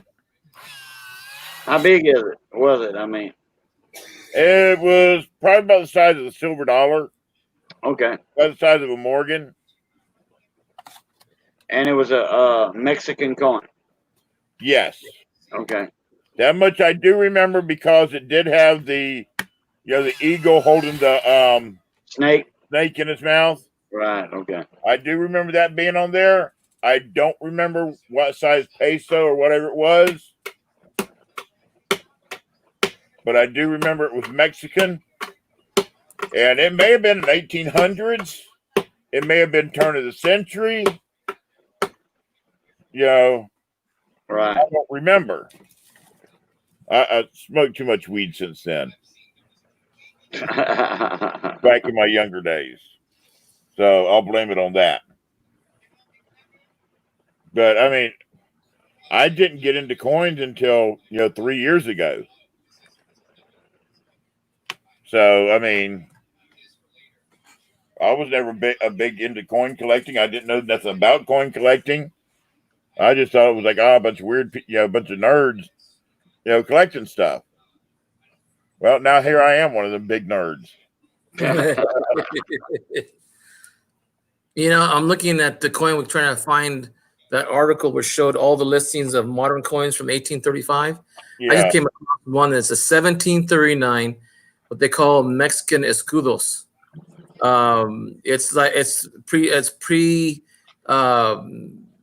I should say like the 1535 when the Mexican mint was opened by the Spanish crown. And man, there's some stuff in here like, oh my gosh, it's expensive stuff. Yeah, Stacks and Bowers is one of the galleries that did online auction on these coins from 1739 to the modern coins today. Yeah, I do remember though it was damaged. I do remember it was damaged, like it had been, something like an end of a safe or something like that had been set on it in the middle of it, because it had a big mark right there where like something had been set very heavy on it. But I mean, that edge is what the only thing I remember was Mexican. And I remember the edge. That's all I remember about it.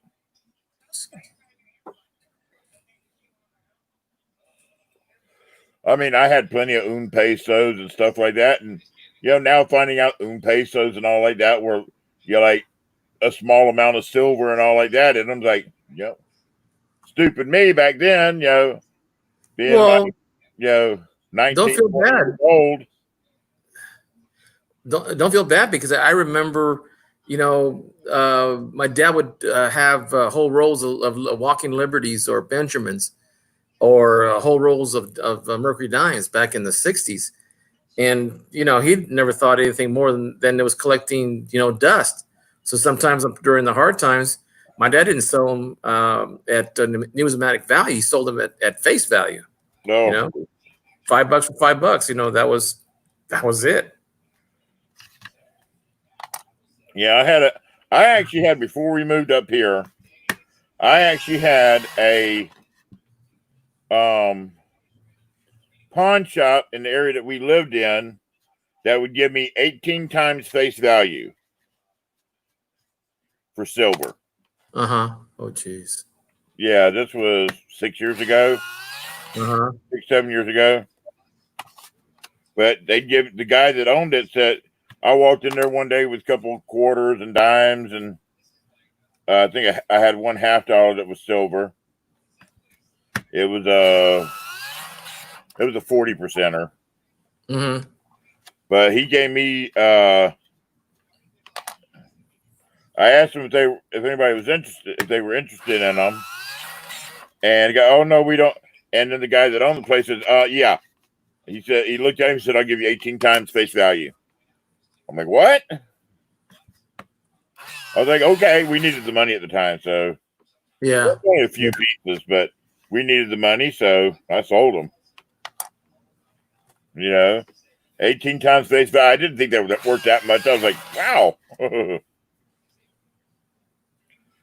Now he's not really my father-in-law. He's my mother-in-law's boyfriend. Like I said, we just sent him. His mom was, in fact, she did just pass away today. I Oh, I'm spent the money the other day to go out to Colorado to see her.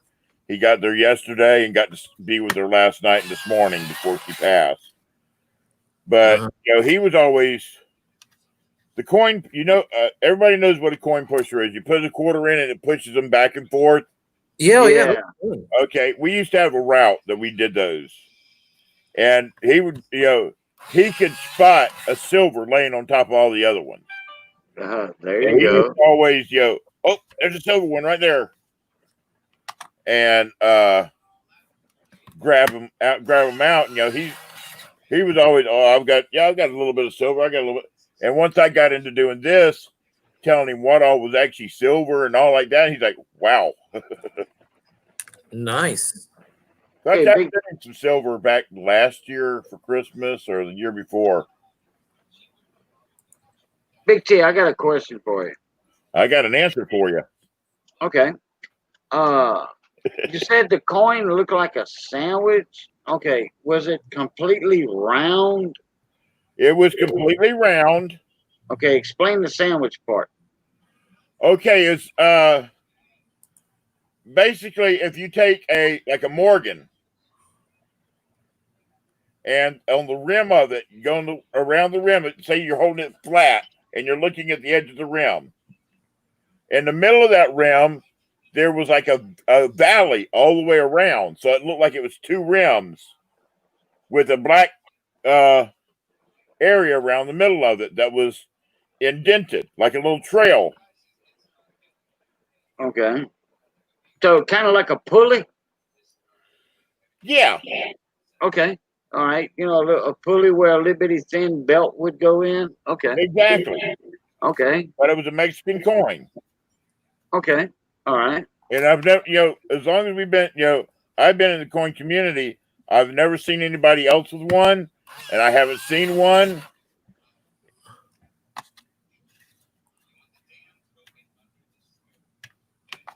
Hey, baby, you want anything yet? You left? I left to go trying to win this damn Phil Morgan over at Play the Kid. Oh. Yeah, she must have lost a little bit of money in there, so she left. She's in somebody else's now. Oh, well. I might go back when I'm done here, but I want to see if I can get this Morgan. She's trying to. Okay. Something special about that Morgan woman? Yes, it's beautiful. Jesus Christ. Oh, boner toner. That's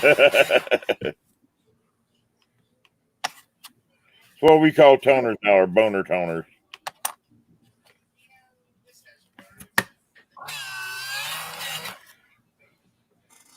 Who else still left in here with us?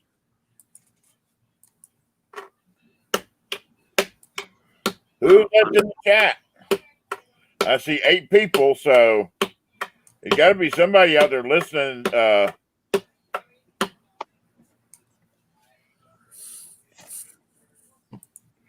Okay. Hey, Mud, too bad you're not any closer. We could go metal detecting together. I've got a metal detector. I just ain't got anybody to really go with.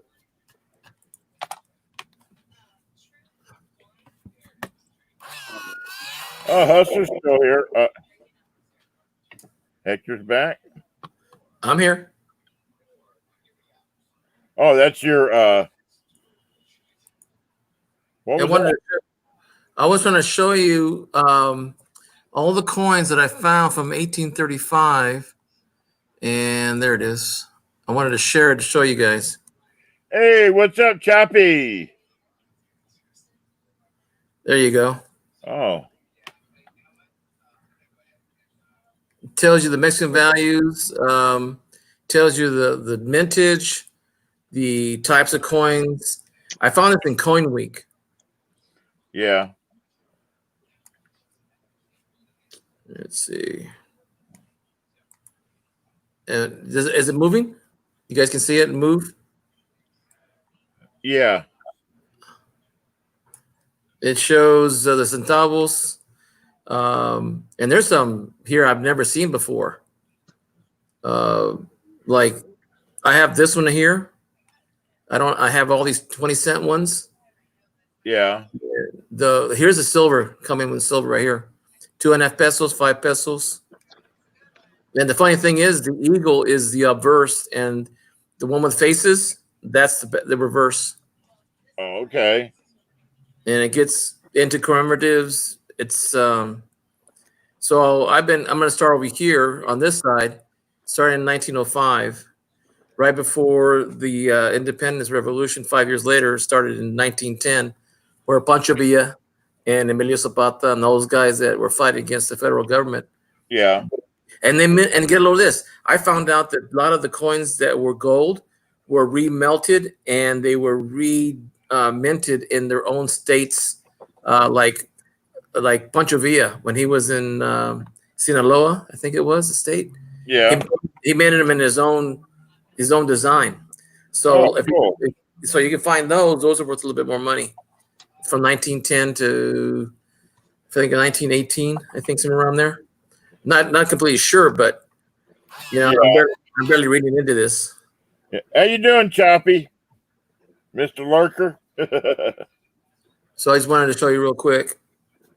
Coolios. Okay, Hector. Yes, sir. That link I got for you in there. I'll put a link in chat. If you click on it, if you right click on it and hit open link in new tab, it's going to bring it out in a new tab and not interfere with the stream or Big T stuff. But you got to scroll down a little bit and it's going to be a nickel. Got it. And you're going to see what a railroad ram is on that nickel. That's a true railroad ram right there. Train, get me on out of this place. It's actually going to look like the wheel on a boxcar. It's going to be in the middle. Is going to be higher on one side and lower on the other side. I think that's like it's called an off collar strike. But I've been trying to look that up, Big D, and yeah, dude, I can't remember. It's been like I said. Last time I looked at it was probably 87. Right. Well, I wish you still had that thing. I wish I did too now.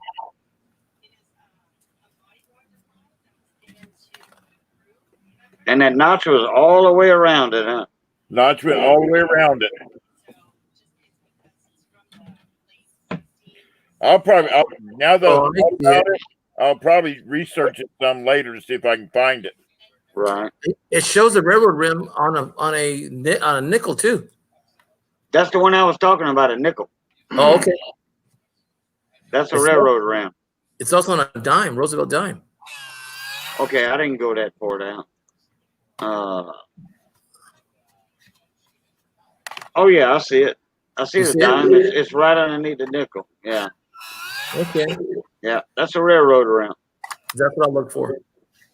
Hey, Mudswat, are you going to try to make it out to the Cincinnati coin thing in July?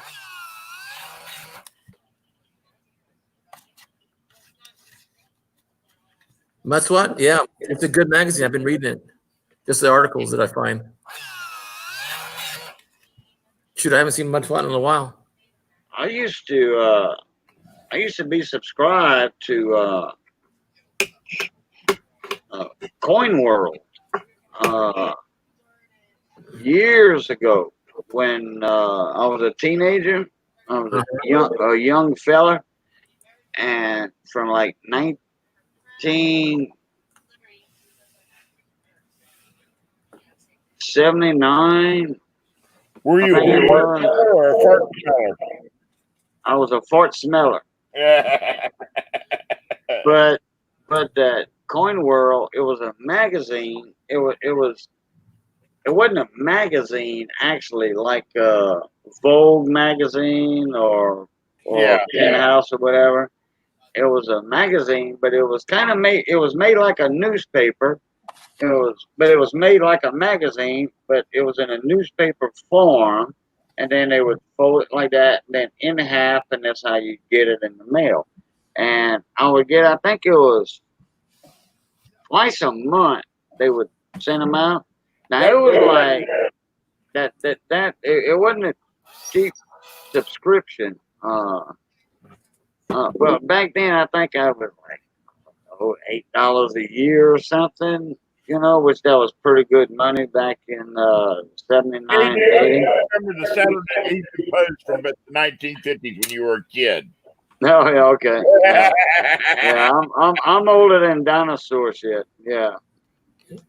If that makes it you old, what do you think it makes me there, Cajun? Dinosaur dust, not shit, dust. So, but anyway, and actually, the Coin World magazine was the actual gray sheet back then. That's what all the dealers went by, because they would give every 2 weeks or so, or every month, they had the updated price list on all the coins. Every U.S. coin, you know, the pennies, nickels, dimes, all that. And that's before MS-65, MS-66. I mean, they had MS-65, okay, but that was before MS-67, MS-68. That was before PCGS and all that. At that time, that's when you can buy. That's when I had a bunch of Indian head pennies and buffalo nickels. I got for like 10, 15, 20 bucks, you know.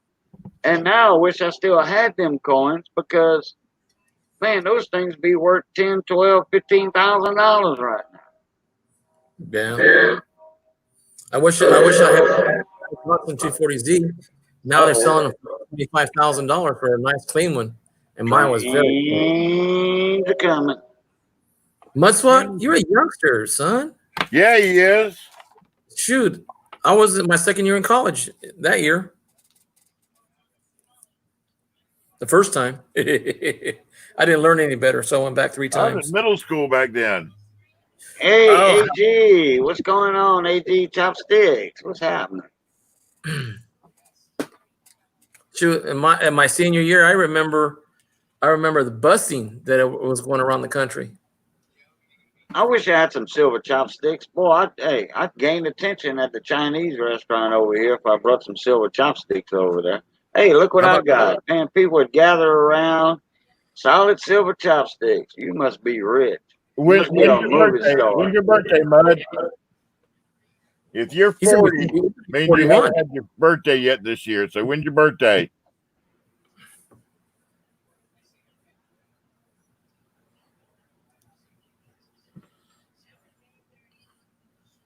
On November 6th, before you turn.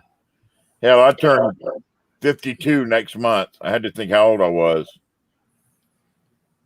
Well, I'm 4 ahead of you guys. I'll be 64. I know you're older than dirt, so. Dinosaur dust. I'm just dinosaur shit. Hey, but I can still move 5 tons of hay in a day, though. Dude, I can't even move my fat ass across the room without. Well, I don't have a choice. I got to feed the animals, man. Yeah. I'm doing a little eating, and my back kind of gave me a little issue. Only animal I got to feed is me and Mama T.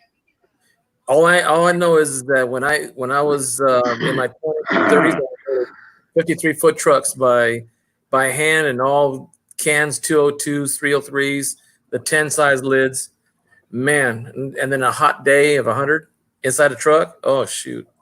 Wait, I take that back. I got 3 cats too. I got 3 4-legged animals. I have one, but it ain't mine. Yeah, everybody says that much, right? It sounds like he's in his 30s. It sounds like, I mean, you look at him and you listen to him, it's like the voice does not fit the look. Right. And now, even worse, you got to see my beard. Yeah, because you got a beard now since you kind of semi-retired. Yep. Well, show yourself. That's what I was Okay. going to say. No way.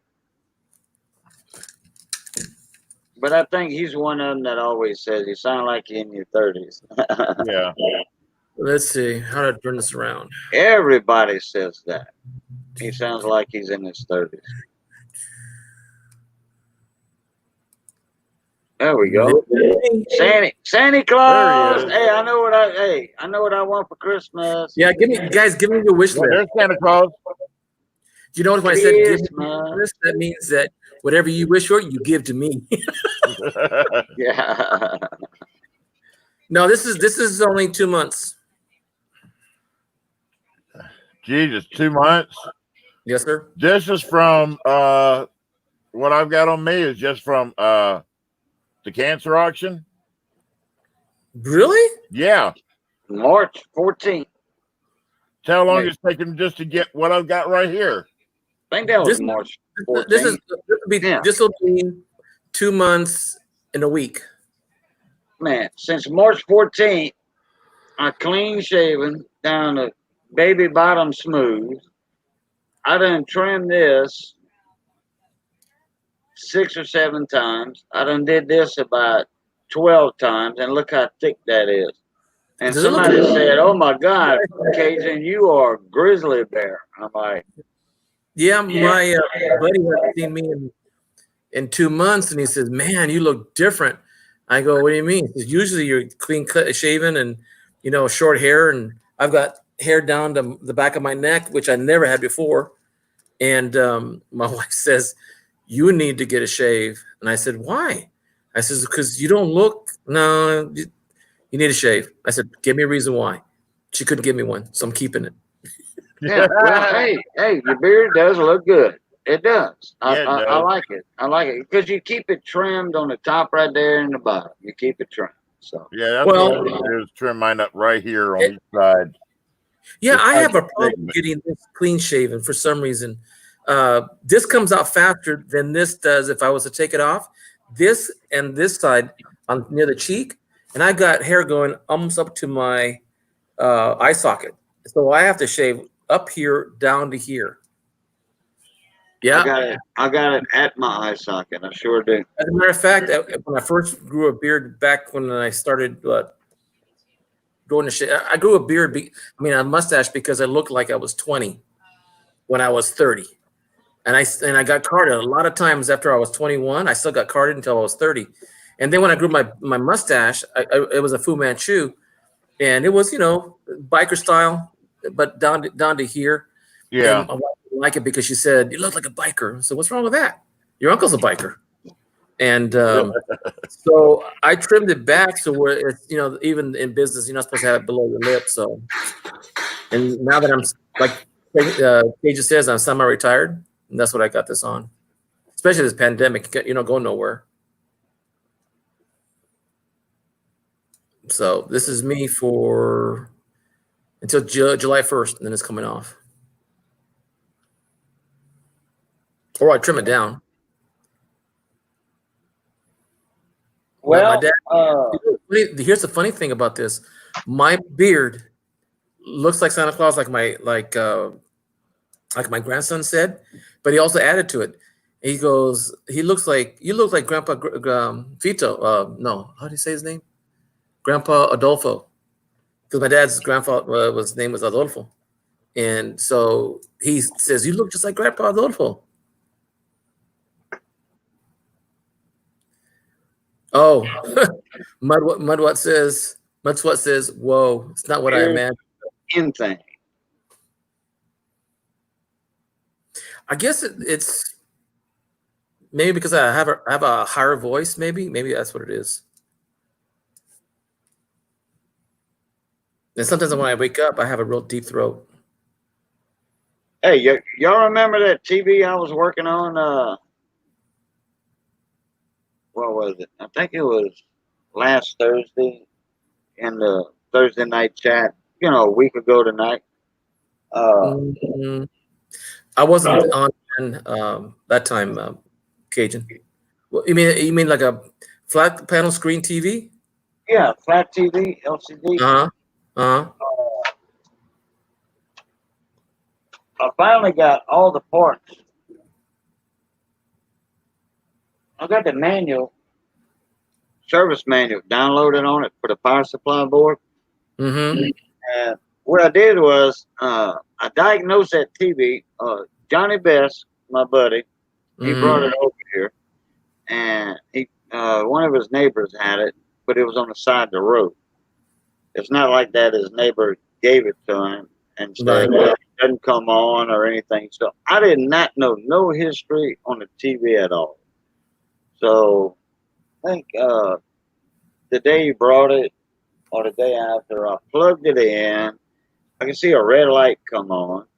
Well, that's your standby light.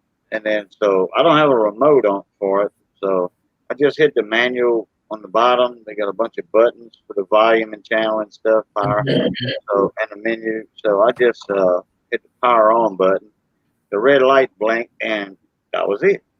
You know, no green button, no screen, no picture, no nothing. I'm like, okay, well, let me go ahead and put it to the side. I put it to the side. Next day, I spread out the white folding table. I put it on here. I took the back off. Looking, it's got two boards. It's got the power supply board and the regular digital board for the picture, screen, audio, all that good stuff. So, looking at it, I downloaded a service manual for it. And I'm looking for 24 volts on pin 16 and 17. Well, guess what? I'm not getting 24 volts. I'm only getting 9 volts. So I'm looking at the schematic, the road map, looking at the schematic, and I trace that back, and it goes to the voltage regulator. Well, I checked the voltage regulator, and guess what? It's open. It didn't short. Good thing. So the only thing that I found so far with it was the voltage regulator. I checked all the components that's connected with that voltage regulator, and they're all fine. And I had more trouble with this, with the service manual on this, because it's a Chinese service manual. And when you listen to part numbers, so, and that's a common problem with this power supply. So anyway, I can't look up the part numbers from the service manual that they printed, that they made up. So I'm taking all the components, the resistors, the diodes, the other transistors, the voltage regulator off, to get the actual numbers off of the printed circuit board. Then I'll go from there. And I'm familiar with those parts. So I've got me a full list. So by next week. All right, that was my sister calling from Florida. Oh, okay. So Speaking of the day. by next week, I should have this TV up and running. Free TV, gonna cost $3 to fix it. So are you changing the chip itself, or the transistor, or the whole board? No, no. I'm down to the no. I can buy a whole power supply board for $65. I'm not doing that. I'm going down to component level since I owned a radio shop for over 15 years. I'm at the component level. Well, then you're gonna supply some of your knowledge there, Cajun, because I've got a 55-inch that doesn't do anything other than a little red button that says it's on. Little red light. Yeah. Yeah. Okay. What model is it? It's a What brand Vizio. name? Vizio. VI. ZIO. It's only a few years old. I mean, I would say about 7 or 8 years old. Yeah, this one's 9 years old. Hey, Cajun. Yes, sir. Susan G. Komen finally sent me something because of what we donated. Oh, go ahead, man. You making me cry now. Let me go big here. I love that. Certificate of appreciation. Senator Ralph Maddox, in honor of your dedication to Susan G. Komen and your passion to help end breast cancer. Oh, wow. How about that? Oh, even though I did do it for the coin community, but yeah, my name was on the PayPal, but that's awesome. Yeah, Frame that. big Yeah, time. my wife's into that. She's got kitchen towels and a shirt and a little lapel button that she puts on for breast cancer awareness. Yeah. Oh, man, that makes me tear up right there. Yeah. I have to do a video of this. Yeah. Yeah. Put it over here.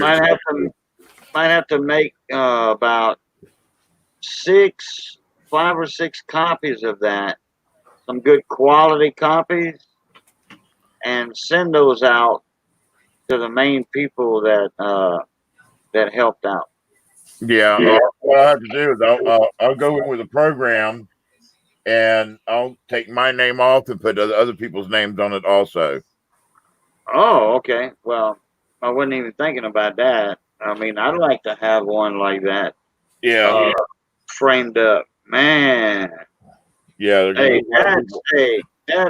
That's very nice of them to send you. Oh well, yeah. They're also asking me for just to continue the support, and I'm gonna call them. I wasn't sure if anybody would be in there because of the COVID thing, but I thought about calling them up and say, listen, yada yada yada, boom. Yeah. Yeah, look, say, hey, it wasn't just me in this. It was me, my wife, and another few main coin channels that made this possible. Yeah.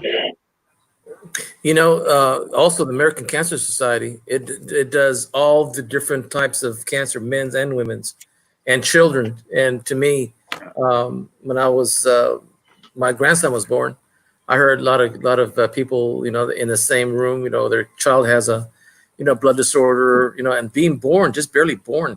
And mine was lucky that he was born healthy. Every time I see that St. Jude's hospital, I was thinking about donating there. Yeah. I don't know if y'all remember back in 1980, 81 or 82. Wait. Around that time, they called her, it was South Louisiana, they called her the Miracle Baby. She was born, this little girl was born, I think not even a pound. She could fit in your hand. Oh, shit. Okay. Yeah. And I was still in school back then. That was a friend of mine's daughter. And guess what? She's alive, healthy, married, has kids of her own right now. Oh, cool. That little girl, yeah. Oh, hold on. There's my buddy Johnny Best.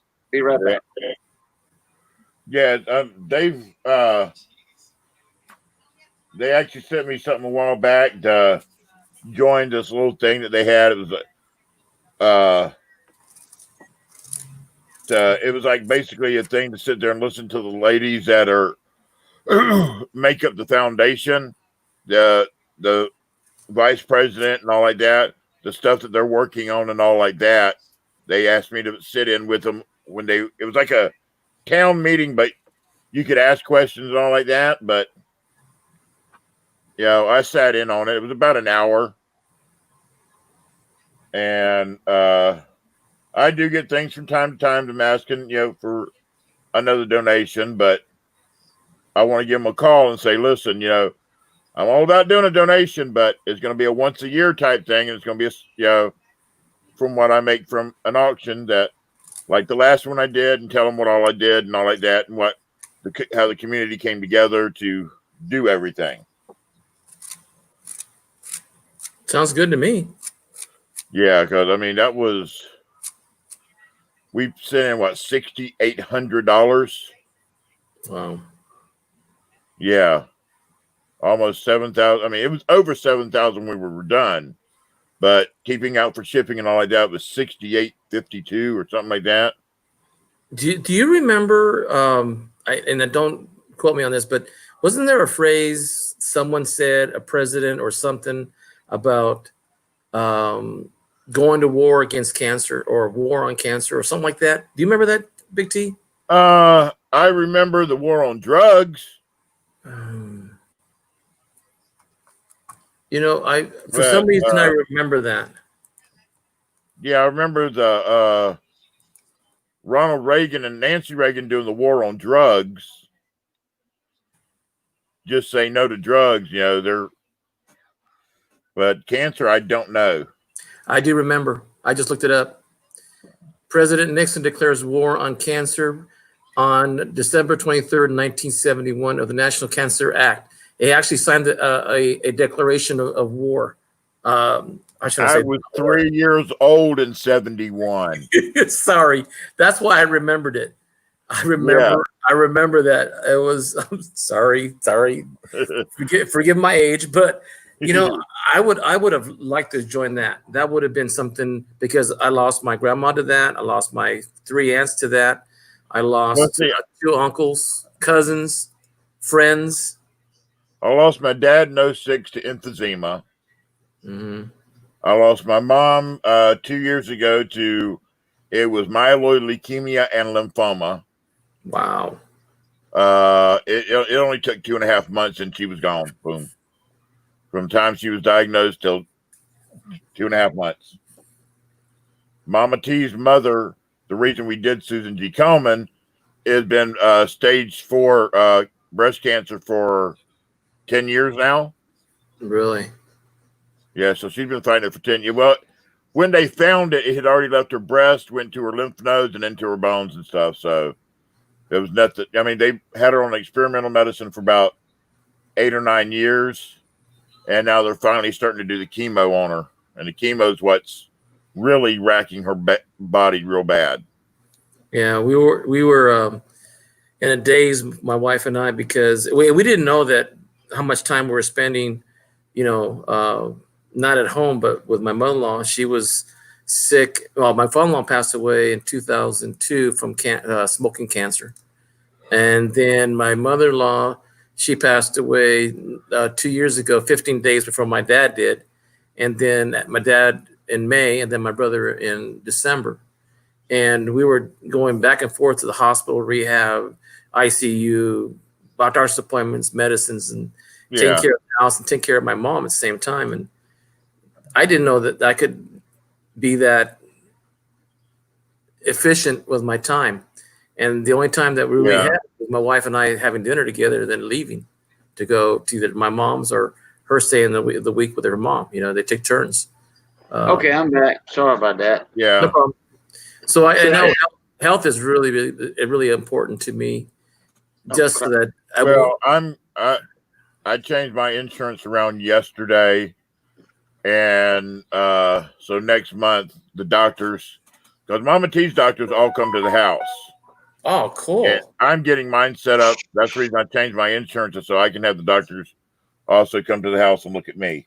Uh-huh.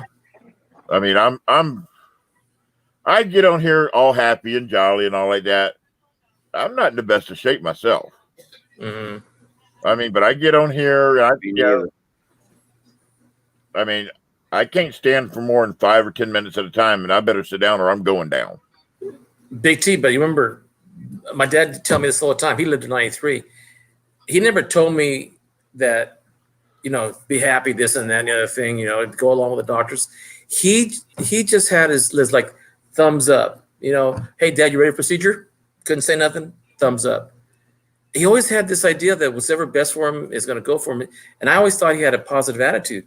I'll give you an example. He was in ICU. He's already been there 2 months. And a nurse comes in with all these pillows and, you know, sheets and everything else to change him in his robe. And he says, okay, Mr. G, it's time for you to take your bath now. My dad has tubes in his mouth, couldn't say nothing. Yeah. And he shakes his head, nope. And he goes, no, Mr. Gutierrez, you got to make sure, you got to stay healthy and you make sure that you're clean and everything so that you don't get any more infections and stuff. Start explaining all that stuff here. My dad shook his head no again. Oh, come on. I'll wait quick and this and that. Shakes his head and then puts his finger like this. No, no, no, no. And then she says, well, Mr. G, you don't want to be stinky, do you? Without saying a word, just says yes. And the whole room busted up. I mean, here we're in a serious situation. My dad's not doing too well. Yeah. He's staying steady, staying positive, you know, said his rosary and all that. And every night that I would take my mom to see him, which was almost every night, she would give her, you know, in Mexico, we give the blessing, like if you're going to a trip, so that you know you're safe, and see, that's like good night prayers, right? So the next morning, he calls up and he wanted to know if we were coming by, and I said, yeah, of course we were coming by, and I called the nurse. The nurse says, yeah, and then she calls me back about 2 hours later, and she goes, I'm not supposed to tell you this, but your dad told me to tell you when you come, bring him a very tall milkshake. And I go, milkshake? He's not supposed to be eating anything outside the hospital. And she says, you know, some once in a while, you got to kill him. Bring it. Man, you should see when he saw the milkshake in that white big cup, he was so happy. Yeah.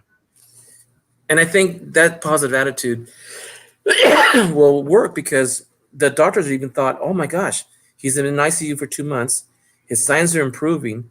For a 93-year-old man, he shouldn't have lived half the things he's gone through in the last month. And I said it's because we're here, because we're keeping him going. And it has to do with the positive attitude that he had. So I try to keep a positive attitude. It's just sometimes it's like, oh, that's not saying my dad didn't go through that. It's normal for you there, Big T. But hey, spend some time with us.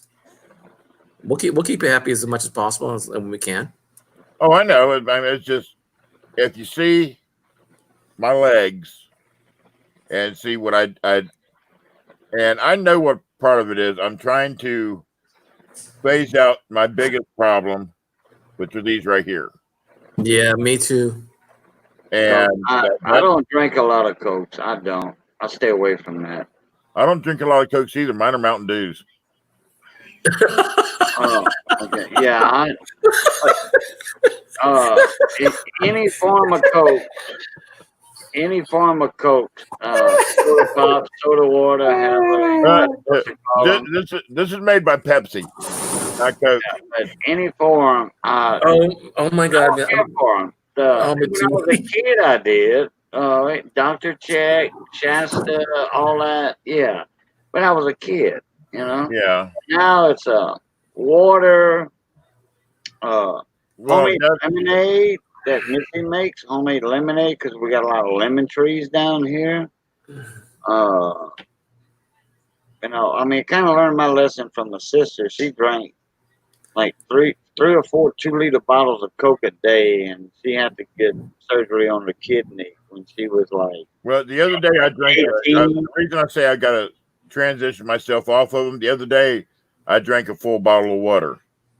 Yeah, and my body was like, "What?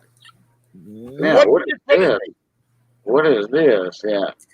Even Mudswat said that he gave up drinking Mountain Dew because he drank 2 liters a day for 15 years. That's not good. No, I drink one, maybe 1.5 of these a day, and this is the 16 ounce. And you know, I tried drinking juices, but it's so expensive, and there's still got sugar in them. That's high in them. Yeah. What you mean by that, Gleason? Oh yeah, coffee. Like Mudswat said. Oh, coffee. Oh man, 2 pints a day, 3 pints. That's way too much for me. I gotta. Yeah. 1 cup. 1 cup. I'm down to like 3 cups a day, and like, okay, this mug. That's what? Yes, baby. 12-ounce mug or something, right? 14-ounce mug. And sometimes I got them big mugs that y'all see. Mm-hmm. 2 of those, 3 of these, I'm putting that to my limit on coffee. Well, my biggest goal right now is. Well, out of down. Look who's in the house. Jeff Stanley. Jeff Stanley. What's up, Jeff Stanley? Big T, what I'm trying to do before I hit 70 is I want to get my strength back up a little bit again. I'm gonna start to lift weights again. You know, I want to do that because what I found out was that the older you get, you don't need as much exercise. Just do movement. And with my dad, when he was in his late 80s, I started him doing the hand grips, you know, with remember those for boxing, you know, to strengthen your hands, and then little 2-pound hand bars, you know, stuff like that. And it creates circulation And after a month, he went to see the doctor, and the doctor says, "You lost 5 pounds. How's your appetite?" "Fine." I said, "Have you been doing anything different? Have you been walking?" "No, because I have bad legs." And then he started noticing his wrists and his forearms and his arms was a little bit more toned. So he gave him that finger test where they squeeze your hand, see how strong you are in your hands. And the doctor says, "You've been exercising somehow." And I said, "Yeah. My physical therapist does my legs and I do upper part, you know." And just starting that, he started losing a little bit of weight. He lost about 5 pounds the following month and about 2 after that. And then the medicine screwed him up. You know, he was taking steroids. Yeah. So he had to, he gained some I'll be weight. back in a couple minutes. Sure. I gotta get some Mama T something to eat. All right. So you need model number, serial number on the TV, I and the need name. Yeah, the name of the TV, which you already told me, it's Vizio, Vizio. right. And then I need the serial, the model number on it, Mm-hmm. and the serial number. And the serial number makes a big difference on all these TVs. Like this one here is, I think it's the DS1, and then they got the DS3, the 2, 3, 4, 5, 6, 7, 8. Someone mentioned your That's name too two about this. Power supply board. Well, the one thing I'm glad about is I still have my hair ahead on top. I was just looking at it right now. See the let me do this real quick. Find a weight to this thing. Jeff Stanley, I have no picture, no sound. Basically, it doesn't work. Oh, okay. See that thing right there? Uh-huh. Okay. This is the hot section right here. This is where all your 110 comes in. Okay. The power supply? Here, Okay. that's your Hey, power Gleason. supply board, not the digital board. You see this board right here? Yes, right sir. there? Yep. That's where the heat sink. That's your heat sink. That's where your voltage regulator is, where that white stuff is, that's thermal compound. Uh-huh. Okay, that's a voltage regulator. That cap, I'm ordering that. That's still good though. But all these parts in here, and then on the back side of the board, there's a bunch of parts sorted on the back. That's all surface mount devices, SMDs. In fact, that right there, that's a dot. Well, wait a minute. Hold on. Right here, where my finger's at, my middle finger, that was a diode, surface mount, just like these. I took that off to check it because it was showing ohms across it while it was in circuit. And so I took it out of circuit, and it shows good. So, but I got a bunch of them ordered, a bunch of the other diodes ordered, a bunch of resistors ordered, because that's a problematic deal with those. And I upgraded my my parts. The resistors, I upgraded them from like 1/8 of a watt to 1/2 a watt. And all I do is stand them up on the board instead of putting them sideways. No big deal. But this TV is going to last a lot longer than 9 years. Yeah, I have motherboard. I replaced mine on a Vizio. You can try to swap out the EEPROM, and that may work as well. I found my port on eBay for $32. Well, actually, I think, okay, he's not getting a green light. He's getting just a red light, the standby light. So it's probably going to be in his power supply board. When you replace those small parts on the board there, Jason, will it take like soldering it, or is it just screwing it in? Oh, no. You have to know how to solder, desolder, and solder back. Yeah, you have to know that. Yeah. Let me see. I might just go ahead and buy the board. No, you don't have to do that. You can buy, do you have one of these? Yeah, I have one of those. A digital multimeter? Yep, we sure do. A TRMS, true RMS? Okay. All right.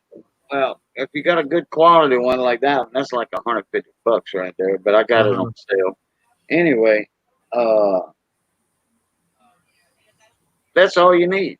And a soldering iron, a good 60-watt soldering iron. I think I have one The already. money you're gonna save on the board. I mean, I can bring you through it step by step. I can Okay. throw up a StreamYard Yep, on yep. one of my old StreamYards. I Mhm. can throw it on that. That way, it won't take my time out. You know what I'm talking about? Okay. Won't take my hours on StreamYard, and you can show me your power supply board, and I can tell you exactly which one you got or whatever. Cause you know, like I said, I had a radio shop for over 15 years, so Well, I can. I can do it at my hours too because I haven't used my hours at all. I guess I got 20. I'll do it on mine. That way, I can present you, and Oh, all okay. that way, all you have to do is concentrate on your scope and stuff because you're gonna need to put some stuff under the scope. Okay. And let me see, where's my? You remember the visors I used to wear in my streams, early in my streams when I started streaming? I'm gonna. I used to wear them visors, No. the jeweler's visor. Okay. Anyway, I don't think I knew you then. I don't remember you wearing a visor. I don't know where my visor's at. Missy moved it. I can't even see it.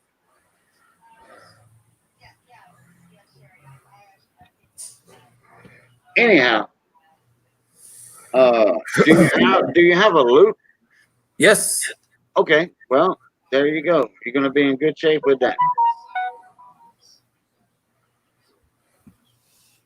So Gleason told you hello. He's back. So anyway, yeah, I can Little run White you through Castle. that step by step. White Castle burger, sliders we call it. There's my visor. And Okay. then I have the extra little loop, and then on the inside,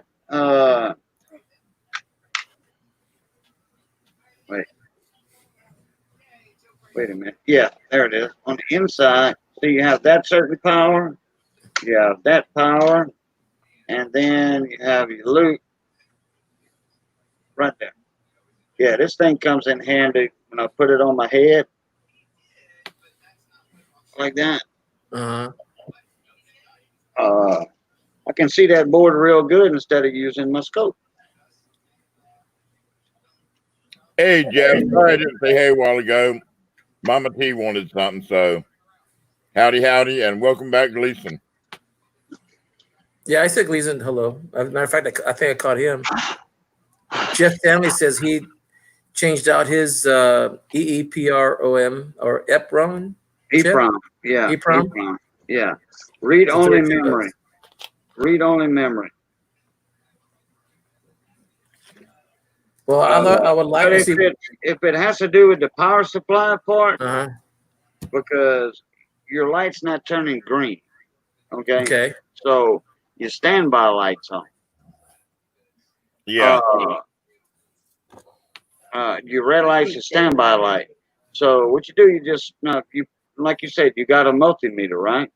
Mm-hmm. You just follow my instructions, and if you're not getting a certain voltage at a certain point, then it's going to be in your power supply section. And usually it's your voltage regulator that's shorted out and caused a bunch of other stuff to short out. I was thinking that's what it, but it probably could be with the power because the screen doesn't come on. There's no sound. Yeah, 9 out of 10 times that's usually what it is power supply. It's a switch mode power supply also.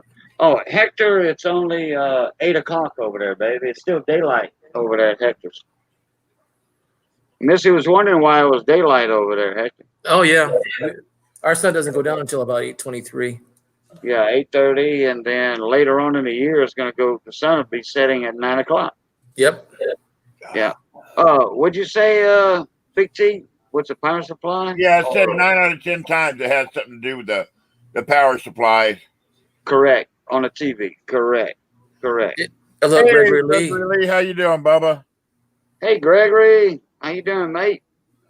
Is he from Finer Than Frog First Split 10 Ways? Australia. He's Australian? Yes, sir. Yeah. Hey, yeah. Someone Down mentioned under over that. someone mentioned your name too. Yeah, he said you could see a flea on an elephant's butt with that with that visor I got. My dad used to have one of them visors when he was, of course, my dad had two, even though he's a professional cook, he had 2 degrees in electronics that he got when he was in the military. There you go. Yeah, the military, Uncle Sam taught a lot of guys their electronics and got them their business after they came out of their service. My dad was actually teaching schools when he was in there. Oh, okay. There you Yeah, go. he had. I'll be back in a minute. Worked pretty good and worked up to being a. He was actually a teacher, and the only reason he got out was because they would not move him out of Fayetteville, North Carolina.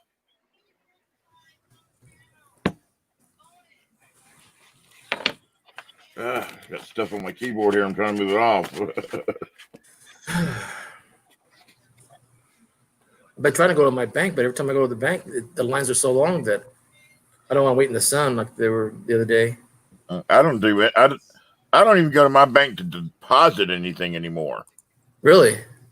Checks or money orders or anything like that. I do everything right here on my phone. Hey, Gleason. Hey, what up, Gleason? Gleason? You old dirty dog. Hey, you doing okay, Gregory Lee? She Mama T. She's doing about as best as we can hope for. Hey, Gregory Lee. She's just as mean and ornery as always. Gleason. Hey, Cajun. Welcome back, Gleason. Elton Jones. What I was laughing earlier is when Big T said, no, I don't drink Coke. He said, I drink Mountain Dew. It's just the way it all came out. I know. Yeah. It busted me up. I mean, it was just a play on words. Yeah, because we were talking about that earlier about Coke and what they call it, like that's early on in the stream. Yeah. Redneck Metals was in here, and everybody was saying different names for soda pop, soda water, and I mentioned, well, it's all Coke down here, down in the South. We just call it a Coke. And because you go to McDonald's or Burger King or a restaurant, what kind of Coke you want? Hey, well, maybe in Louisiana, but not in Florida. Maybe in Louisiana they call everything a Coke, but not in Florida. Yeah. Well, the other thing is when I ask them for a drink, they say, "What do you like to drink?" I'll say a Pepsi. Oh, we don't have Pepsi. We only have Coke. Okay. And then when I go to the restaurants and some say, "What would you like to drink?" and I said, "Well, I'll have a Pepsi." Sure enough, they'll say, "No, we don't have Pepsi. We have Coke." Exactly. Yeah. Don't you hate when they do that? Yeah. I'm going, why don't you guys carry both? What about when you go? When I went to Chicago back in, this was just 2016, and sat down in a restaurant, and I didn't think nothing about it. And they said, "What do you like to drink?"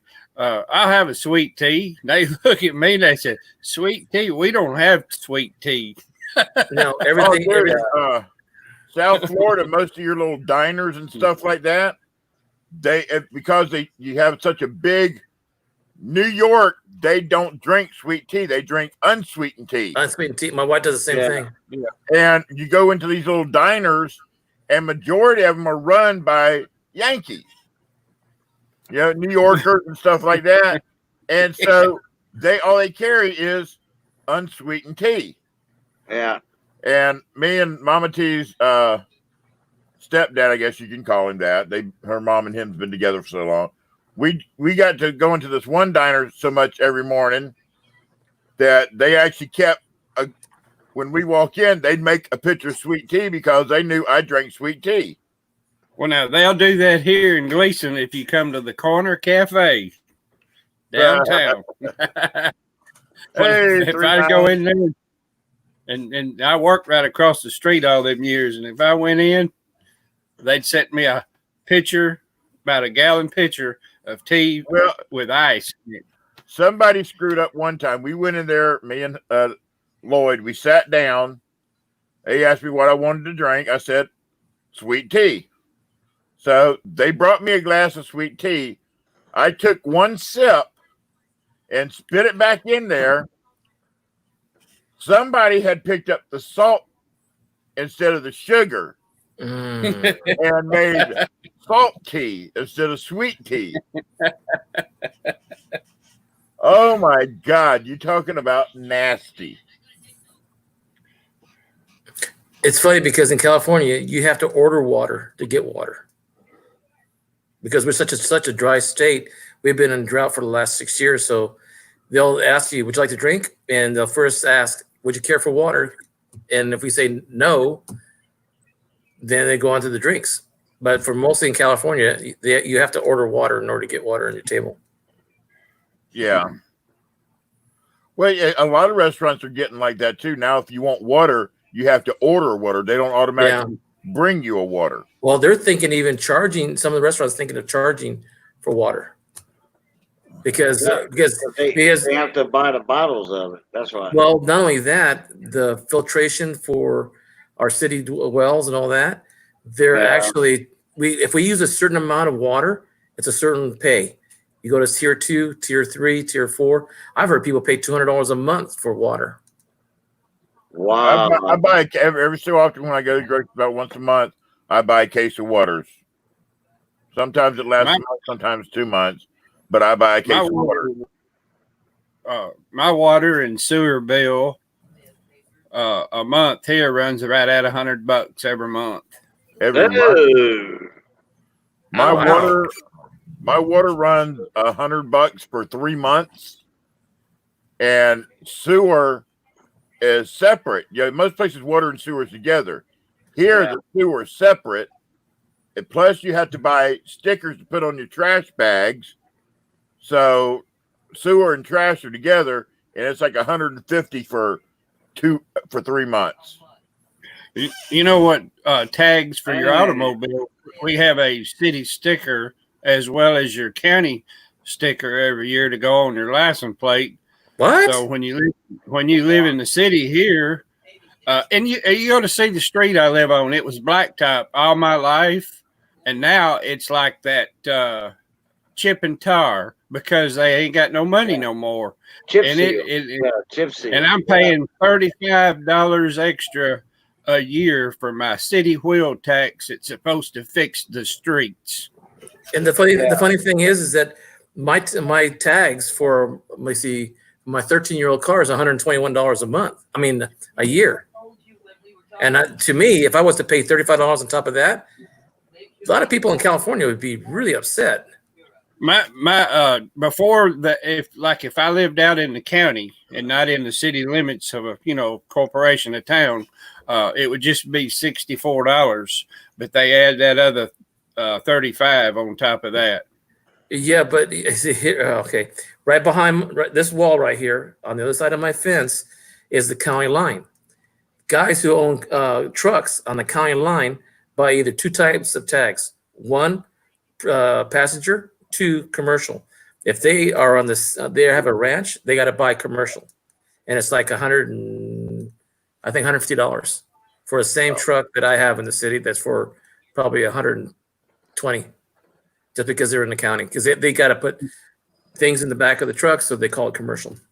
Yeah. So they got you coming and going. We pay 16 and 19 for water here, 12 for sewer, flat rate. Sewer is 12 because water is separate than sewage. Some cities they charge you sewage by how much water you use. So if you spring a water leak somewhere, get a busted pipe, guess what? They go by the amount of water you use that month for your sewage. Thinking everything goes down the toilet, water drain. But if you get a busted pipe, they're going to charge you, and they don't care. Certain cities. Well, now, Here, you get one forgiveness per year. So if you have something happen, if unless it's real bad, I always save it. I've never used it. But if say you were gone for 2 or 3 nights and came home and you'd had to, run several thousand gallons of water, that's when I'd want to use it. Well, let me ask you guys, do all of you have pipes? I'm sorry. Do all of you have basements? I got a basement. I don't. No, I don't. Where we in California, we have slabs, and most of our pipe is not above the ceiling; it's below the slab, the pad. It's a 6-inch pad with a foot wide. No, not foot wide. 8 inches wide and 1.5 feet deep. That's the standard, right? If you have a broken pipe, do you know how much it costs to dig under the house in order to get to the pipe to one of the bathrooms in the interior of the house? Oh my gosh! Yeah. Mm. Ask Mike Badger about that. He'll tell you real quick. Well, I'll tell you. All I got to do is walk around this corner right there, go down the stairs, and all the pipes are right there, right above the head. Yeah. The only problem with that. All my pipes are under my house, from my water meter, right on the outside of my house.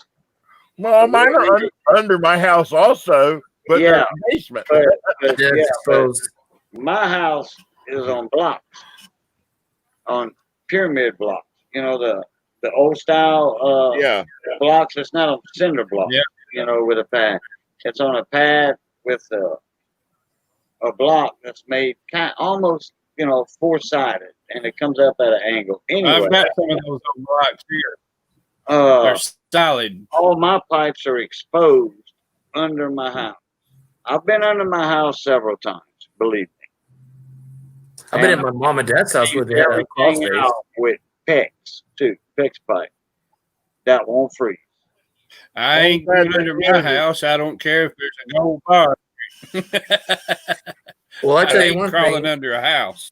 Well, I've done it, and believe me, it is not a very good feeling when you've got only about 16 inches from the bottom of the flooring joists to the ground, and you're only 13 years old, and you're only big enough to fit between the crawl space and the ground. Believe me, you get out real quick. My basement, I'm 6'1", and I have to bend down because they made it to where it's maybe the clearance is maybe like 5'11". I'd fit. Oh, train horn. Yeah, if you're short, you can make it down there. But I'm 6'1", so when I'm down there in the basement, now if I'm in between the joists, I can walk with no problem. But most of it's like I'm bending down like this. I just noticed right now, I was in the sun all day yesterday. I just noticed I got a little bit of a tan. Woo. I was outside doing my dad's front and back acre.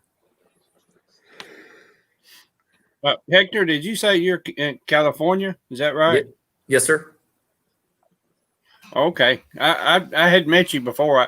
I think on here on Big T's, but I had forgotten. It's been a while. Either on mine or one of the other channels. He's been Hector makes, and it might have been in Cajuns. It was in Cajuns. That might have been one night. I'm not sure. Hector's in my streams a lot. But Big T, is there? Go ahead, Gleason. Sorry. That's okay. Is there a logo, Hector, that you use sometime? Is it like a hot pepper or something? No. Yeah, that's it. Oh, okay. I got you. It looks like a hot pepper, but it's a. It's where his dad was in the army, and that's the badge on his arm. Oh, okay. Hector lost connection. That patch, I think it was the Apache division or something like that, if I'm not mistaken. But anyway, it looks like a hot pepper, but it's not. But that's him. Yeah, okay. I just a lot of times I had seen him on a stream, and I would just see like he would have his logo up, and he wouldn't be up there and on That a was panel. it. I always thought it was a hot pepper too, but it wasn't. I think that There's was the hustlers in the house. Yeah. yeah. Hey, they've become pretty good with the channel now. The Hustling the Hustlers. They've been showing us what it's like. Yeah. That's right. Oh, Hustling with the Hustlers, they need to get up here with us and talk to us tonight. Hector's back. But he's dark. I'm back. I know it shouldn't be that dark. Huh. Here, let me take myself off that way. Jeff Stanley said, I used to run a restaurant. Our servers used to make sugar water, not iced tea. That was way too sweet. That's the South. Oh, hustling for hustlers. That's South for you. I'm dead center of the state. I'm Okay. between. Well, what division was that patch that your dad had right there? 24th Infantry Yeah, the Hawaiian Division. Yeah. Right. Yeah, I like Sheldon. Yeah, Sheldon picked out really quick. Yeah. on it. He knew about it. Sure did. Because you did Oh, you did pose that question, a trivia question that night. Somebody asked you, what is that, a pepper? And Hector said, no, can anybody guess?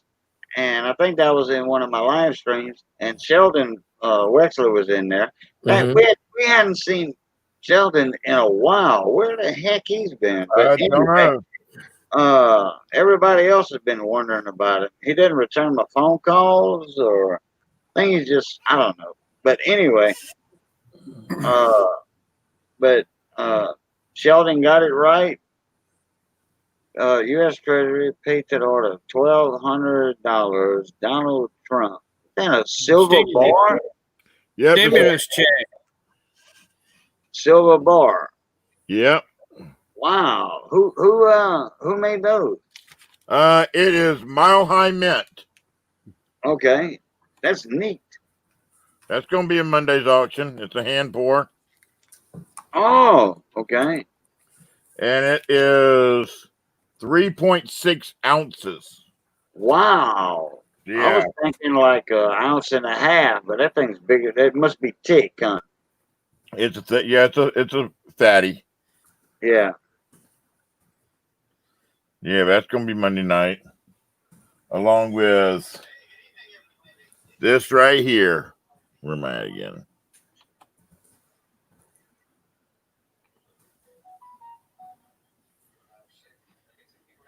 That right there. 1935. World War II Emergency Unit. 1935A. Silver certificate with the yellow seal. Go ahead, Hardhead. Oh, another 64 choice. Yeah, but you see what it is? EPQ, exceptional paper quality. Right. Yeah, that's going to be in there Monday. You know how much that bill's worth? No, sir. But $175. $250. Oh, I was a little off. Yeah, that's a $250 bill right there because of the grade. A game on that one, or are you gonna do like a? We've actually got somebody that was, I think it was CM Silver, that was either CM Silver or Johnny Ray. One or the other. What about him? It was either one of them two was wanting want to know if we had one coming in. That and one of the. So you're gonna have a reserve on that one, ain't you? A Hawaii bill. Oh yeah, that's the one with the Hawaii on the back. Yep, it got Hawaii printed there, and there, and there. Oh, there it is. This one's well circulated. I'm probably gonna put it in a better holder because this has got stickers all over it. Yeah, please. I can get Tuesday stickers off.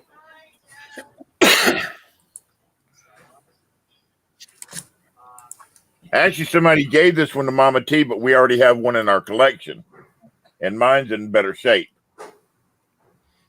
I always like it when mine are, yeah. So you're gonna have a reserve on that other note, right? It's probably going to start out at least 200, maybe 250, somewhere around there. Right. It's Yeah. gonna I was start off thinking. high. I was thinking about started out at your reserve 200, and yeah. Hey, I still like that long cut bill you got. I don't have it anymore. It was bought. Oh, somebody finally. Somebody even Johnny Ray emailed me after the show the other night, and he bought it. Oh, okay. Well, that'll Yeah. work. But yeah, I'm getting we kept a lot of stuff this time though. Normally that box would be filled up, but we kept a lot of stuff.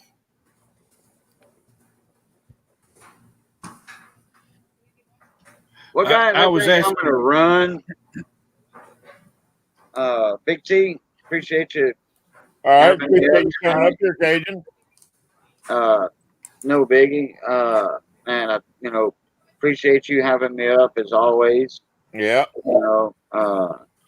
And yeah, we did a nice little stream tonight there. Did a couple of games. Four Yeah. games, and All right, Jeff, you have a good one. good people in here. And all right, Jeff Stanley, take it easy, bud. Yeah, So- we've got a couple people that still haven't paid, but that's all cool. Those that you pay. Yeah, I got to check into that Venmo thing too. So Yeah. but if anything, I'll give you a call tomorrow. All right. And so anyway, as always, love, peace, Peace and crackling crackling. grease. We'll catch y'all. Pluta. Pluta. Later, guys. Have a Later, blast. brother. See you, buddy. Cajun, I'll email you the information later, okay? Okay, yeah. Either email me or just call me on the telephone. It's still early. Okay, I will. I'll call you then. I'll call you. Pluta. Okay, I need to go too for a little bit, Big T. All right, Hector.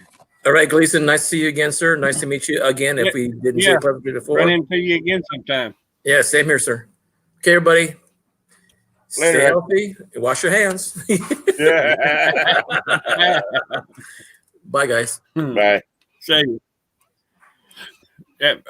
Yeah, I was asking Hustling the Hustlers if he had ever ran into Rennie Renee. Zoda.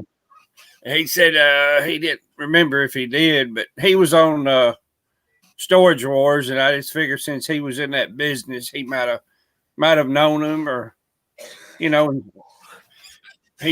out in the same area, so Yeah. he might. Well, yeah, I'm sure surely he heard the name before. I'm sure he has. If he has, Pirate has. Pirate probably knows who he is. That Rennie though, I mean, a lot of people don't like him, but like when I send a comment, The only good thing about him is his he wife. comments back to me, just like me or you would, and and Yeah. I like it. I like that. Yeah, he also said Pirates probably met him. Yeah, okay. Well, I just wondered. I love videos of people going to storage lockers and stuff. It's just man, it would be fun. It would be fun. Well, if we ever get a vehicle and Mama T can get up to, I thought I had somebody set up to start doing them with me, but undoubtedly, I don't know why the person stopped coming into the room. I'm not going to call them out here. Yeah, why they stopped coming into the room? I didn't think I did anything wrong to them. Yeah, They just stopped coming in, and they live a little over an hour and a half away from me, and just stop calling me. Stop, I was video chatting with them every day. It's I don't know.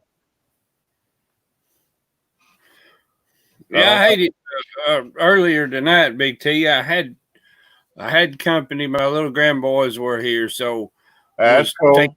we were taking care of them. Their mom had to go to a dermatologist today, and actually had to have had several places cut off of her again and sent off again today. My oldest daughter, and so we had them big part of the whole afternoon until at dark tonight, right at dark. Yeah. And then I was trying to cook dinner for everybody, and then on top of that, then somebody came up and picked up their tires that I changed for them today, and like I just couldn't hardly stay in here. Yeah. Hey, Pirate, Hustler, you ever get a chance, try to get Pirate in here one night during the auctions. Be neat to have Pirate in here. Yeah. I do have to ask you, there he is right there. Hey, Benji. Hey, what's up, guys? Doing good. Yeah, Mike, well, you guys call him the Pirate. Yeah. He does all that as work. I do it as a hobby. I buy it once in a while because the profit margins are huge, but the work is insane. Yeah, I know. Yeah. But watch Mike's video. But it's profitable. Like Mike just bought I'm gonna tell you a little secret. Mike bought a $4,200 locker. I think it was yesterday. And it's good. It's some good stuff. The profit margins are pretty high. Yeah. Wow. Yeah. Have you met Jeebus and them? Yeah, I met Jeebus, Alex, and all them. Renee's a little bit further down. He's like towards LA. Yeah. I didn't meet him when he came up to do that collab. Yeah. I didn't have a chance because I work IT and I'm busy a lot of the times. Cool. But I like your channel. I know I signed up on your channel a long time ago because I believe you were doing coins. Yeah, I was coin roll hunting at the time, and I was selling packs with different coins in them. And at that time, you know me, I've been how long now? At least 10 years buying heavy coins and silver and gold. Wow. Well, I got, you seen all the Canadian stuff I had the other night, right? Yes. I don't know if you're interested. I've got some of the 50 and 925s left. I've got a bunch of them left. If you're actually interested in them. Well, I'm trying to be selective right now. Okay, that's cool. I figured I'd offer. I'm getting interested in the grading process. I tell you what Mike and all the other guys I have dealt with the storage auctions. This is how I buy my coins. We weigh them, and I take 90%. We'd never grade them, never. I'm sitting probably maybe 100 pounds in coins. Yeah. Never. I haven't even researched them. I just started doing graded coins by through NGC. Yeah, trial and error. Like I don't know what's a clean coin. When it comes to Morgans and stuff like that, I still have like a clean coin. Okay.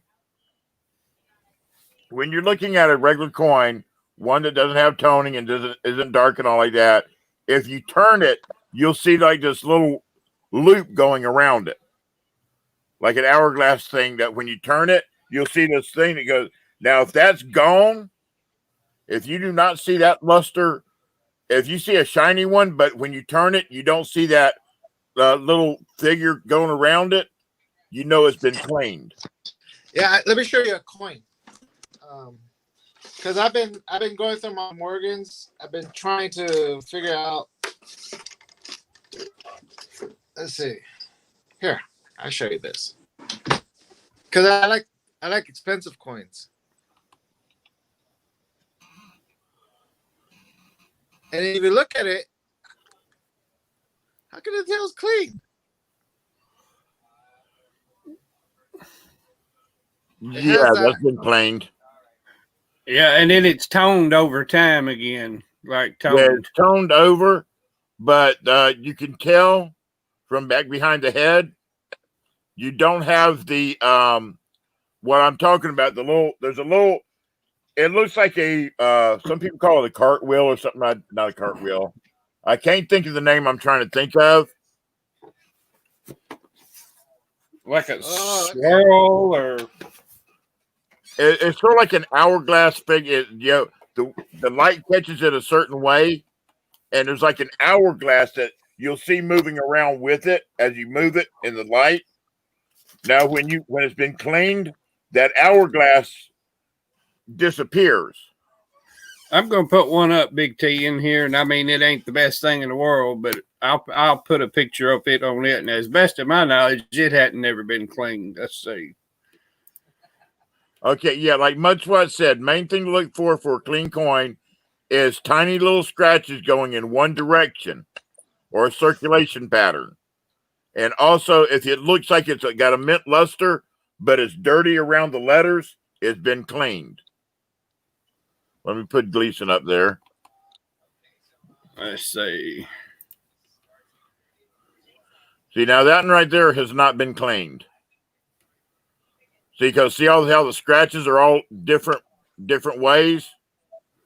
Now, when you get one that old that it has like a mint luster, but you see all the dirt around the stars and the dipples, if you still got that dirt, but the rest of it's got a luster, that'll show that it's been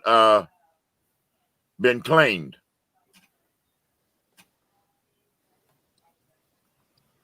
See, now that's a good showing right there of one that has not been cleaned. And that was my Benji. This was my first buy, the first part of this year, and I bought it in a pawn shop. When I was buying the Morgans, I was paying, I think at that time, $15 each Morgan. That's not bad. I give 20 for this one. That's why I give $20.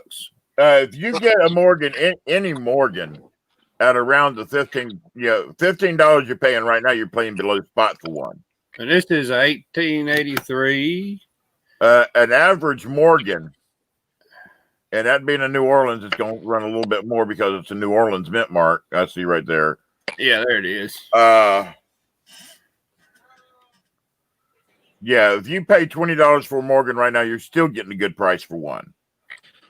Because the Morgan will run you, average, usually about 22 to 25 and up. You can. This is still good. I'm about 300 to grade. That's a lot of work. Now, see, I've got a key date peace dollar. I heard like a 1922 is a rare one. No, 22 piece dollar is common. 21. Well, that's Morgan then, but 21. But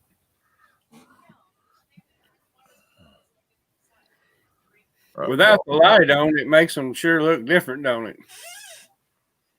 it? I have some Morgans that look like that. See, this one has not been cleaned. This one still has the mint luster. When you turn it around, you can see what I'm talking about. But that's a 1928 Philadelphia. That's a 28 Philadelphia right there.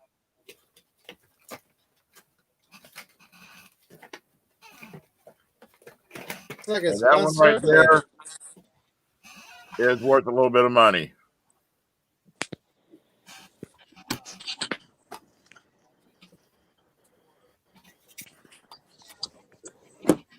And then there's my Morgan right there, 1890. 1885P. That's a good one, isn't it? Carson City right there, 1885P. Yeah. Don't think so. Let me check. My wife, Mama T, is anything.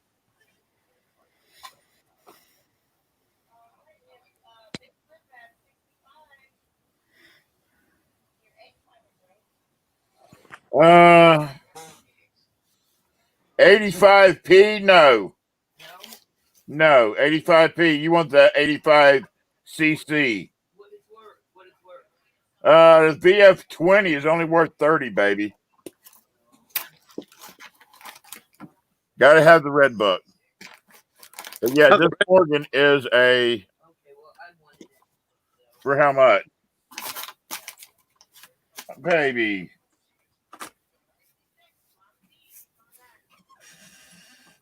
Fuck Bigfoot just been 68, motherfucker. Then you didn't win it, did you? No. Good. You're not paying that much for a Philadelphia 85. Knowledge is power. That's what I got to say. I bought me to learn about coins. I bought me this book. Yes, that's the 2019. I've got the same book, but I've got the 2020 in the hardback. Oh, I see. I need pictures. I gotta have pictures to understand this stuff. Yeah, because when it comes to error coins and double die and all that. Okay, what you want is the what is it? It's the cherry picker's guide. You're gonna pay a little bit for it, but a cherry picker's guide will tell you a lot of what to look for. Get your cherry picker's guide. That carries a lot of the errors and stuff like that, and the most common errors and all. Thanks. Big T, you know who Benji favors? Who? My son-in-law. Oh, okay. Gabriel. He sure does. When he came up on there, I had to look twice. I said, he looks like my son-in-law. Exactly, much what I know. The 64 is the 64 piece dollar was minted, but then they decided not to put it out, and it is illegal to own.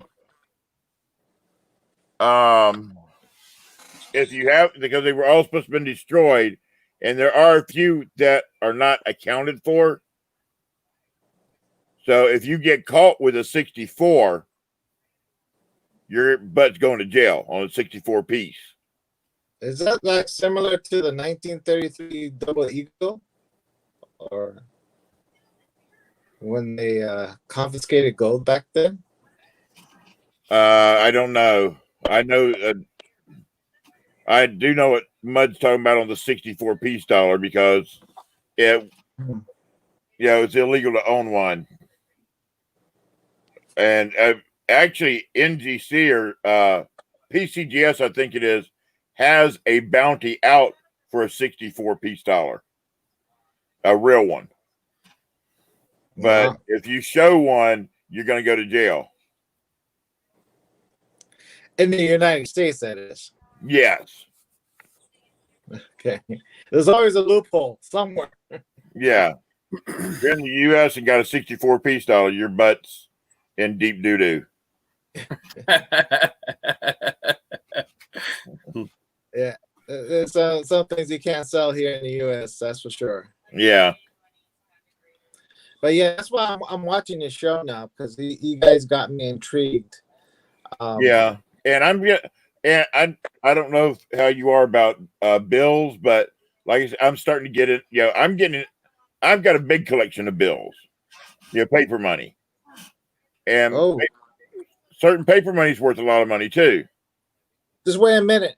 Hold on. I show you something because I was getting into bills. Hold on. Let me go find it.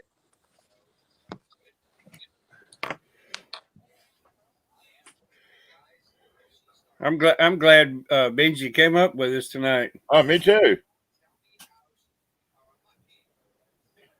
I told him a while ago, I said, heck, come up and join us.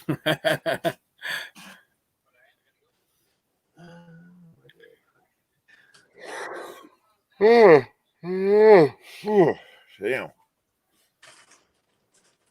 I don't even. Oh, no, I do know what time it is. 10:53. 11:53. No, it's 10:53. It's 11:53. Sucker. But you're in Tennessee, so Tennessee's behind the times. I'm in the future. You're talking future me. Hey, I'm in Cajun times. Oh, I know. What do you think about them 3 first drawings I did tonight? I only got to get see the last 2 because see, I was in and out, and I walked in. I was like, "Oh, there's the pennies." I ran in first here. 3 games all hit on number 6. Did Ida get all of those? Ida got 2 tonight. Oh, 2. She won 2 of them. I already got everything. When I get done tonight, I'm gonna get everything done up and The one that the one that hit number 9, that's the one I wanted, but I took 2. I just knew 2 wasn't going to do it, but I went ahead and took it. Yeah. Yeah, I mean, these were expensive tonight, but I needed to make the money. Yeah. Well, I'll talk to you in a few more days as well, but yeah, most likely, of course, I ain't got no high valuable. I mean, I got a lot of pretty good amount of stuff, but yeah, I'm going to talk to you first before I sell it. Well, you send it to me and I'll sell it for you. Right.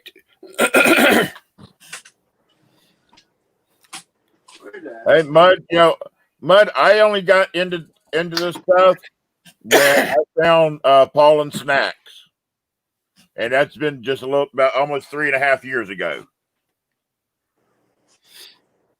Lord, if I'd been in it 10 years right now, there ain't no telling what I'd have because I ain't been in it but a year. And most of it, I've just won most of it. And it's 2 box pulls. We're still at it. And this is still short. This is only 6 hours. Usually it runs about 7 hours. Yeah, sometimes 8. Sometimes 8, yeah. Sometimes 10. Where did I put it? Much what's been doing 14 years. 14 years. That's cool, Mud. I gotta find it next time. I can't find it. I must have put it away. But I did find this one. You guys like coins a lot. So like stuff like this. Can you see it? Let me do this number right here. Yep, Morgan. What year is it? It's the shine on it. Let's see. If I have my loop. I got magnifying glass. We'll have Benji up with a scope before long, where he'll be scoping them with us. Yep. This one, it's a 1921, and it has no mint mark. So it's 21 Philadelphia. Yeah, it has that. See, like on, because you say to look for the shine, right? It has like 2 ends.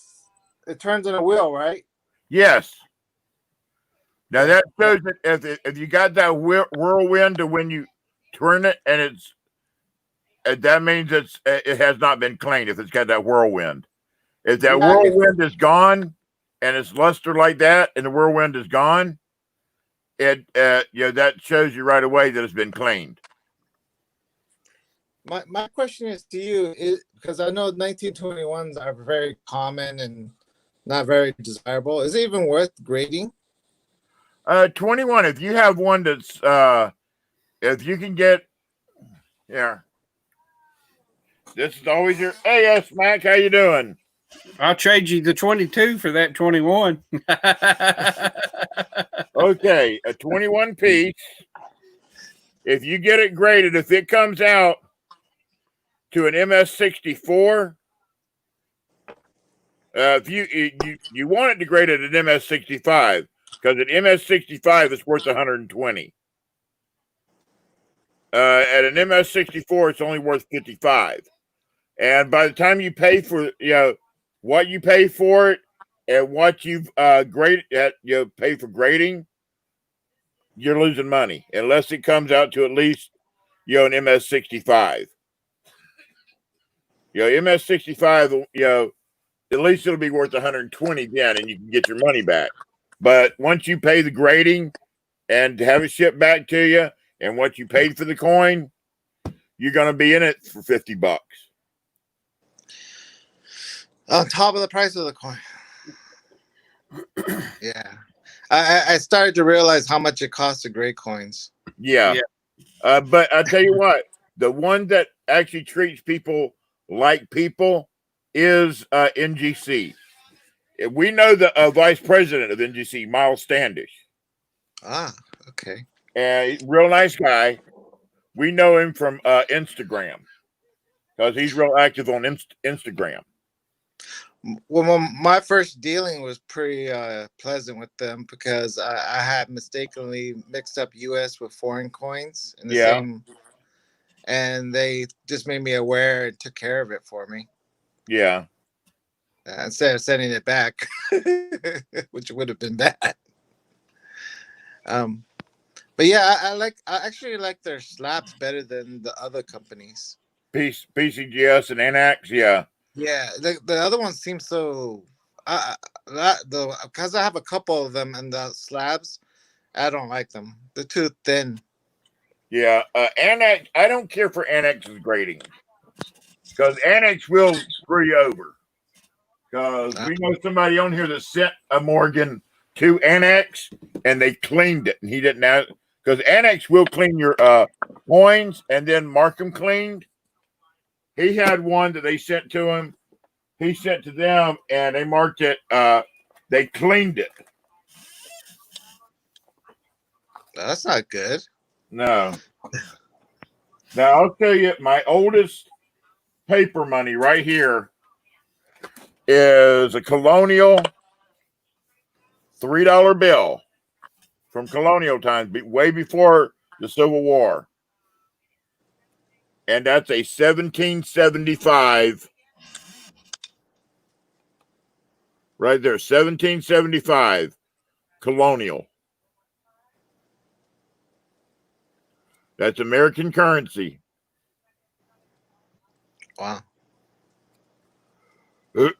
And that price right there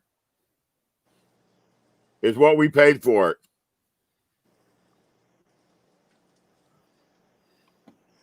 That's pretty old. Yeah, it's a 1775. Yeah. That's up there. I haven't moved up that level. I was looking for my bill that had 4 sevens on it. I thought I found a good bill. Yeah. Fancy bills I've been trying to find like crazy, but they're very difficult to find. Mm-hmm. Now you see that's hanging up there on the wall, right? Yes, sir. That's an 1899 Black Eagle. Silver certificate.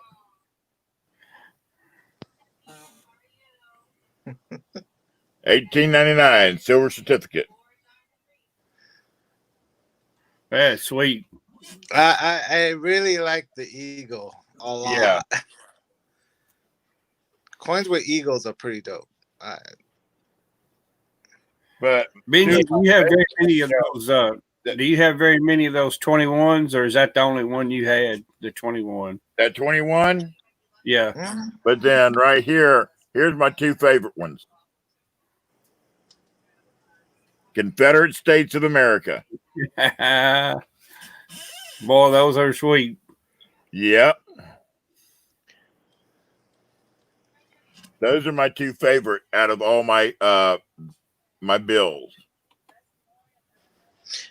Yeah. I have people wanting to buy these. Everybody wants to buy coins and bills from everybody. Well, they have, I believe they have a collection they're building. But I don't know if you have the same problem as I like to hoard my stuff. Like like I don't know how to explain it. We all do. But, I mean, if you let me just show you what coins I have currently graded. I'll be back. I'll show you All what I right. mean. Hey, much what? Hey, I paid a little bit for that one. And nobody's getting my Black Eagle. I mean, I've got a horse blanket. I got the Black Eagle. I've got the Confederate States. I've got the fractional currency. Be right back, Big T. All right. I'm getting into the, well, I've got a big collection of paper bills, of paper money. I mean, I actually did a video on my paper money not too long ago. And I've actually added to it some more to them now. So,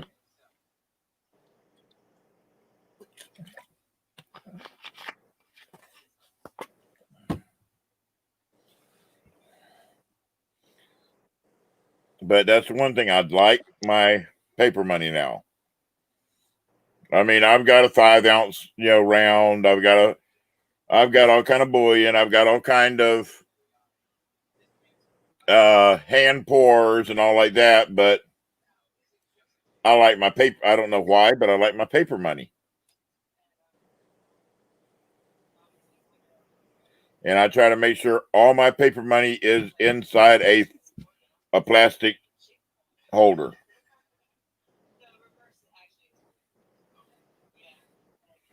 So I get paper money in, and they in the plastic holder, it automatically goes to a plastic holder. I just got to get some bigger ones so when I get big stuff in, but most of the big stuff I get already in the plastic holders.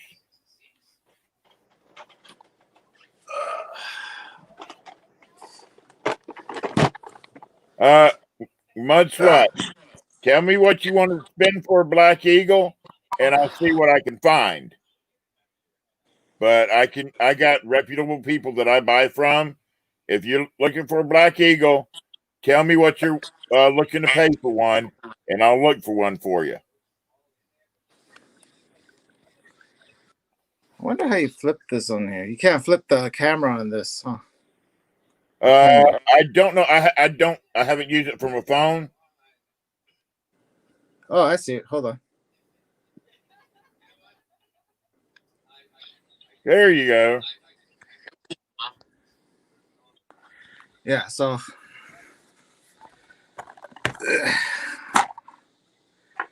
oh, there you so go. you can tell this is like I don't like these. These things are horrible. That's a PCGS. I recognize the holder. Yeah.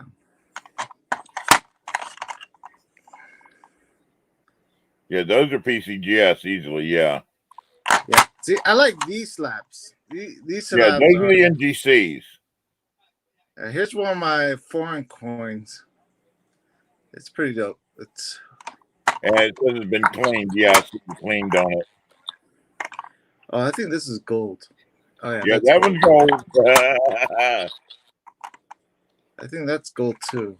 Yep, that's gold also. Gold. Yeah. Oh, which one's this one? Oh no, hold on. I think I got the wrong case. Those are gold you're coins. pulling out gold, dude. Look at that. Yeah, I'm looking for Morgan. Sorry. Hey, don't feel sorry. In this community, you pull out gold. You got just as many people's attention. Oh, yeah. I think this one's pretty nice for a gold coin. My goodness.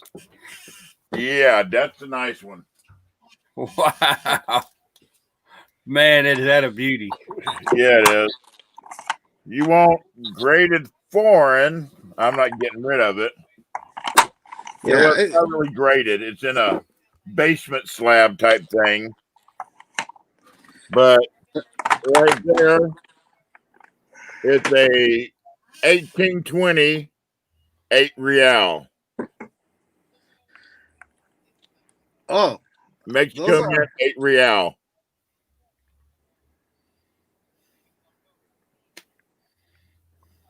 pretty nice.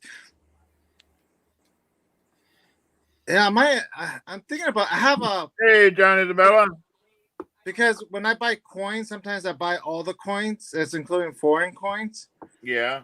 And I used to just throw the foreign coins in bins and just keep them until I started organizing. Like all these boxes right here are for me to figure out the grading and see if it's worth it to be submitted in. This is how much work I have to do when I have time. Yeah. Or you can go the 5-ounce route and go like this.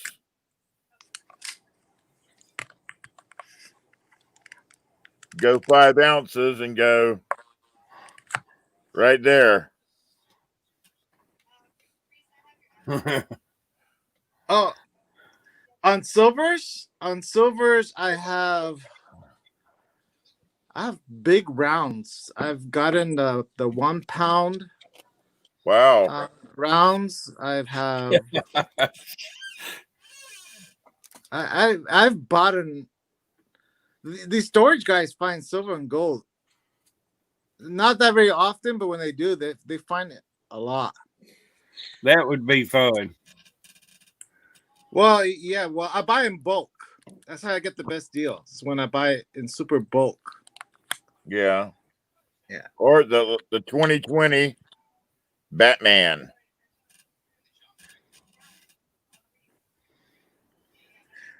See that when you buy those 2020s, you're paying a premium price. Well, not really, because the way we get our stuff is the games that I play. We win a lot of our stuff on games like that because we play them over on Facebook. We got a guy we buy from on Facebook, 2 guys, and we play games to win them. So we spend a lot of money to win this stuff so we can bring them to y'all. And right there, the 4 horsemen of the apocalypse, the black horse of famine. That's a good looking one right there, Benji. Yeah, that is a nice looking one. Hey, Wolf, what's up? What year is that one, Benji? Let's take a look.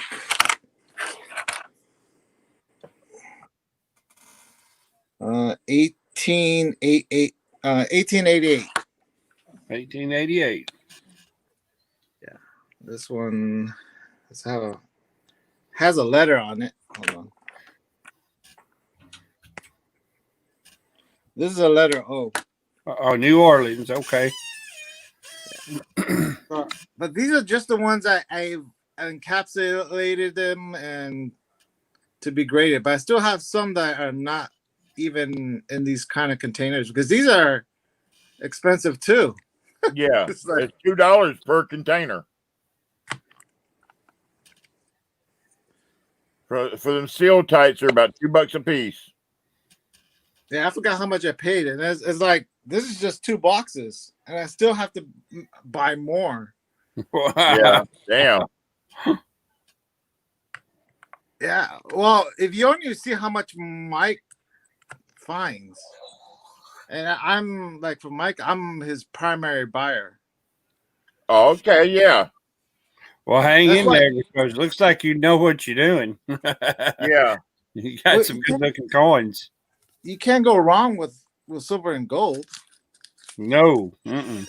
It's been traded for centuries. Yeah. Yeah. To the beginning of time.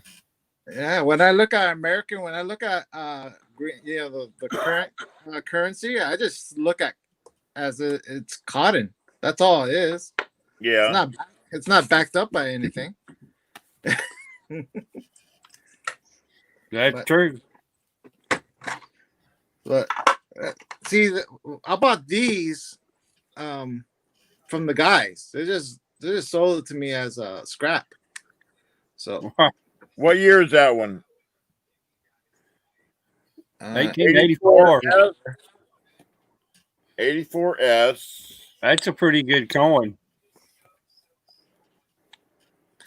Really You good. guys have a wealth of knowledge. I would look at this coin. I go, I'll give you $20.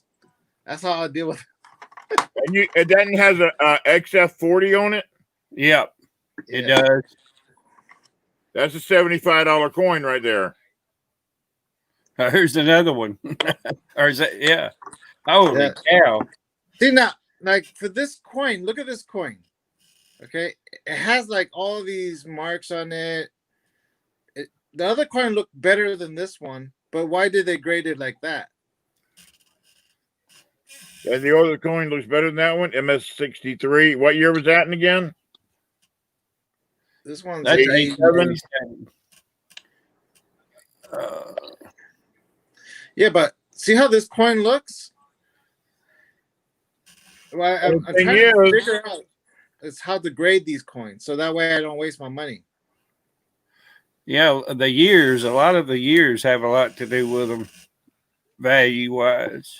Well, see that 87 you're holding is worth less money than that XF you were holding.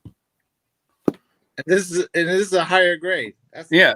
And it's a high yeah. That higher grade is worth less money than the other ones. Now that's what, a 78S? Yep. Yeah. Oh, that's the first year.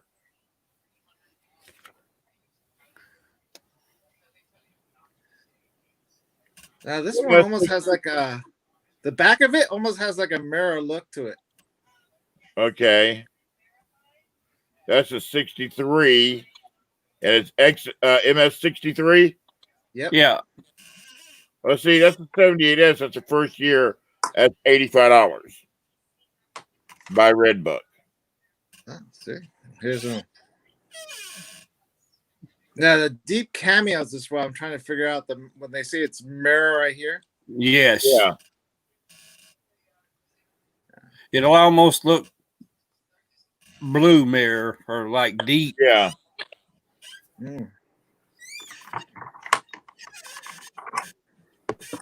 But what do you think? Is it worth it to recase these? You think? To have it reslapped? Well, I mean, if you want to spend the money to have them re-slab, but I mean, it's just I a gamble. want the original slabs. Might come back with a lower grade. You never know. Yeah, it could come back with a lower grade too. Ah, that would be a bad thing. Exactly. But if you're looking at it and you think it should come back with a higher grade, you know, but you take the chance of, you know, since we're not graders, yeah, I can't really tell you what to do, but you know, yeah, I don't know what to look. Yeah, like for me, this like most of the gold coins look like this, but yet this one's a very high grade. It's just weird. It's just I don't know. Wow. So Yeah, I've got a little bit of gold, but mine isn't that old. Mine's newer gold. He showed me some that I had never seen those gold coins there. Oh yeah. I mean, you know, in the auctions and stuff, I just don't ever see it usually. Well, you won't see that. He's got the older gold coin. And you're Yeah. not gonna see that anybody in our community that has an older gold coin like that is not going to get rid of it. Yeah. Because they know they know the value of it. yeah, it's worth a lot more than what people say it's worth, to me at least. See, you get a 2020 Gold Eagle now compared to an early 1900 Double Eagle, the same size. You know, you'll be able to buy the 2020 Gold Eagle, but you ain't gonna buy it in early 1900s. That's the same size because you're gonna come off a lot of damn money to get it. Really? Even though the same amount of gold? Yeah, that 1900 you were showing there, dude. Yeah. that compared to a newer one, that 1900's worth probably 3 times, 4 times more than what a newer one is. It's because of the age and everything like that on it. See, age, age on certain stuff has its pros to it. I mean, it costs more, and also mints. And you're just not going to run across them that often. Exactly. How many people do you know that have a 1900 gold piece? Probably at least 4. I don't even know anybody around me. You know, 4 people. I don't know anybody besides you. That's me. I was blown away by them. The only reason I know 4. Hey, 710, what's up, Bubba? When I first started buying gold and silver, I bought for my family to diversify their portfolios. Yeah. To have some gold and silver. So I divided a lot of my coins that I got from the storage buyers. And I kind of like match, like there's a 2.5, a 5, a 10, and a 20. So I tried to match them for each family. Yeah. So they can have for a denomination for each one. So, but there's it's very hard, and it's very hard to negotiate with gold coins with these guys. But I've bought a lot. I was averaging for the first 5 years about $30,000 a year roughly with those guys. Just in gold and silver. Man. Yeah, and then after You that, need to stick with them guys. That 1900, what size was that? Hold on. What was it? Gotta find it. Oh, okay, that was a $20 one. Oh, this is a $10 one. Okay, the $10 1900. Okay, hold on, let me get to it. Okay, that's an eagle.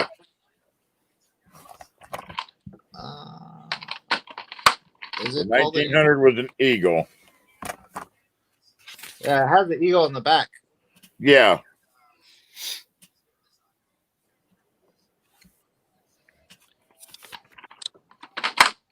You got me drooling over here. All that gold. Well, it just tells me that this one's not worth as much as the old ones because this is kind of new. Okay, that 1900 eagle, what was the grade on it? 63. 63. Is it a Philadelphia or a San Francisco? It doesn't have no mark. It doesn't say on the grade either. It just says 1900.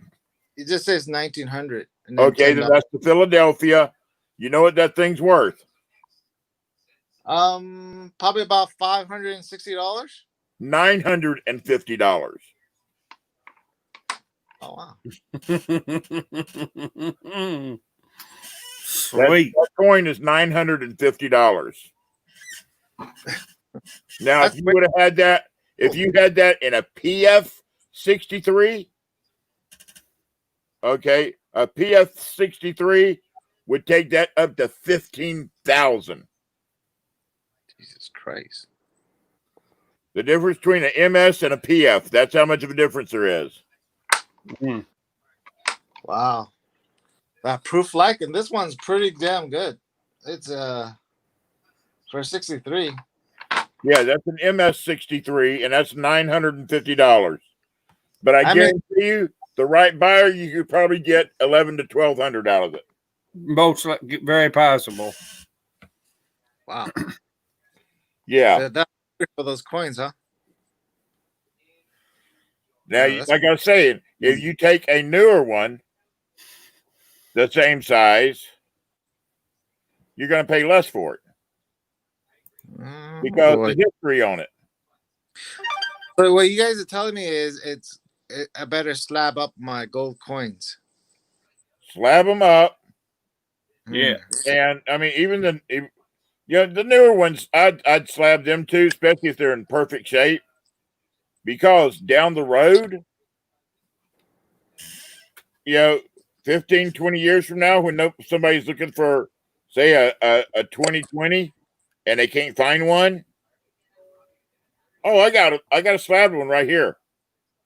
And that slab, 20 years from now, the price is going to go, that slab is going to go up. Well, I also heard that people don't like buying gold coins if they're loose because they're too scared to buy a gold coin. Might be counterfeit, might Exactly. That's why that's why we only buy from reputable dealers. We got 3 people that we buy from. They're only 3 people that we buy from. I've got a young kid that's 17. He's finishing up high school. He's also works in a coin shop part-time, and he's also a dealer. So, and he makes about $5,000 to $7,000 every weekend when he holds one of his sales. Wow. And he's 17 years old. Man, that's a hustler if I ever saw one. And the boy, and he knows his coins, he knows his paper, and what he plans on doing when he gets out of high school is opening his own shop as a dealer. Right now, he's just a kid living at home with his parents, going to school. I mean, he has dealers that come to him to buy. Wow.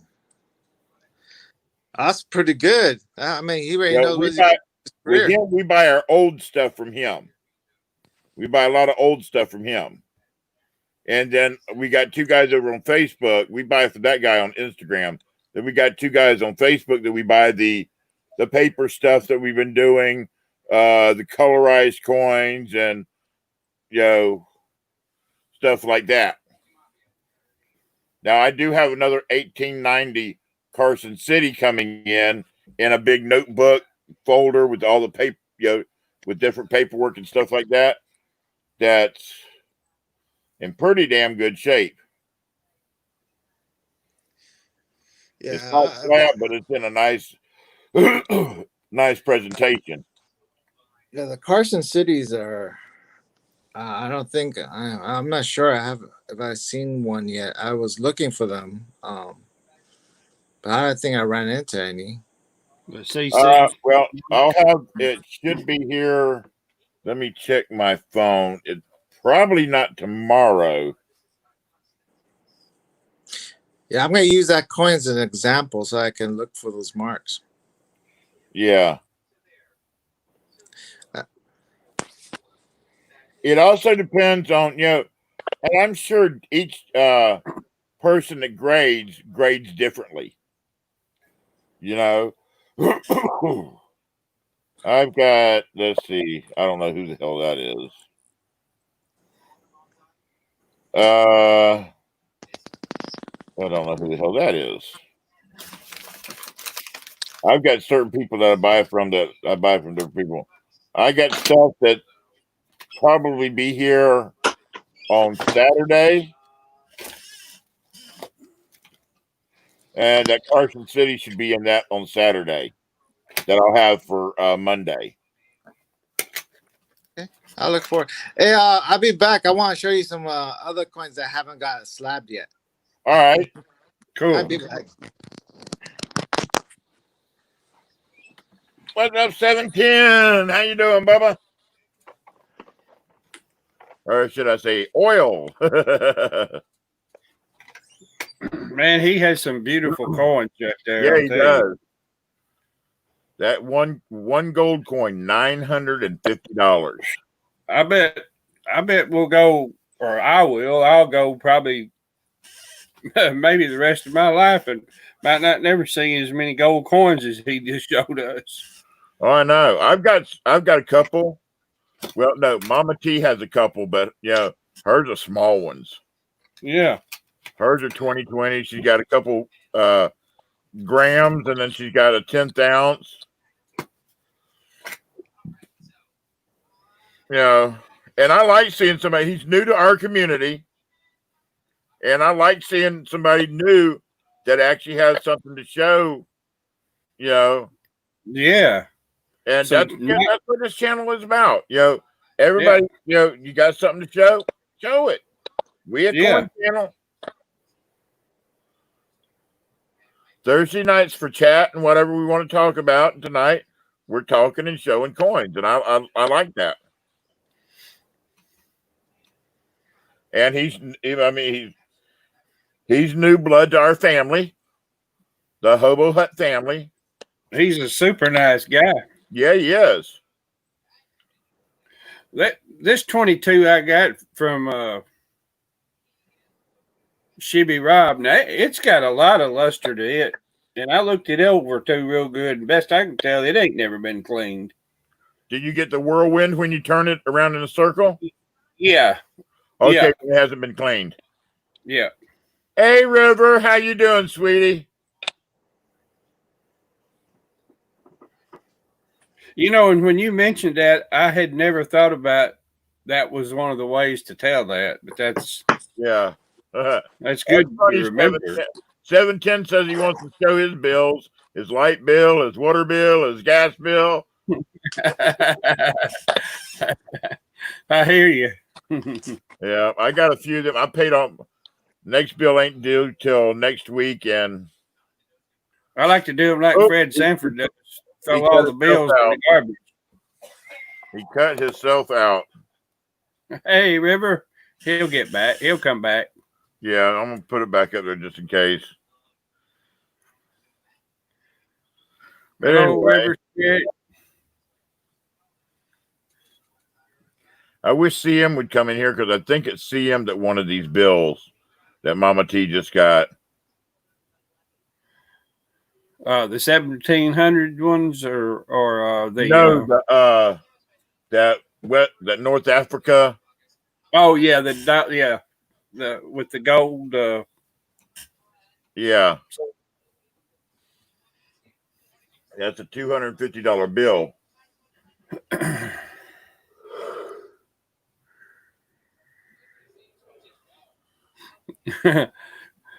Well, I didn't have really any to show to speak of to begin with, but after I seen his, I don't want to show nothing I got no more. Hey, no, I don't have that. Yeah, no, I'll take that back. I do have some, but you know, he's got a nice little collection there. Yeah.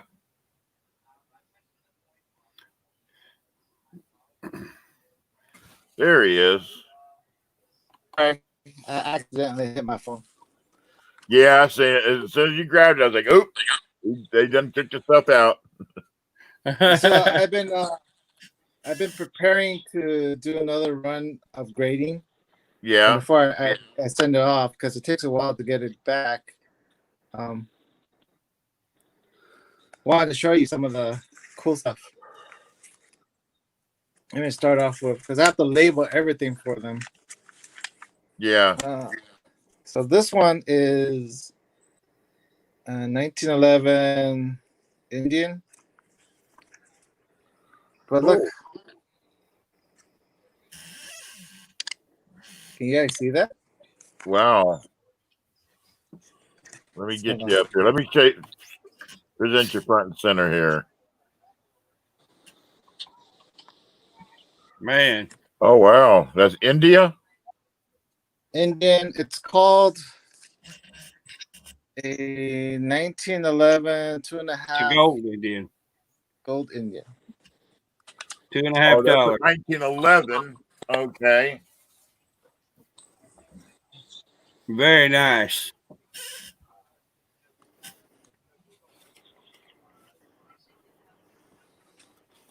I do like this Indian head. Man, yes. Okay, just as it's sitting right there without me grading it.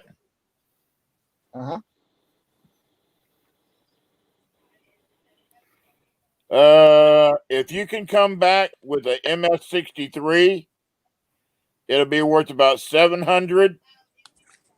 If it comes back at a 64, it'll be worth $1,000.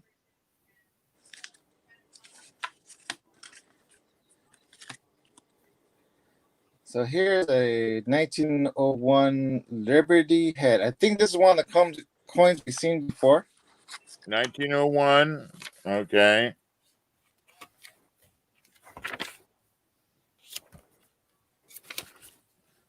It's just like the ones I just showed you, but this one's a different year. Yeah, well, that's a $5 one you said. Yeah, this one's $5. Just looks the same. It's just a bigger, well, smaller than the $10.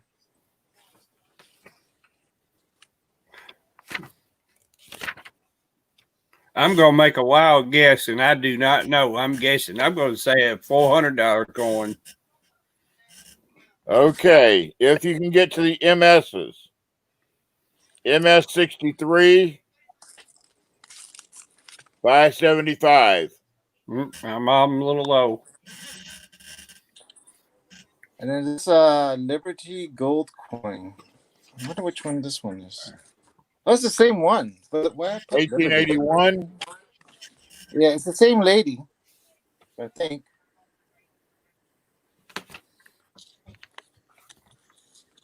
Yeah, 1881.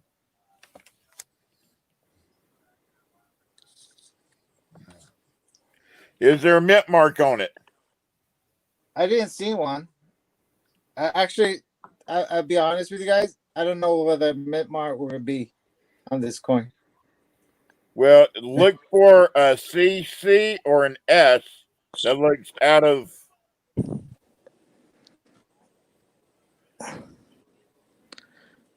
I usually just check underneath the legs to see if there's any marks, and this one doesn't have any marks under the legs of the eagle. So I will just say it's no marks. Yeah. Would that be a Philadelphia then, Big T? Yeah, Philadelphia. If you can get it up to an MS 63, it's $600. Then I got this, a 1945 Mexican dos pesos. Well, I don't have a book for that. Yeah, but look how small it is. This is gold. Yeah, but I tell you what, that thing right there is worth some money for the dos pesos, the gold pesos. Uh-huh. If I'm not mistaken, they're worth some buckoodles bucks. And I'm not sure about Cougarans. I'm not sure if I'm able to get this graded or not, but I'm gonna try. Doesn't matter. It's a gold Krugerrand, an old one. Yeah, this one's a 1/10. Yeah. Then I have that was a 83. Then I have a 82 half ounce, which is better because you can actually see the coin. Yeah, no, that one I would. Dan should bring a good grade on it. It's pretty. Then I have this one from Britain. Oh wow, a sovereign, a gold sovereign. Wow. Then this is the modern one. This is the one he told me doesn't fetch too much. 2015. Yep. $5 eagle.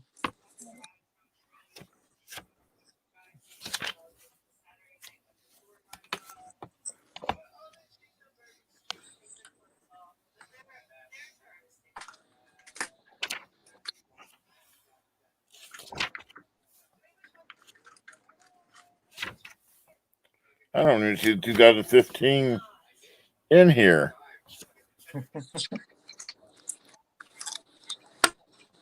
Then, because I'm trying to just bring up American stuff. Yeah. I'm trying to when I research. This one got me off by surprise because I thought this was just like a 999 coin. You know, No, that's a half dollar right there. That's what year? Let's see. Hold on.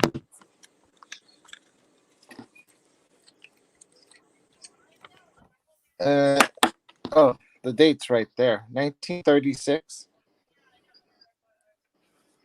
36. Mm-hmm.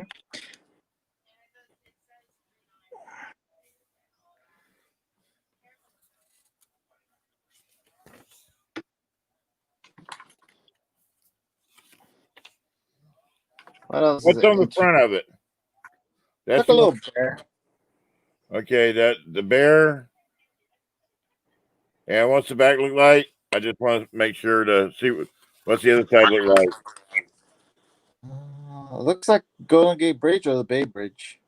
Look up Bay Bridge, most likely. San Francisco Oakland Bay Bridge. Yep.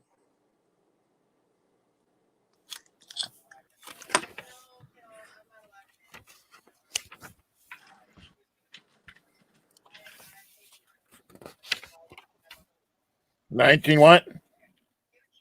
1936. Let me go back here.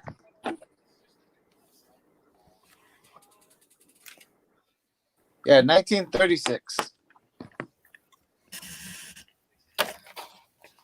I don't see that one in here. That was the Bay Bridge.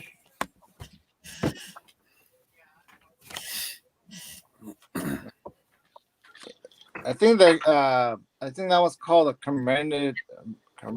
Yeah, I'm looking at the commemoratives right here. I found it. Oh, in an AU 50, it's $145. Almost uncirculated, and that did look like a nice one. It is. It's pretty nice. At least for me, it is. And here's another one. Like I said, I have a whole bunch to submit in. What year's that one? Take a look if it has a year. This one says 1823 to 1923. So 23. Wow. Looks in good shape. Really good. For the age, I would say. Yes. There's a little black stuff. I think it's just oxidation or something. Mm-hmm. Does it have the two guys' names on it? Let's see what names they are. It says Monroe and Adams. Okay, that's what I thought. That's right.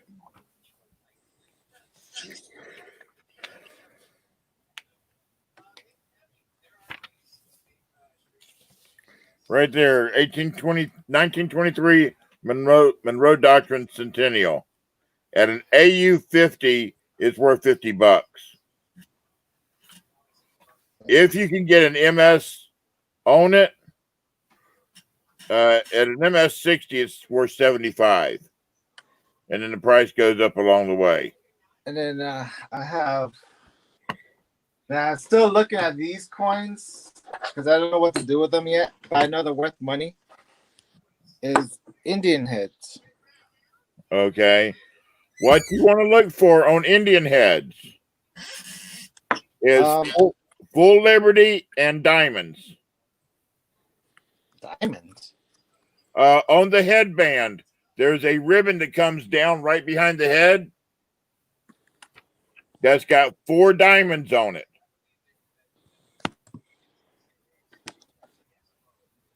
Four diamonds. Yeah, there's a little piece of ribbon that comes down that has a diamond on it. Has 4 small diamonds. Oh. I need a stronger loop. I can see the marking on the headband, the little dots on there, but I don't know if they're diamonds. Not necessarily much. What I've had plenty of them in my auctions that have had 3.5, 4 diamonds, and they weren't exactly MS shape, but they were in very, very good shape. Let's take a look. So this one. Yeah, it's right behind. The head faces to the left, and behind the back of the head, you'll see the Liberty at the top, and then coming down right behind it, going down behind the head by the hair, you'll see a little ribbon, and it should have diamonds on it.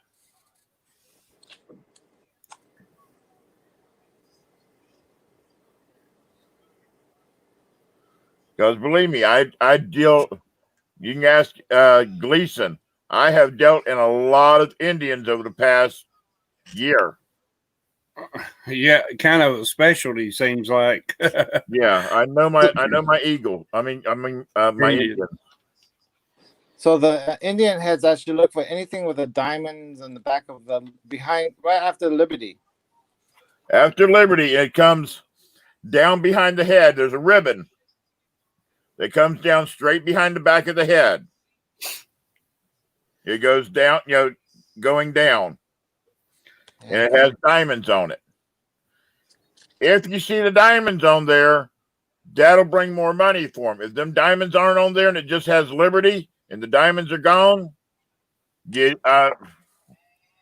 get a couple bucks. That's about it. Big T, have you got one that you can show him up there and point it out on there? Or the diamonds? No, I don't. You sold them all. Yeah, I sold them all because we get them in and we turn. That's what we turn and burn. I see what you mean. So if it's too worn out, if you don't see those diamonds, then they're not worth that much. There's a couple bucks. Right. People still collect them. Everybody likes the Indian head just about. Interesting. Okay. I'll be on the lookout because I have a lot that I need to figure out. Thanks for the tip on that one. I have you got to look, I've got some Indian heads here, but I don't think any of them have diamonds on them. And of course, you want to be able to read the Liberty. Yeah.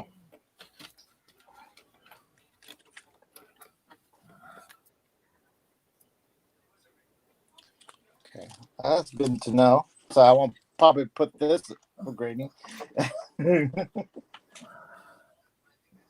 Let's see what else is cool. What else is cool for you guys? That's a walk-in. I know the coolest thing I saw tonight was the gold coins. They just blew me away. Yeah, let me see. I've got a thing of Indians here.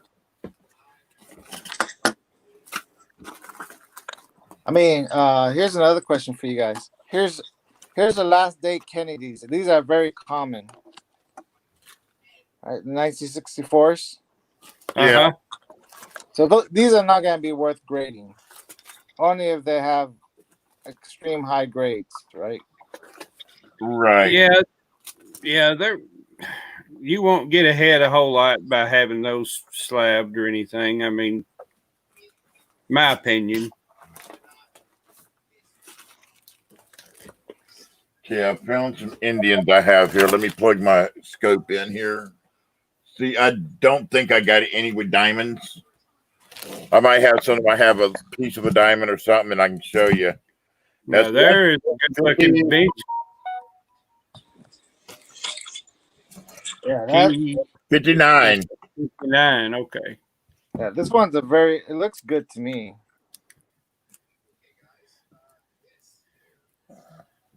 How's the bell line look, Big T? Can you look at him and tell? It's hard to tell from. Yeah, it's got a lot of glare from the pack, from the holder. Well, a good graded one, even whether it has bell lines or not, is still.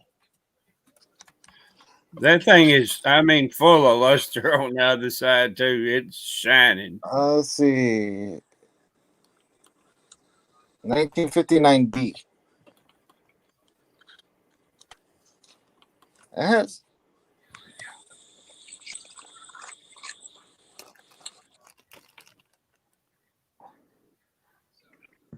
See, you're new to us, Hustler. I mean, we've got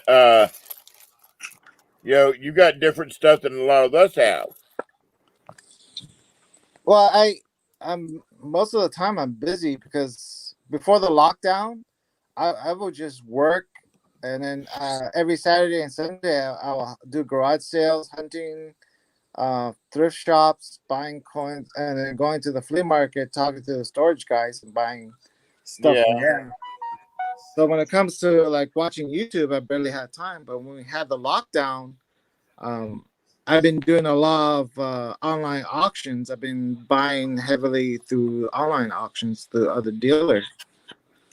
It's pretty lucrative business, and if you're selling right now, there's a lot of buyers out there. What else is there? Like this lady, I have a lot of these ladies. Oh, Walking Liberty. Liberties. Yeah. But to grade them, I have to figure out if they're worth grading. And then the other thing I get into is turquoise. Yeah. Cool. Yeah, it's another crazy business. But just to give you an idea, hold on, let me find this bag. He's gonna probably make you.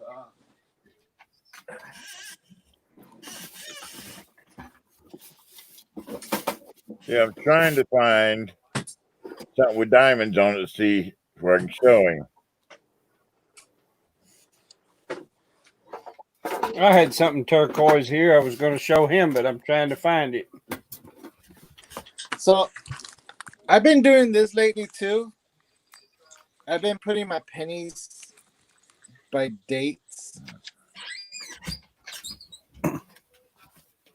so I can research them later because I know some pennies are worth more than others.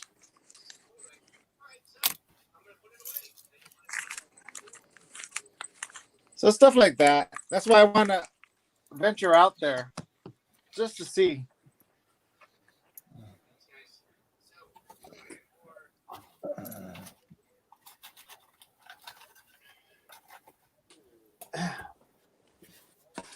And then this is just like one part. Like points like this. I was told that I should look for certain. Oh, yeah. Oh, wow. That's a nice set.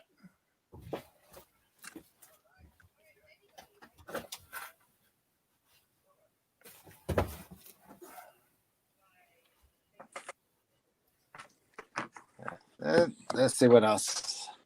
This is just the ones in my room. Let's see.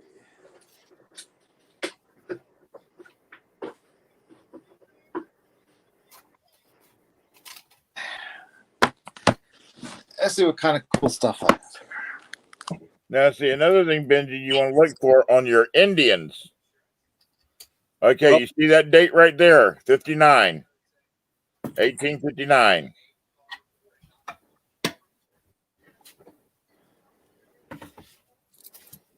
That one right there is a fatty. Fatty? Yes, from 1859, because 1859 was the first year of the Indians.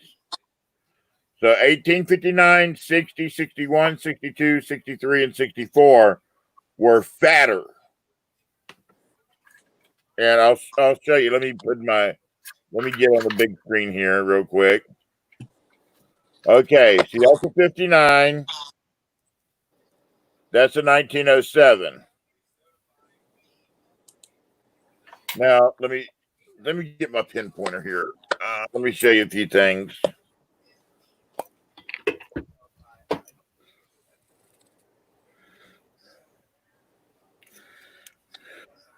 And one thing you'll learn, we have a thing: never clean a coin.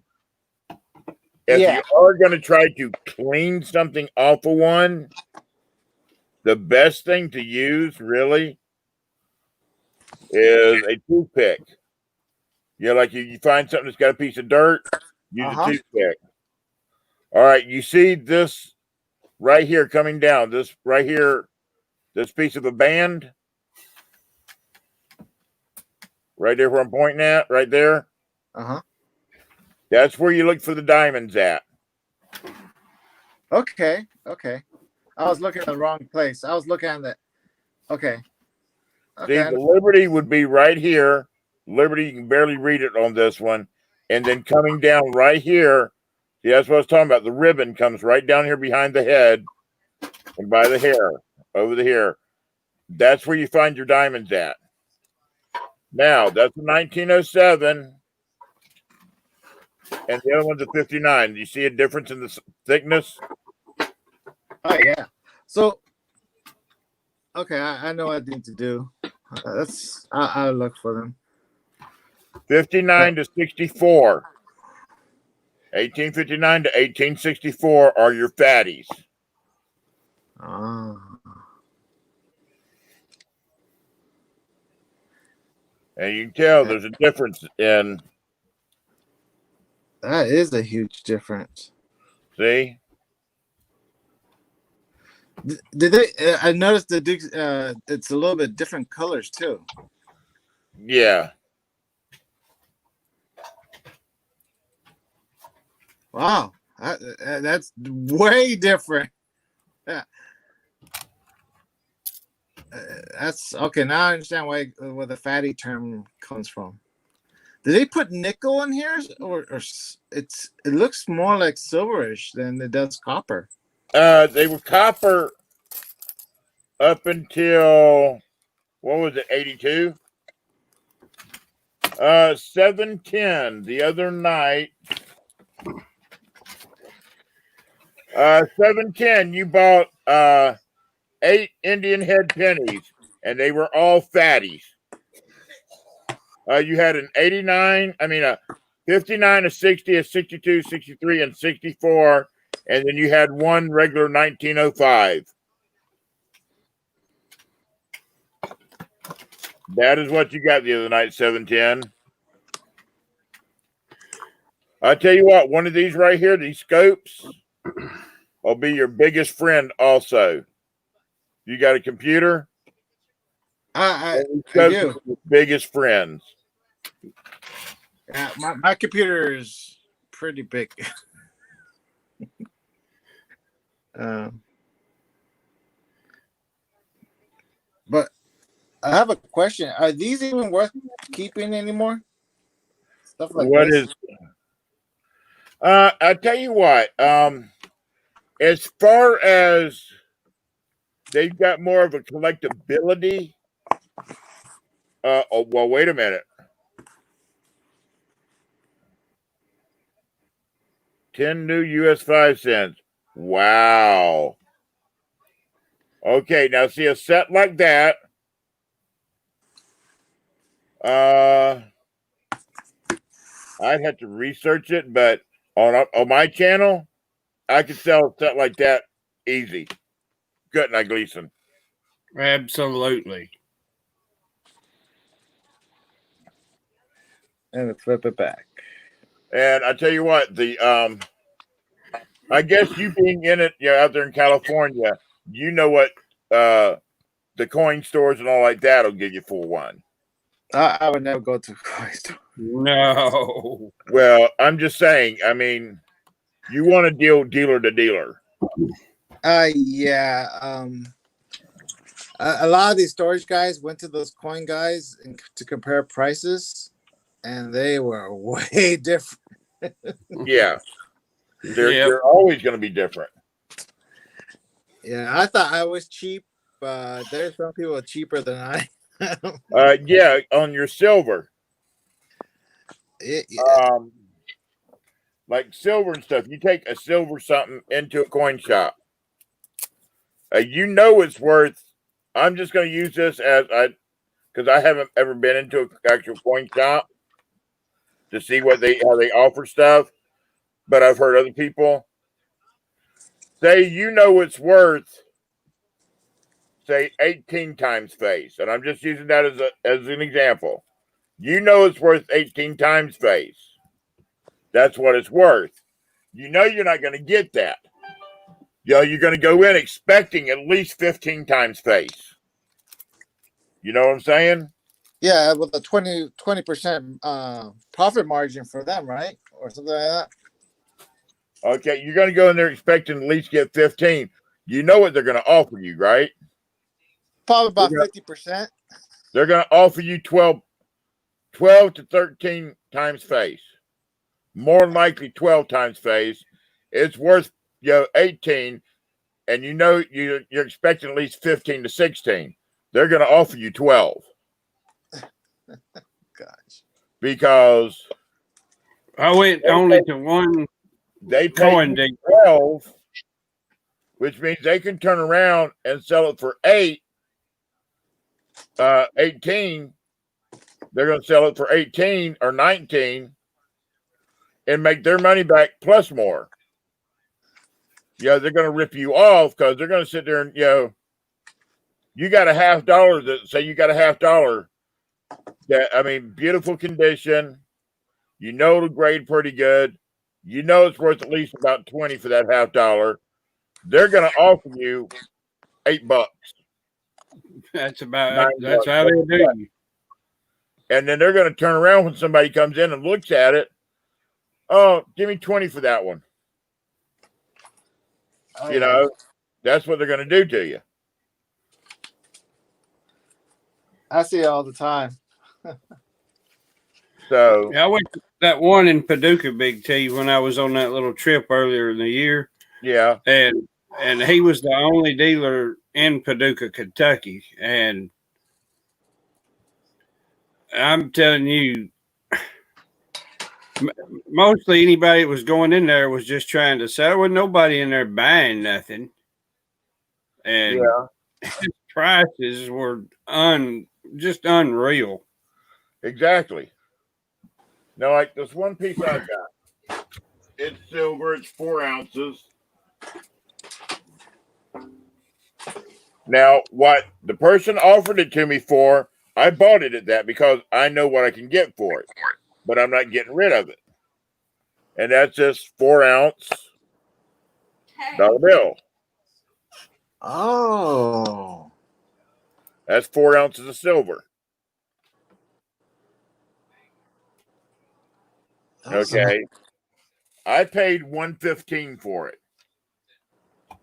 And I know that if I tried to sell it, I could get more like closer to $180. Yikes. You just showed me that, right? I'll be back. I'll be back. Let me come back. I gotta get something. All right. Oh, cool, River. You got one too? Yeah, I bought that one off of AG Price. AG Price offered it to me for $115. I said sold. Because I know Juan had just bought one not long ago for $185. Yeah, Juan Nightmare paid $185 for his. I paid $115 for that one.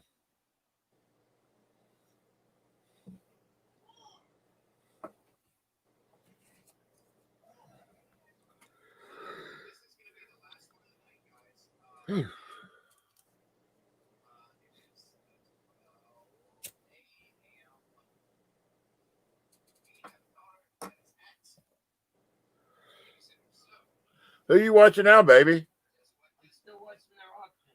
Oh, really? How much you bought? I'm back now. All right. I was getting my orders for in the morning. Oh, okay. Your honey-do list?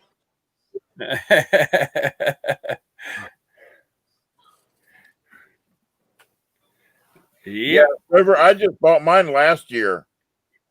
Or was it the first year? Last year. It's been since we've been in this house that I bought it. That's right. So I bought it first of the year. Oh, it probably ain't gonna happen. Excuse me, but Big T, I'm in one of let's see, if I were to win the grand prize on just another average stacker, yeah, when he does his final drawing coming up, I'm one of the like 50 something people, which that's still a small crowd. you can upgrade if you win the grand prize to a 10th gold coin. Ooh. Oh my God, what's he showing here? Oh my God, you got. Wow. Let's see, 2005 $2 gold certificate. Jesus. Now that's Now, how much is gold or gold plated? I have no idea. Be honest You have with you, no I just- idea? it was Does it part have of a any package deal. COA with it? Does it have a COA paper in it or anything? No, it just loose. Like this one's a silver version of it. Need to go online and Google that one and try to pull one up like it. Yeah.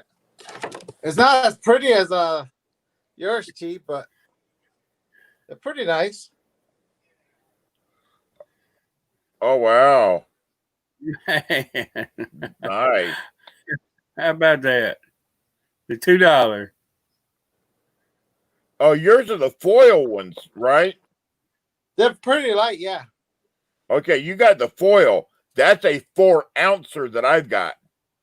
I know. That's why I like yours. Yours is solid. Yeah. Mine only worth $2. That's probably how much I paid for them each. Actually, in the thing like that, I guarantee I could get you. I could probably get $15, $20 a piece out of those. Yeah, I have 6 of them. 3 gold and 3 silver ones. Yeah, they're Man. 24 karat gold, gold paper. Yeah, those gold foils and the silver foils. It's 24 karat gold foil. So it's just gold foils. Just something that looks very nice and fancy. Yes. Very well.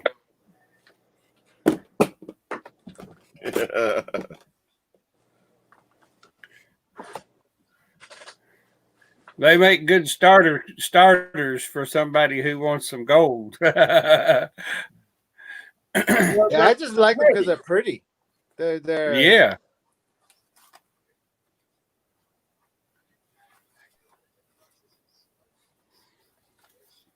All right. So do you get out pretty much hustle this stuff every day, Benji?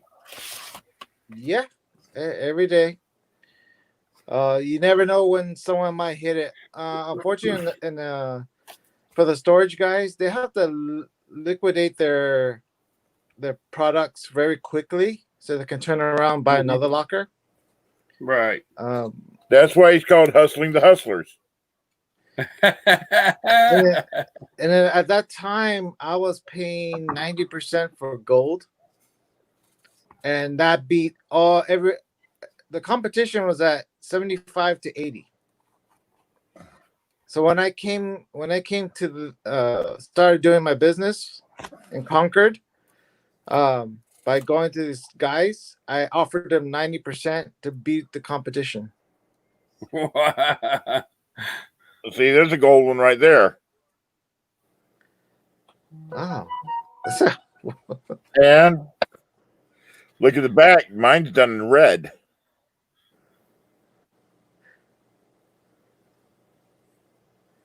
See, I like stuff like that. There's so much cool. I had never seen that, Big T. Yeah, that's in my collection. See, T's like me. He has all these like different boxes of different things. I that he do. just put in a box. And Benji, I had something. I've been looking all over for it because you said you like turquoise. I've got it holds a big lighter, but it's got an eagle on it.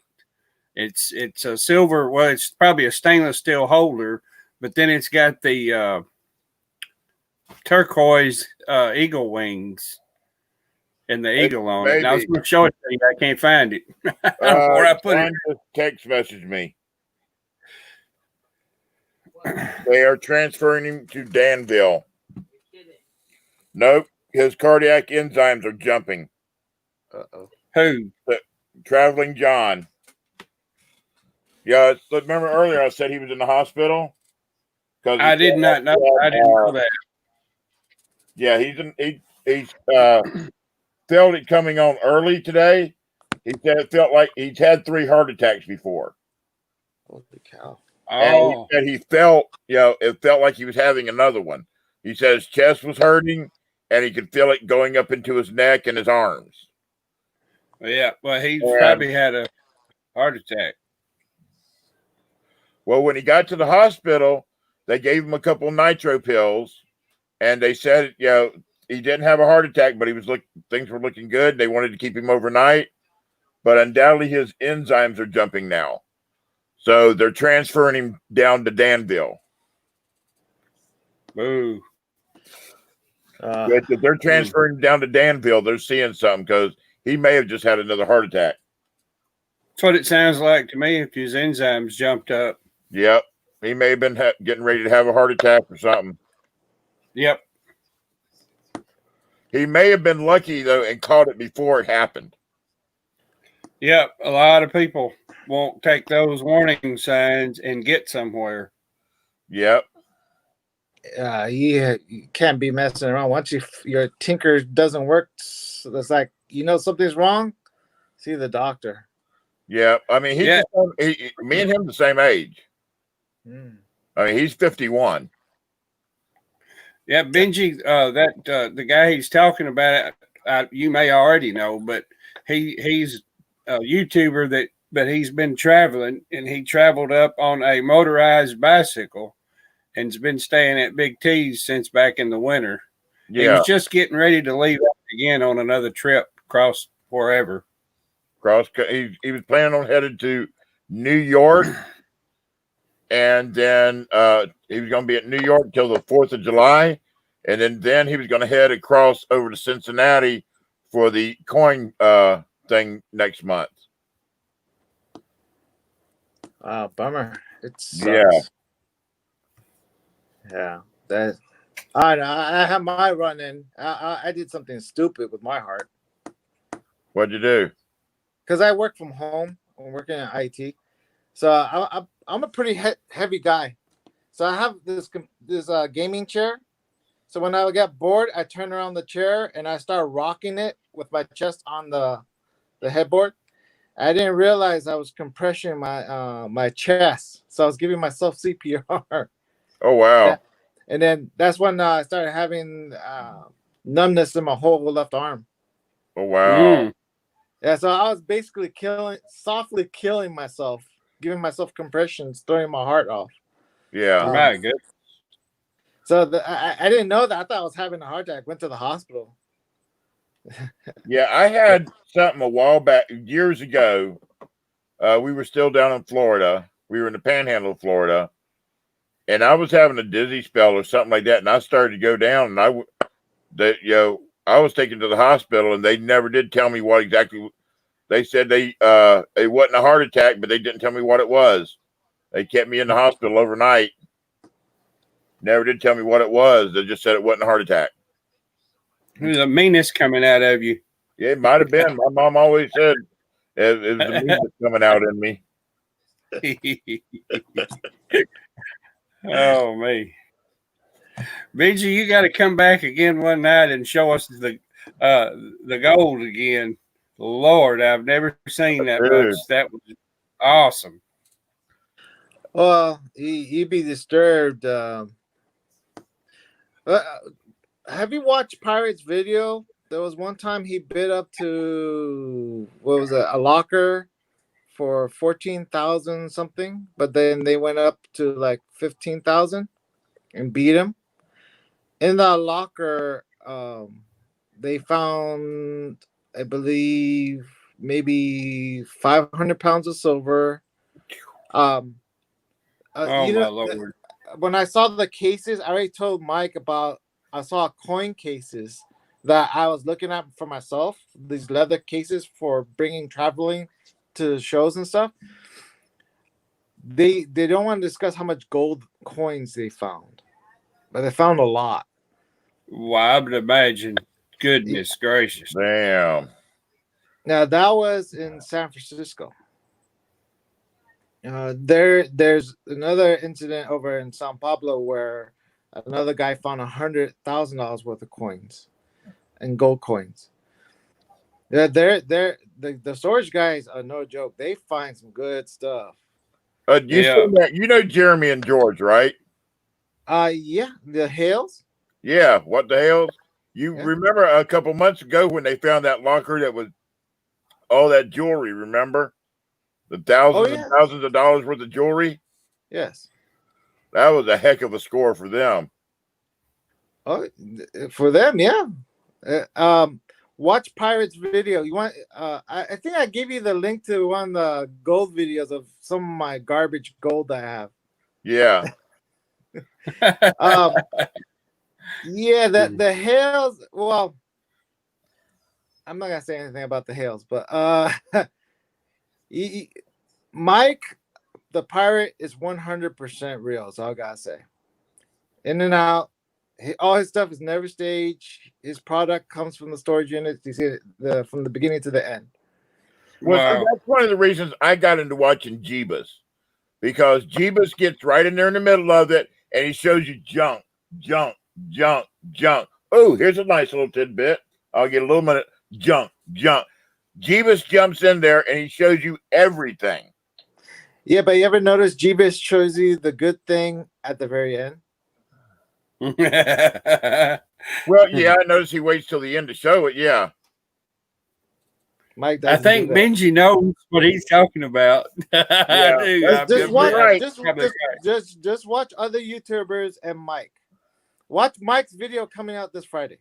This Friday? Okay, tomorrow? This Friday. Yeah, they're I don't know what they do. They edit it so like the end, so they make you watch it because of the duration of the video to captivate you. Yeah, I know a lot of them. They do it because of to get the views.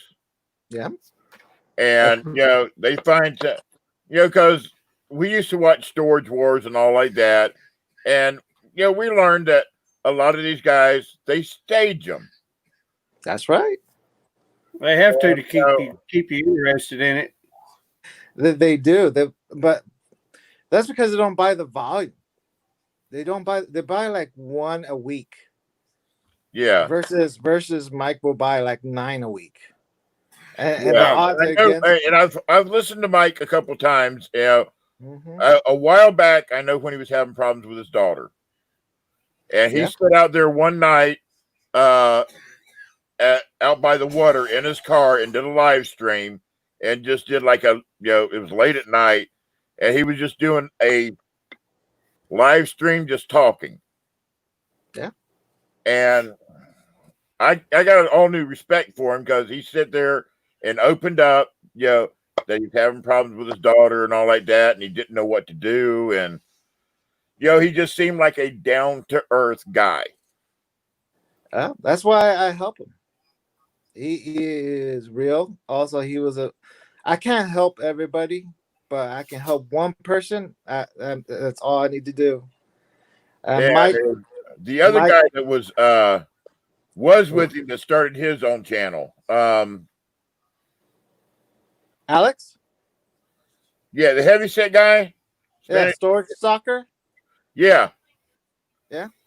Yeah, I remember watching him, before he started, I guess I'd say about a year before he split off for his own channel, when they just basically just set tables up inside the unit, and just start going through them. Yeah. You will see it. You will see the real thing. Yeah. And then like here's another example. So like, I don't know how you feel about things like this, but these kind of things, most people won't show them. They won't show them because when you find this in a unit, people think you gotta turn them in California. But if you go through the legal process, they become legalized and you can sell them legally. Not like some people will hide it and do some other stuff with them. Yeah. There's some businesses, the business practices that some of these storage guys, not good. Well, see, if I got a storage unit and I found something like I wouldn't be. That would be something I would keep for home defense. Yeah, well, you're not from California, right? You're from. I'm in Pennsylvania. So the gun laws are different. Yeah. California is no joke. Yeah, see, I wanted to get into it, not as a full-time thing, just to add something different to the channel. Just every once in a while get a unit that does something else, But mine is to go get one, bring it back to the house, and then just set a table up out there in my garage as I go through everything, and so everybody can see everything live as I'm going through it.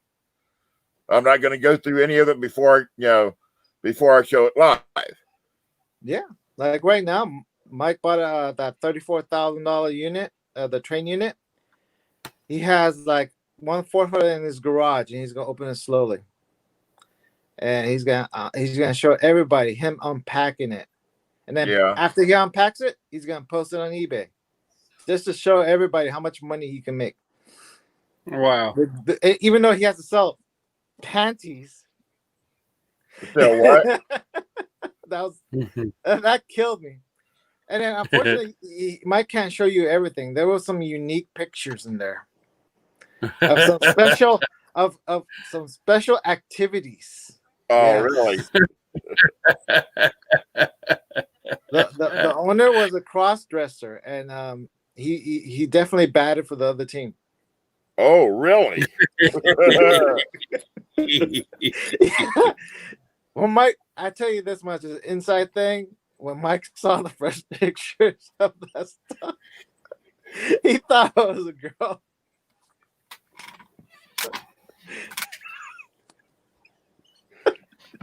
I tell you, to each his own, but holy moly.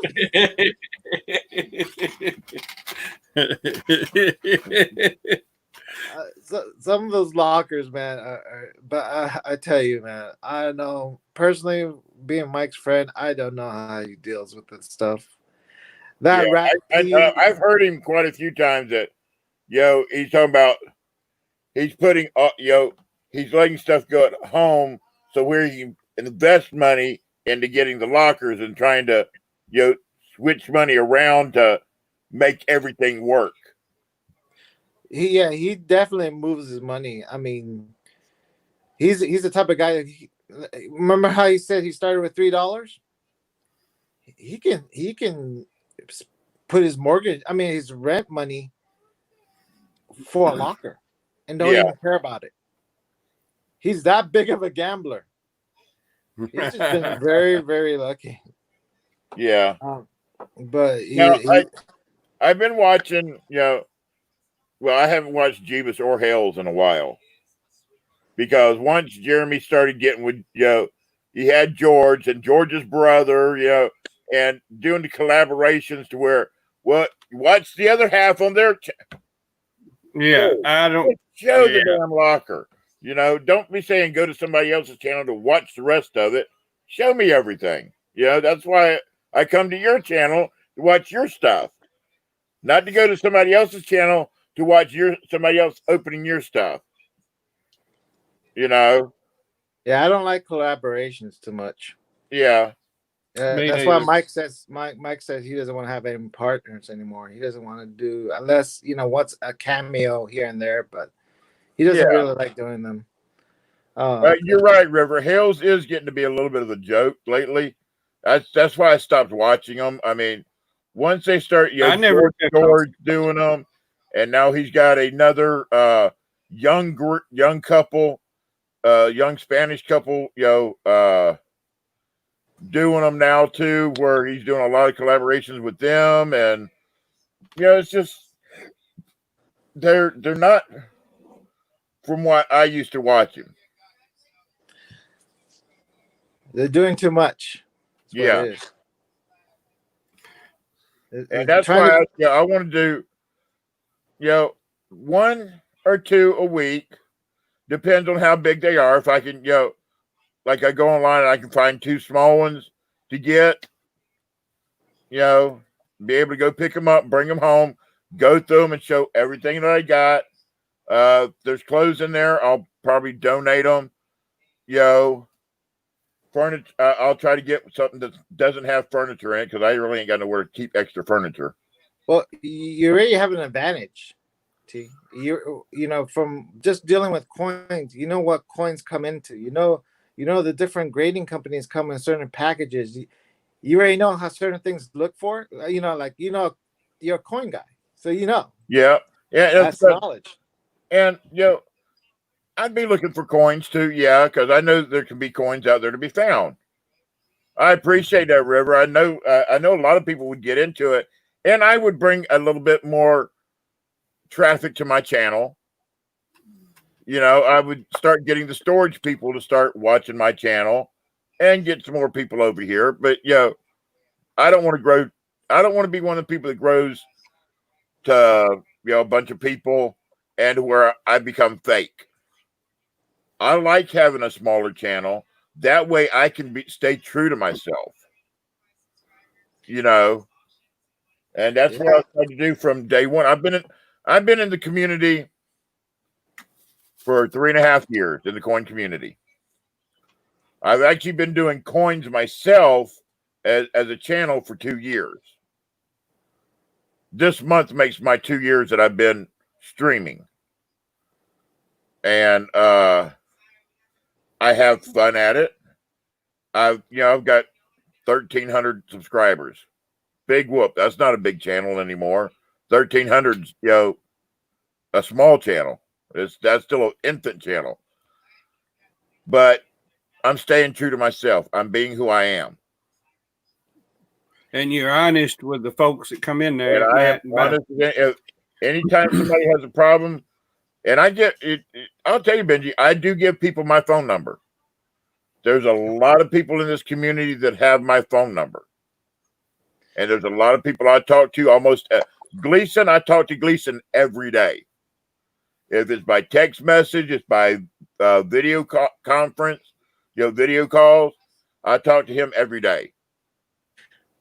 That's T, to tell you the truth, this is why I like going to the smaller channels. Like Mike's channel is too much. Even there's infighting with the chat, and there's I don't know. Yeah, I'd love to. I would love it if you could get Mike on here one Thursday night with us. I'm not sure if you want that because your channel will definitely how can I say, your channel will blow up to the point where you might lose some of your center core people. Mike's viewers, like you're selling your coins. I could probably tell you right now, your coins are going too cheap. Imagine some of them are. I know some of them are. Imagine an infighting within your chat. You're gaining like 4,000 subscribers chatting with you, asking you questions over and over. But if you just want to do a simple cameo, I can ask Mike. Yeah, I mean something like this. See, this right here, just him, coming by to bullshit with us and all like that. Nothing that has to be advertised or anything like that. Just my Thursday nights is a simple chat stream. Who stops by. I don't advertise. Hey, I'm doing so and so is going to be here. I don't do that.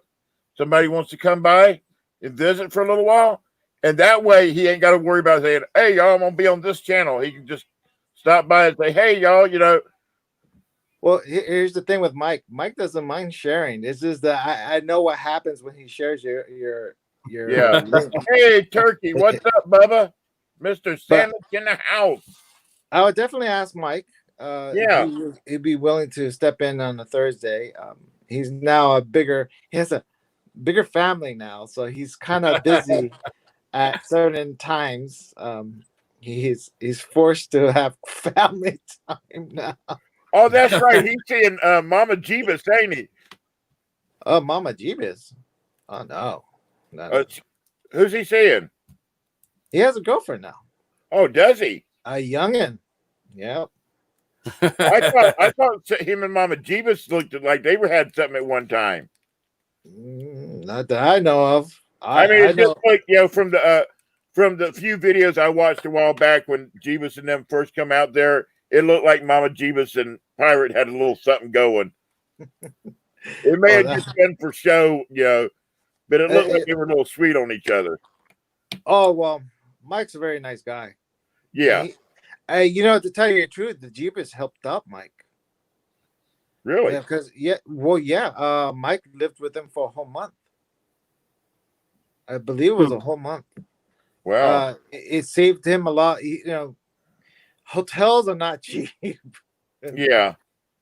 So they saved him quite a bit of money. That's why he appreciates them, and well, maybe that's where I got the association with thinking that Mama Jeebus and him had something going. Yeah, you never know. Mike has his own secrets. He won't tell me everything. Yeah. Every man has his own thing. If he does something, for me, as long as he's happy, as long as he's doing well. Turkey sandwich, I'm sorry you're having a shitty day. Not having a shitty day, nada. Having a shitty day, real shitty. I'm sorry to hear that, Turkey. We're having a good night here. I mean, 7.5 hours, about average for me. Really? That's a pretty long time. Dude, March 14th, I did a cancer auction for Susan G. Komen, Susan G. Komen Foundation for Breast Cancer. And my goodness. we did a 14-hour auction. Yikes. I did a 14-hour live stream. So 7.5 hours is nothing. How much did you raise that night, Big T? I forgot. It's a lot. What we sent Susan G. Komen was $6,800. That night live, right on camera. I did it on camera. When the auction was done, I went to the Susan G. Komen Foundation website and did the donation live on stream. The only thing he was just to pay for the shipping on the people's items to ship them out. That's why I just them. got in the mail a certificate of appreciation from Susan G. Komen. That's pretty awesome. Yeah, the community, small communities help each other, and there's so much out there. I mean, last year for Special Olympics, we did $1,676. We did an auction for my mother-in-law who has cancer. We raised her $1,000. For Tom Sheldon was, what was it, 5,000, y'all? 4,000 or 5,000. Yeah, something around there. I mean, it's what I do. Yeah, there was a you can say there was one of our viewers, Tablet's mom, her 22-year-old son got killed in a car accident, and that was like 3 weeks ago, and we did auctions to raise funds. Yeah. I didn't get to count the tally. It was held by another YouTuber, but it's important to. Well, a lot of people always ask for something back in return. No, for me, it's not asking for something back. It's just I like to give. Yeah, I don't ask for anything back. You can ask Gleason. I talked to Gleason. Is one of the few people that know a lot about me, and I don't ask for anything in return. No, my past history. I didn't grow up with money.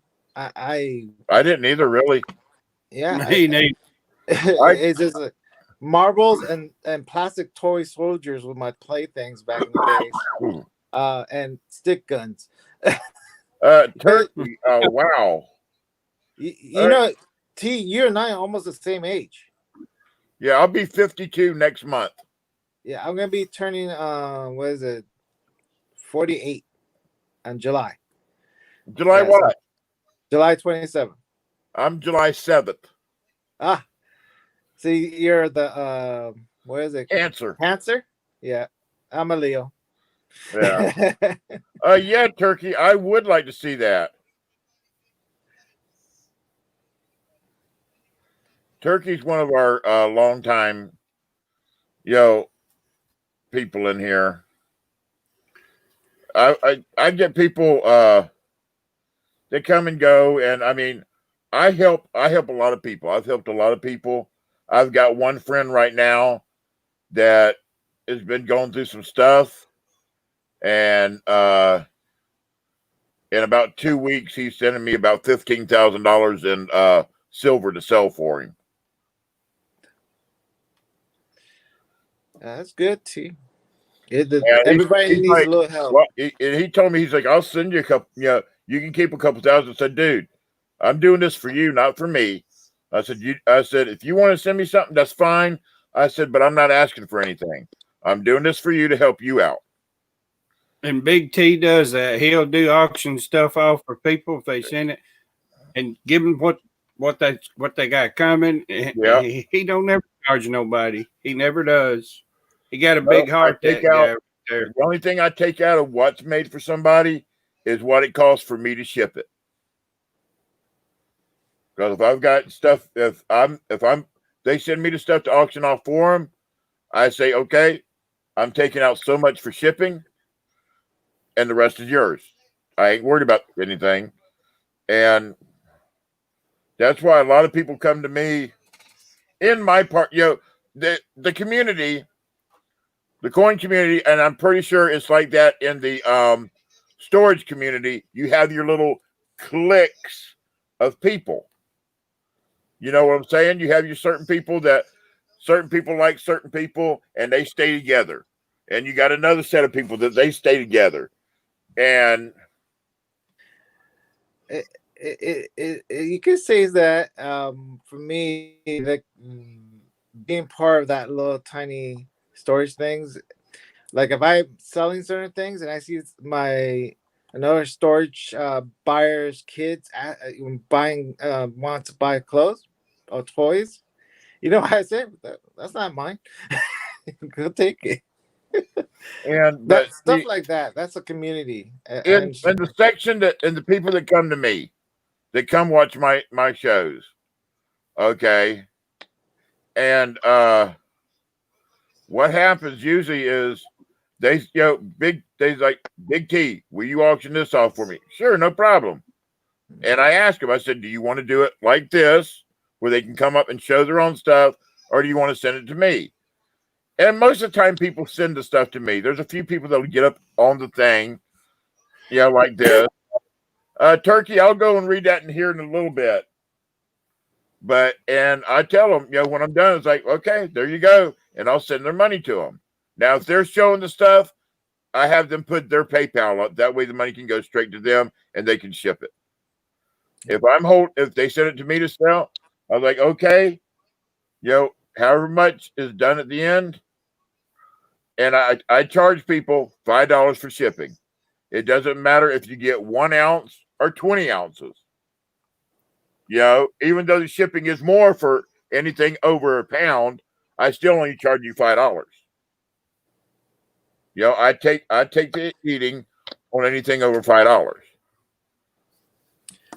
It's just the way I am, because I don't want to be that person who goes,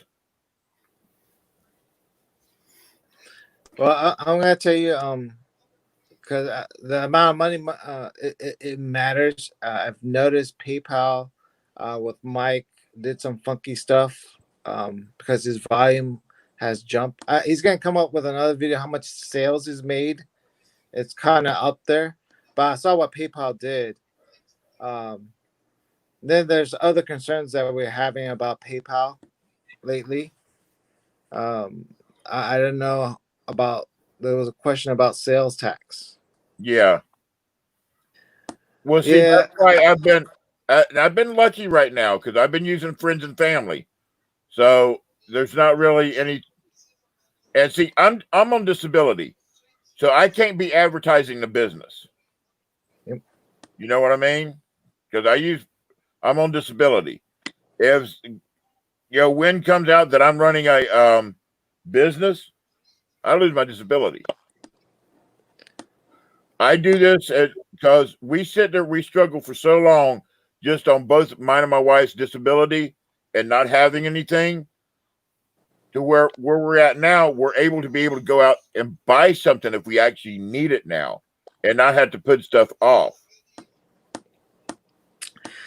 That's why I invest in gold and silver, stuff that the government doesn't track.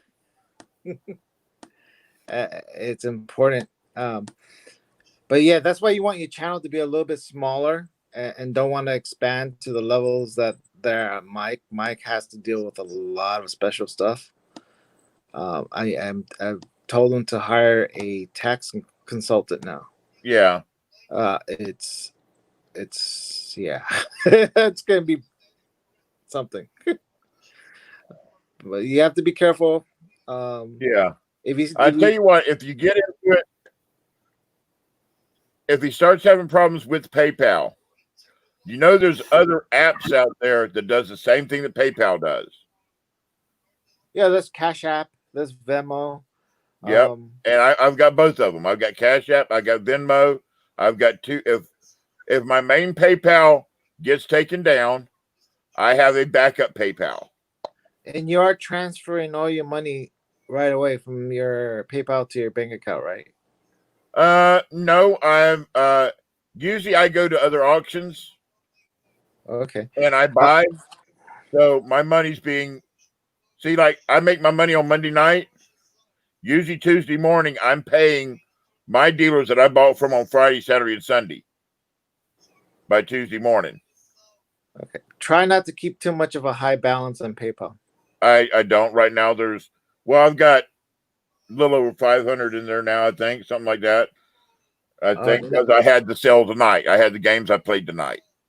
Some YouTubers' PayPal's got shut down with like $10,000-$15,000 in them. Oh, I know. We've had people in our community just had their PayPal shut down. Yeah. PayPal's funny. I know. I wonder why are they doing that? Why are they? Because they're finding out that people are running businesses through PayPal and not reporting it. The government wants the money. Basically. Yeah. That's why somebody's been telling me that eBay is now limiting coins, so you can't sell too many. Certain coins or something. I forget what this said, but I have to check up on it. I think eBay. I heard somebody say that the other day about eBay. Yeah, somebody did mention that the other day about eBay. Yeah, so it's starting to sound like they're really starting to hunker down on sales of certain things. Yeah, and PayPal is also looking at tracking what you're selling and buying. Your friends and family, luckily for me, the people that I deal with, I've dealt with for many years. So when I do friends and family, they don't ding me. They don't say, "Hey, you can't do it no more for at least 30 days." Some people have gotten dinged. They say they can't be done for 30 days. But they're starting to do that. Do what, baby? I just won that note. Which one? That $800 note. Really?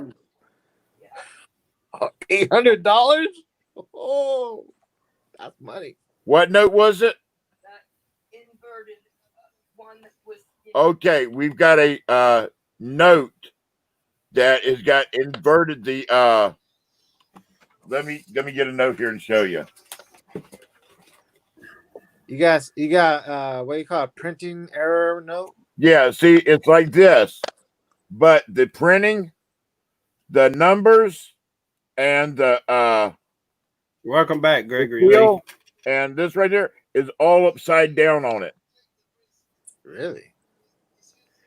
Someone made a big mistake at the printing. It's worth $800. That's it's graded. Yeah, for me, my understanding on the print shop, they have what they call quality control. So just to let one out, that's why it's so expensive, right? Errors Yeah. are very hard. So yeah, those are valuable to me at least. Anything that's a mistake that's very Yeah. rare. They're highly collectible. That one right there is, like I said, it's been graded, and it's graded through PMG, which also is PCGS. PMG is PCGS's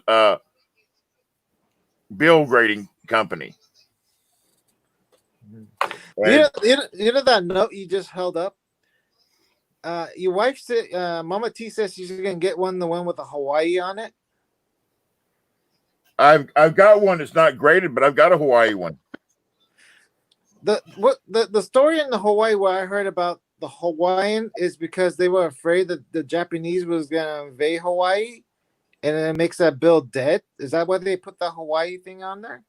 Well, it was actually done. I don't know the full story on it, but it was in case the Japanese got a hold of it and it was found on any of them, they could automatically kill it.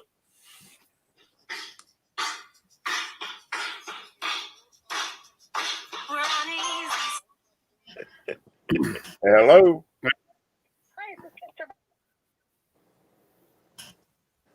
I bet that's calling about Traveling John. Probably. I hope he's okay. Same here. And you know, I recently lost a good friend of mine from high school, so that sucks. I wish my brother had a quadruple bypass about a month ago. Mm-hmm. Yeah, they're no jokes. No, it's now that's serious. Yeah. And Traveling John, he, you know, it's hard for him to get by and stuff, and like he's got a big heart too. He sent me a couple coins over the past year. In fact, one of them was a Standing Liberty quarter about a week ago. He sent it through Big T just because I said, and I didn't. I said that's one of the coins that I don't have one of, no Standing Liberty quarters. And so he sent me one, and he sent me something else a while back before that. It was back for Christmas. He said, I'm sending you there's a silver 1 ounce round of some race car driver, but just, and he does, if he wins something, sometimes he'll turn around and give it away on the show. And, he's a good hearted guy that way. Okay. All right, Turkey, you take care, Bubba. Get you some rest, dude. And make sure you have the camera at all times.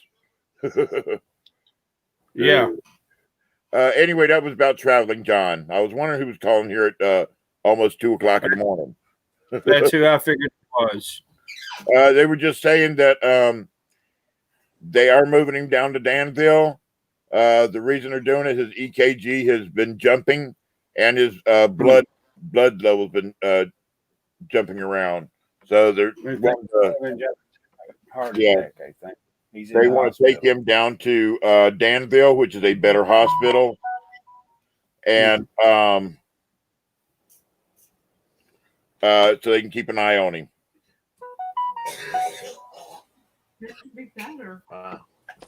So that's that's a good thing. Yeah. Yeah, it's got to be a little bit serious if they're sending him down to Danville. Yeah. Danville's where they go. If they can't handle it here, they send people to Danville. Danville's a bigger hospital and all like that, and they've got more specialists there. But yeah, his EKG and his enzymes and all is jumping around. So he says he's not having shortness of breath right now, and he seems to be doing okay, but he is a little panicked now that they told him they had to move him. Hey T, can I drop my channel? I don't officially have a channel yet, but Mike wants me to probably develop a channel. Yeah, go ahead, Bubba. Go ahead. I think that's the link to it. I I kind of don't like. I told Mike I don't really want to because the stuff I do, I deal with. I have certain secrets when I hunt. I have connections, you can say, at certain places. But Mike has been telling me that I should. I've been. You can. That's the one thing with the channel. You can put whatever you want to on it. Yeah, I like to ask permission. You don't want to show, don't show it. If there's certain stuff that it's okay if you show it, or just hide a name so people can't figure out where you're at, do it that way. Yeah, I've been thinking about it because I want to help out more people to generate income. Yeah, just like coins, I'm learning too, and everybody knows me because I do jewelry. Jewelry is like a big thing. I make huge money on jewelry. On my eBay store, I have everything marked high, and that's because I can hold on to jewelry forever. Dude, we've got Mama T, my wife, bought a lot of costume jewelry and all like that, and higher end looking costume jewelry. But she tried it on here, and this is a coin community. Nobody's interested in the jewelry that she's got, but she's got a bunch of it, and we just don't have nowhere to move it. I can recommend other auction sites. There are several small community auctions that do nothing but jewelry. That I shop at, and they do like what you provide. They provide like a cameo visit of selling, as long as you have a PayPal and all that, and you can sell jewelry on their store. You just gotta be part of their community. You gotta talk to them. They gotta get familiar with you. I could drop some links in your comments to sites to visit. Yeah, in one of my comments on one of my videos, drop after this one posts tonight. Go ahead and comment and leave some links for me, and I'll check them out. Yeah, bro, the auctions I go to, these people are so nice. They're very I mean, that's why I like the smaller ones. Those smaller channels are just different. They're not about Gregory Lee, I'm sorry to hear that about your dad, dude. I mean, we've got somebody in our family, like I said, our father-in-law, my father-in-law, he's in his mom just passed away. I guess you can say yesterday now, since it is now Friday here for me. His mother just passed away, and we got Traveling John here now, who's in the hospital because of heart problems. They're switching him over to a bigger hospital. Yeah, Greg Lee, the best thing for me is like I couldn't when my friend was in the hospital dying, I couldn't visit him because of the situation of the COVID, wherever garbage this thing is. I couldn't even see him as he went. But if you can arrange to just be next to him, that's the best thing you can do. Yeah. Well, see, he's in Australia. Gregory Lee's in Australia. Okay. So yeah, I do my I feel for you. It's hard. Yeah, it is. Yeah. It's especially during these times. Yeah. Good to see you back in here tonight, Gregory Lee. You take care of your dad. Yeah, but that's it. But I'll definitely hook you up on. I'll hook up Mama T. But also tell you, costume jewelry, because jewelry is like one of my thing. Believe it or not, costume jewelry can cost more than gold weight. Yeah. I mean, she got some silver too that is unbelievable too. Some silver jewelry from over some what they call Siam silver. Oh, the TSAM, they're from Thailand. Yeah, they have like little Buddha marks on them and all that. Yeah. Yeah, she's got some of that. Yeah, those will sell well. Silver on the auction site sell for outrageous prices, depending on how they look. Prayers to you too, Gregory, and to your dad. And big like in Big T's auctions, I'm telling you, you know, of course I can't be affording to buy a lot, but it goes. He sells stuff. It goes very reasonable in And his the stream. reason our stuff goes the way it does, Benji, I start the stuff out at what I pay for it. Mm-hmm. Okay. Now, some stuff, you know, like Mama T just won an $800 bill. Did I pay $800 for it? No. But the thing is, am I going to let it go for a low price? No. And I've got probably a couple people that would be interested if I showed it to them, you know, that would buy it outright. But getting a fair market price for it, you know, that's another thing. Yeah. Well, for me, it's more like nowadays is like I buy coins that it's either cheap or I find that's cool. Yeah. And then especially when because Mike just did a giveaway, I sold like almost $700 and something in gold. So I had a lot of money in my PayPal. So spending I'm just converting from gold to silver. I'd rather have silver than gold because I believe silver is way priced too low right now. Yeah. But that's just me. Some of these coins though, when I saw those which ones the 925s, you know, they look cool. They were very shiny. Yeah, well, that's the thing, yo. Sterling and constitutional silver, they're two different type of makeups. You know, the 925 silver and 90% silver, a little bit different makeup in them, but you got to look. 925 is actually more silver than a 90% coin. You know, that 925 sterling coin is, you know, got more silver than that 90%. And sometimes people don't realize that. They're thinking, well, it's only 925. Okay, yeah, that's 925. 925 is higher than 90%, you know? Yeah. Well, I look at the silver content, but I also look at the beauty of the coin. You know, it's one of those things I don't have. I mean, you have a lot of people in the coin community that look at the beauty and they look at the history. You know, we have a lot of people that, you know, a lot of history buffs. Because you think of you pick up one of these coins from the 1800s, who held that coin?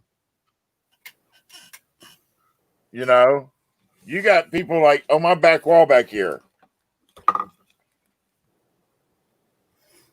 Doc Holliday, Billy the Kid, Jesse James, Cole Younger, Bat Masterson, Wyatt Earp, 1800s. Which one of them might have held that coin that you're holding? That Morgan dollar, right? Right. Who knows? You know, maybe the 1890 Carson City I got coming in, maybe one of them actually held it in their hand and used it. Yeah. You know? I've got I'll be right back, guys. I'll be right back. Yeah, I've got silver trimes, you know, the 3 cent dimes, they call it trime. Little bitty silver pieces. Yeah, they're little bitty. Little bitty. I gotta see one of those. They're about the size of my pinky nail. Really? Yeah. Never saw one, ever. I gotta look it up. I'll show you one.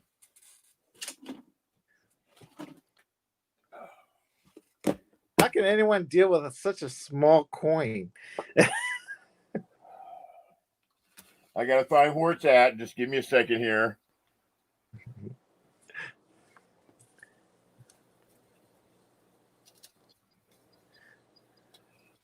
I gotta search through all my coins here. Okay, not there.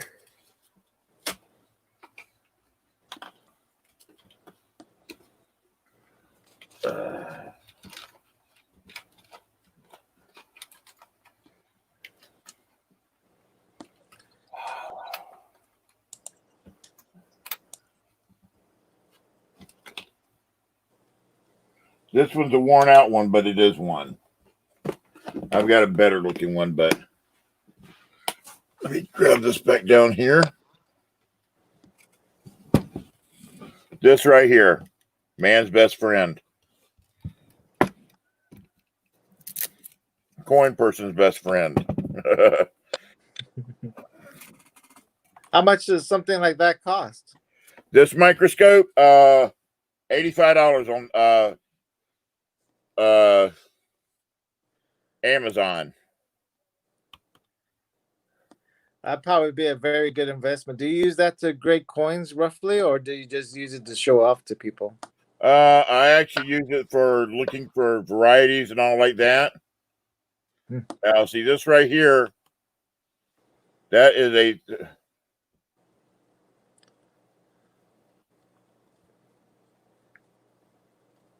That's my pinky. That is a 3-cent silver.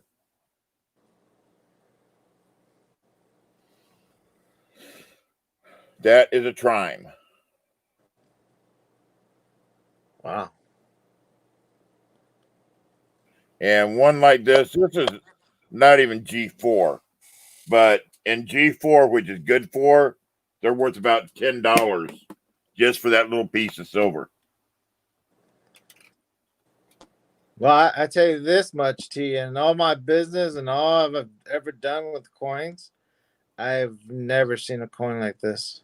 You see this one right here? That is a cap bust half dime. 1836. And this one's got a counter stamp in the back of it. What do you mean counter stamp?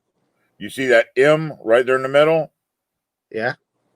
Back in the day, back in the 1800s and all like that, some of the stores and all like that for promotions would stamp coins with, say, like their logo, with the initial of their store,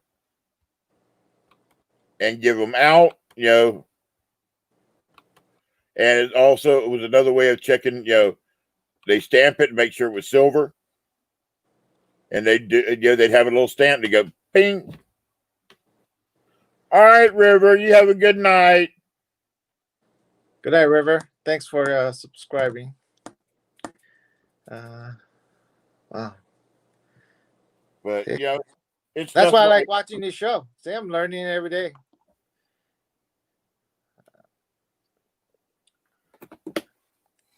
Like right here, this piece right here. Let me change up my scope again.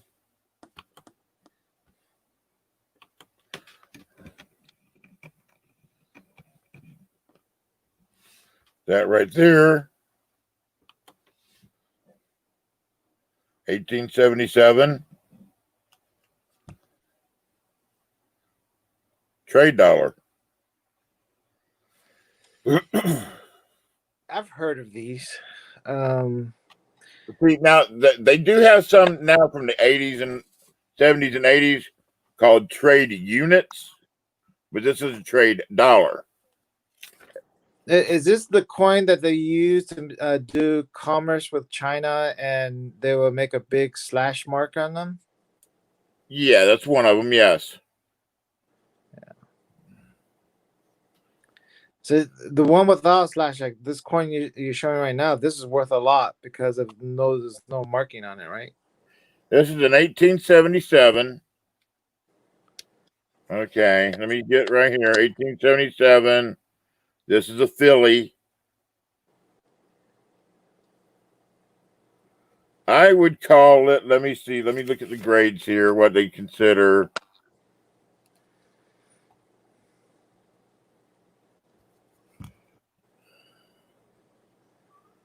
And this is a nice coin. This is different. Way different. The lady sitting down. The motto is there. The mottos and all like that, but this motto right here, the E Pluribus Unum right there, and the Liberty that should be down here are not visible. So this makes this a VG8.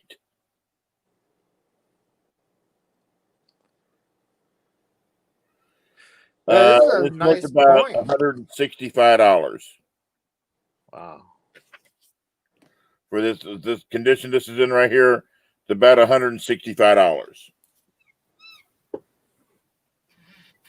And this is equivalent to a 50 cents piece. No, this is a trade dollar. This is Just a- $8. Just is I thought it was just a name trade dollar, but Yeah, okay. it's the size of a silver dollar. You know what I find it funny? Look what it says. It says 120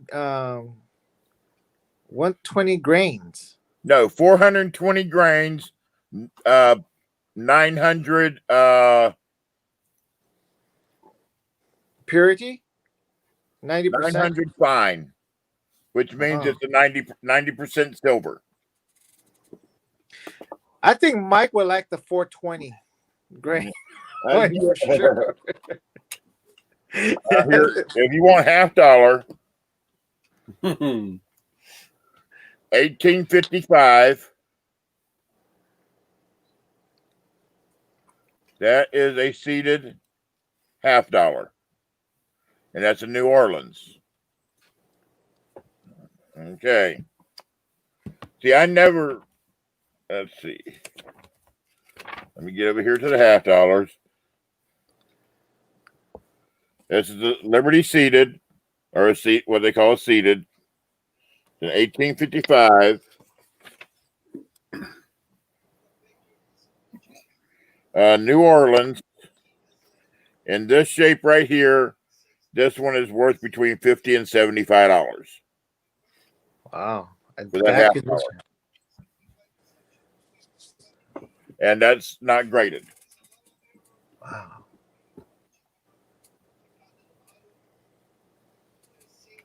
And I've got the quarter to go with it. I've also got the half dime, the dime also.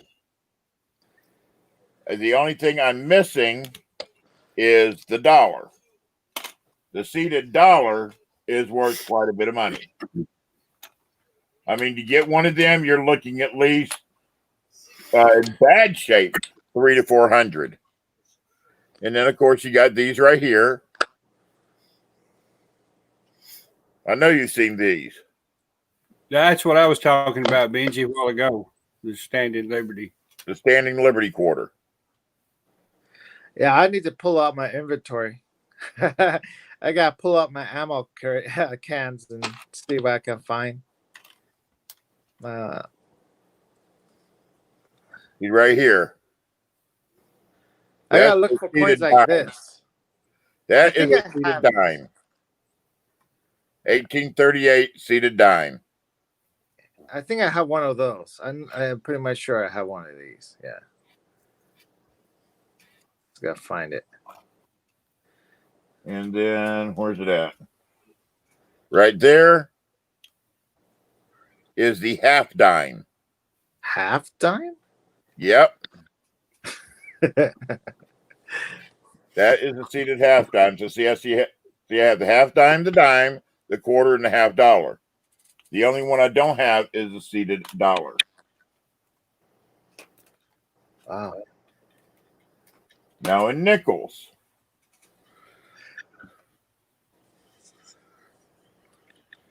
That right there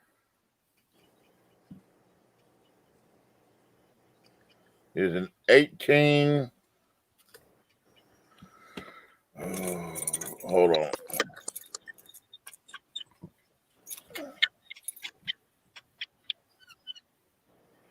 $1866 shield nickel with rays. See the stars right there? In between them, some of them don't have them rays. Okay. That nickel right there. Give you a little bit of schooling while you're here, you know. Mama T's gonna be hollering at me soon. Okay. 1866 with rays.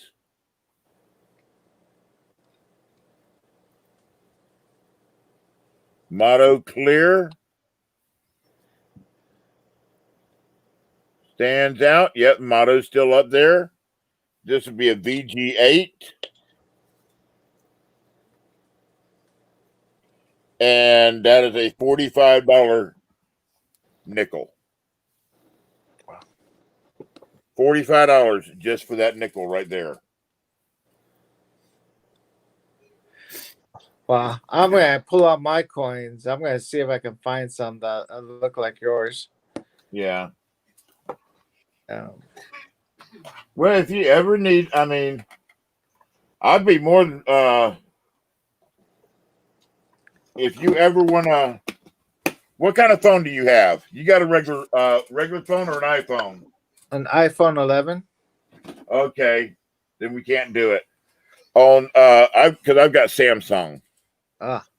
With Samsung, you can video chat using Google. I see. It's like FaceTime for iPhones. Yes. Right.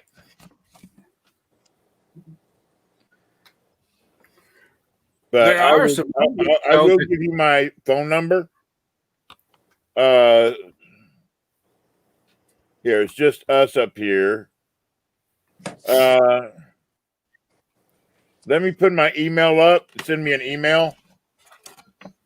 And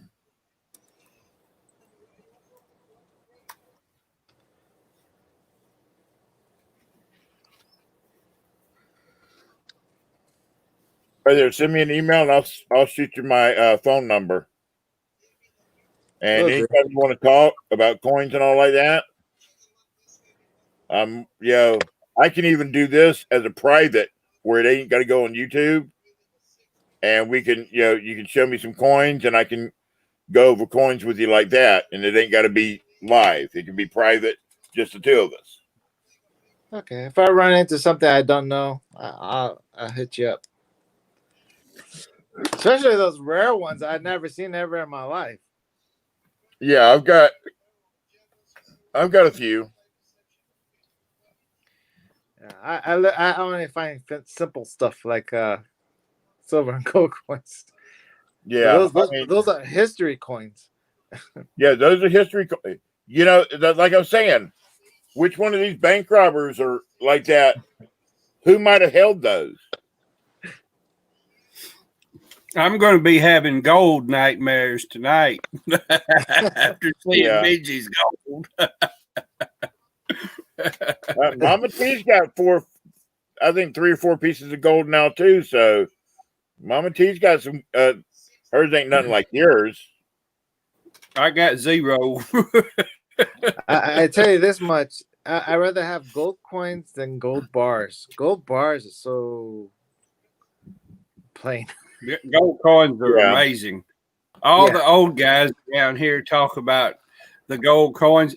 I've never, to this day, have had anybody show me except my brother had one time that my aunt passed down to my brother before she You see passed that right away. there? That's my channel sticker turned into a silver bar. Oh, someone poured it for you. Yeah, I had somebody pour it for me. That's a 4-ounce prototype. I was also looking into smelting myself. I've thought about getting into it. But that's a 4-ounce chunky bar. Yeah, because during my hunting times, I have a lot of these candlesticks, and I just demolished them because I had no value except for the silver. Yeah, so I don't want to sell them. I just want to melt them down so it's easier to transport. Exactly. That's cool stuff. I like it when you can make your own logos, your own verbiage on there.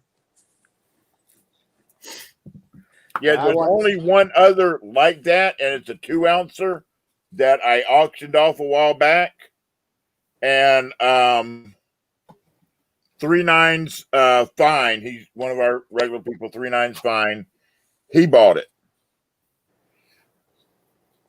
Oh, that's great. Yeah. there's different processes too to get it to 3 nines. I seen there's a guy named Street Tips. He uses chemicals and stuff. It's pretty dope. That's when you're taking like 90% and sterling, and you're using the chemicals to try to pull out all that other stuff to make it up to 3 nines. Yep, that's a lot. Yo, why do that when you can buy the silver shot that's 3 nines already and make a 3 nines one? Well, because of like for me, I have a lot of sterling silver, like medals that are from like vases and trophies. Yeah, Gregory Lee, I don't have any stickers made right now. I've got to get some more ordered, but right now I'm out of stickers. You got your own little tiny sticker set? Okay, that's cool. I've got one. That one I just showed you was actually an old model.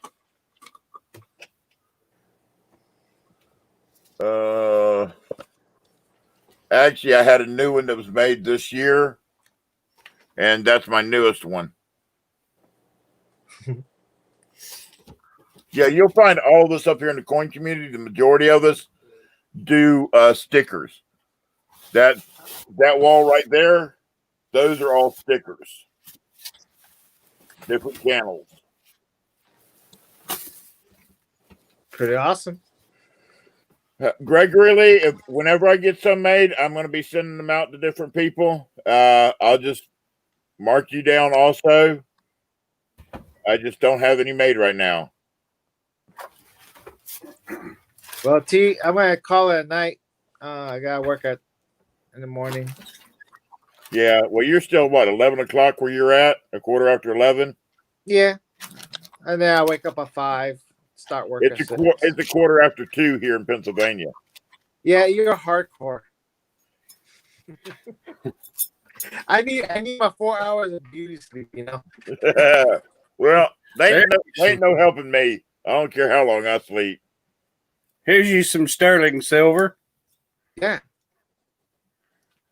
And see me on my channel. Ask me how many sterling silver sets I own. They come from the Drake Hotel in Chicago, Illinois.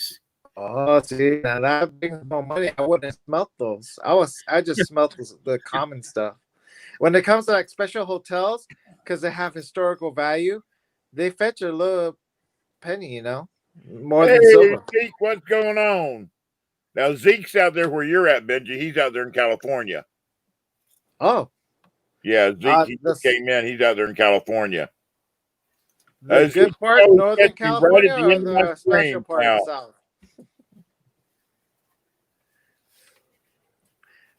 Yeah, right, guys. He's one of our buddies. I gotta go wrap up. Good to see you, Benji. Nice to meet you. It's a pleasure to meet you all. Everybody in the chat room but we definitely talk. I'm not a very shy person. Get him in one night. Huh? I said, talk to Pirates if you can get him in Thursday night. I do this every Thursday night, a fun chat and talk, and we talk about anything and everything. Yeah, you know, I just tell him he has some people that want to talk to him. Yeah, I mean, I like Pirate. He's always seemed like a stand-up guy. Yeah, you should meet him in person. Yeah. Well, I don't know if I'll ever get out to California. I haven't been to California since '86. I did basic training in San Diego. Well, yeah, it's changed a lot. Well, I lived out there from what would I say, 73 to 76, somewhere around there. 73 to 75, somewhere around there, like that. It's not even close. It's not even close how you remember it. Yeah. I lived in a town called Sassoon City. Sassoon. I think I know where it is. Did you ever live in San Francisco at all? I've been to San Francisco.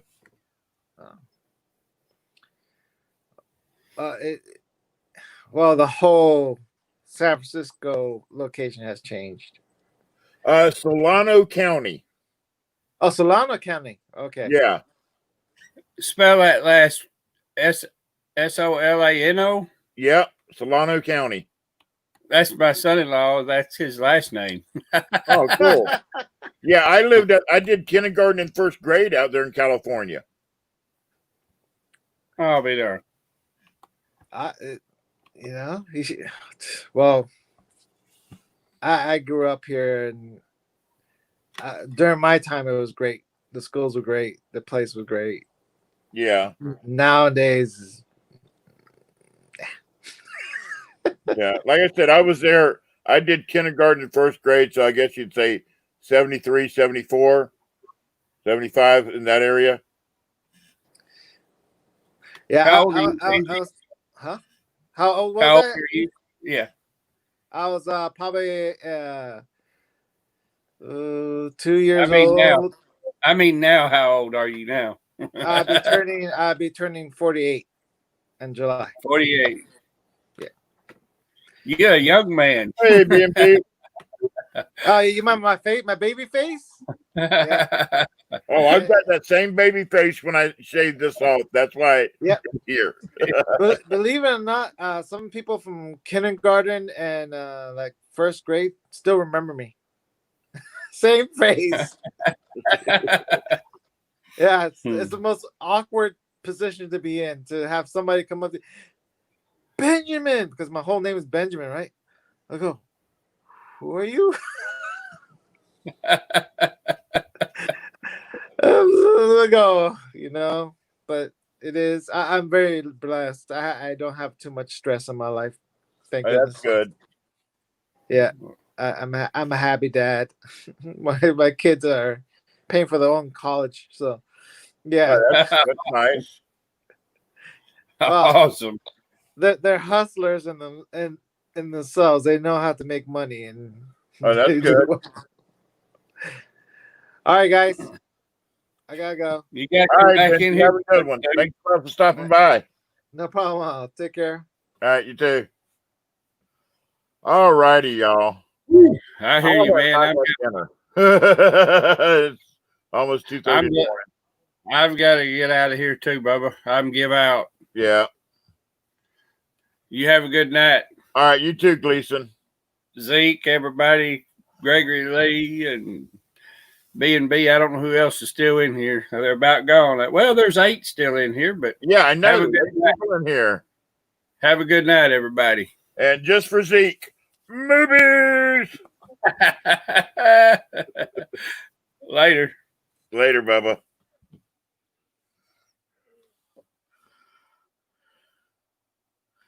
Hey, Midnight Silver Run. Hey, Midnight Silver Run. I've been on for almost 8.5 hours. And it's almost 2:30 in the morning here, and I haven't eaten. So it's time for this big fat boy to get something to eat. But anyway, I want to thank y'all, Zeke, Gregory Lee, Midnight Silver Run, B&B, Gregory Lee, and anybody else, Gleason, who just left, and Mr. Benji that just left, and anybody else that is hiding in the rafters. I'd like to say thank you for being here. And this old fat boy is going to get out of here and go get something to eat. And we will see you again Monday night for the auction. And Thursday for every Monday night, 7 p.m. Eastern. Every Thursday night, 6 p.m. Eastern. And this is everybody's favorite fat man saying, may all your hobo dreams come true. This is Big T. Y'all have a good one.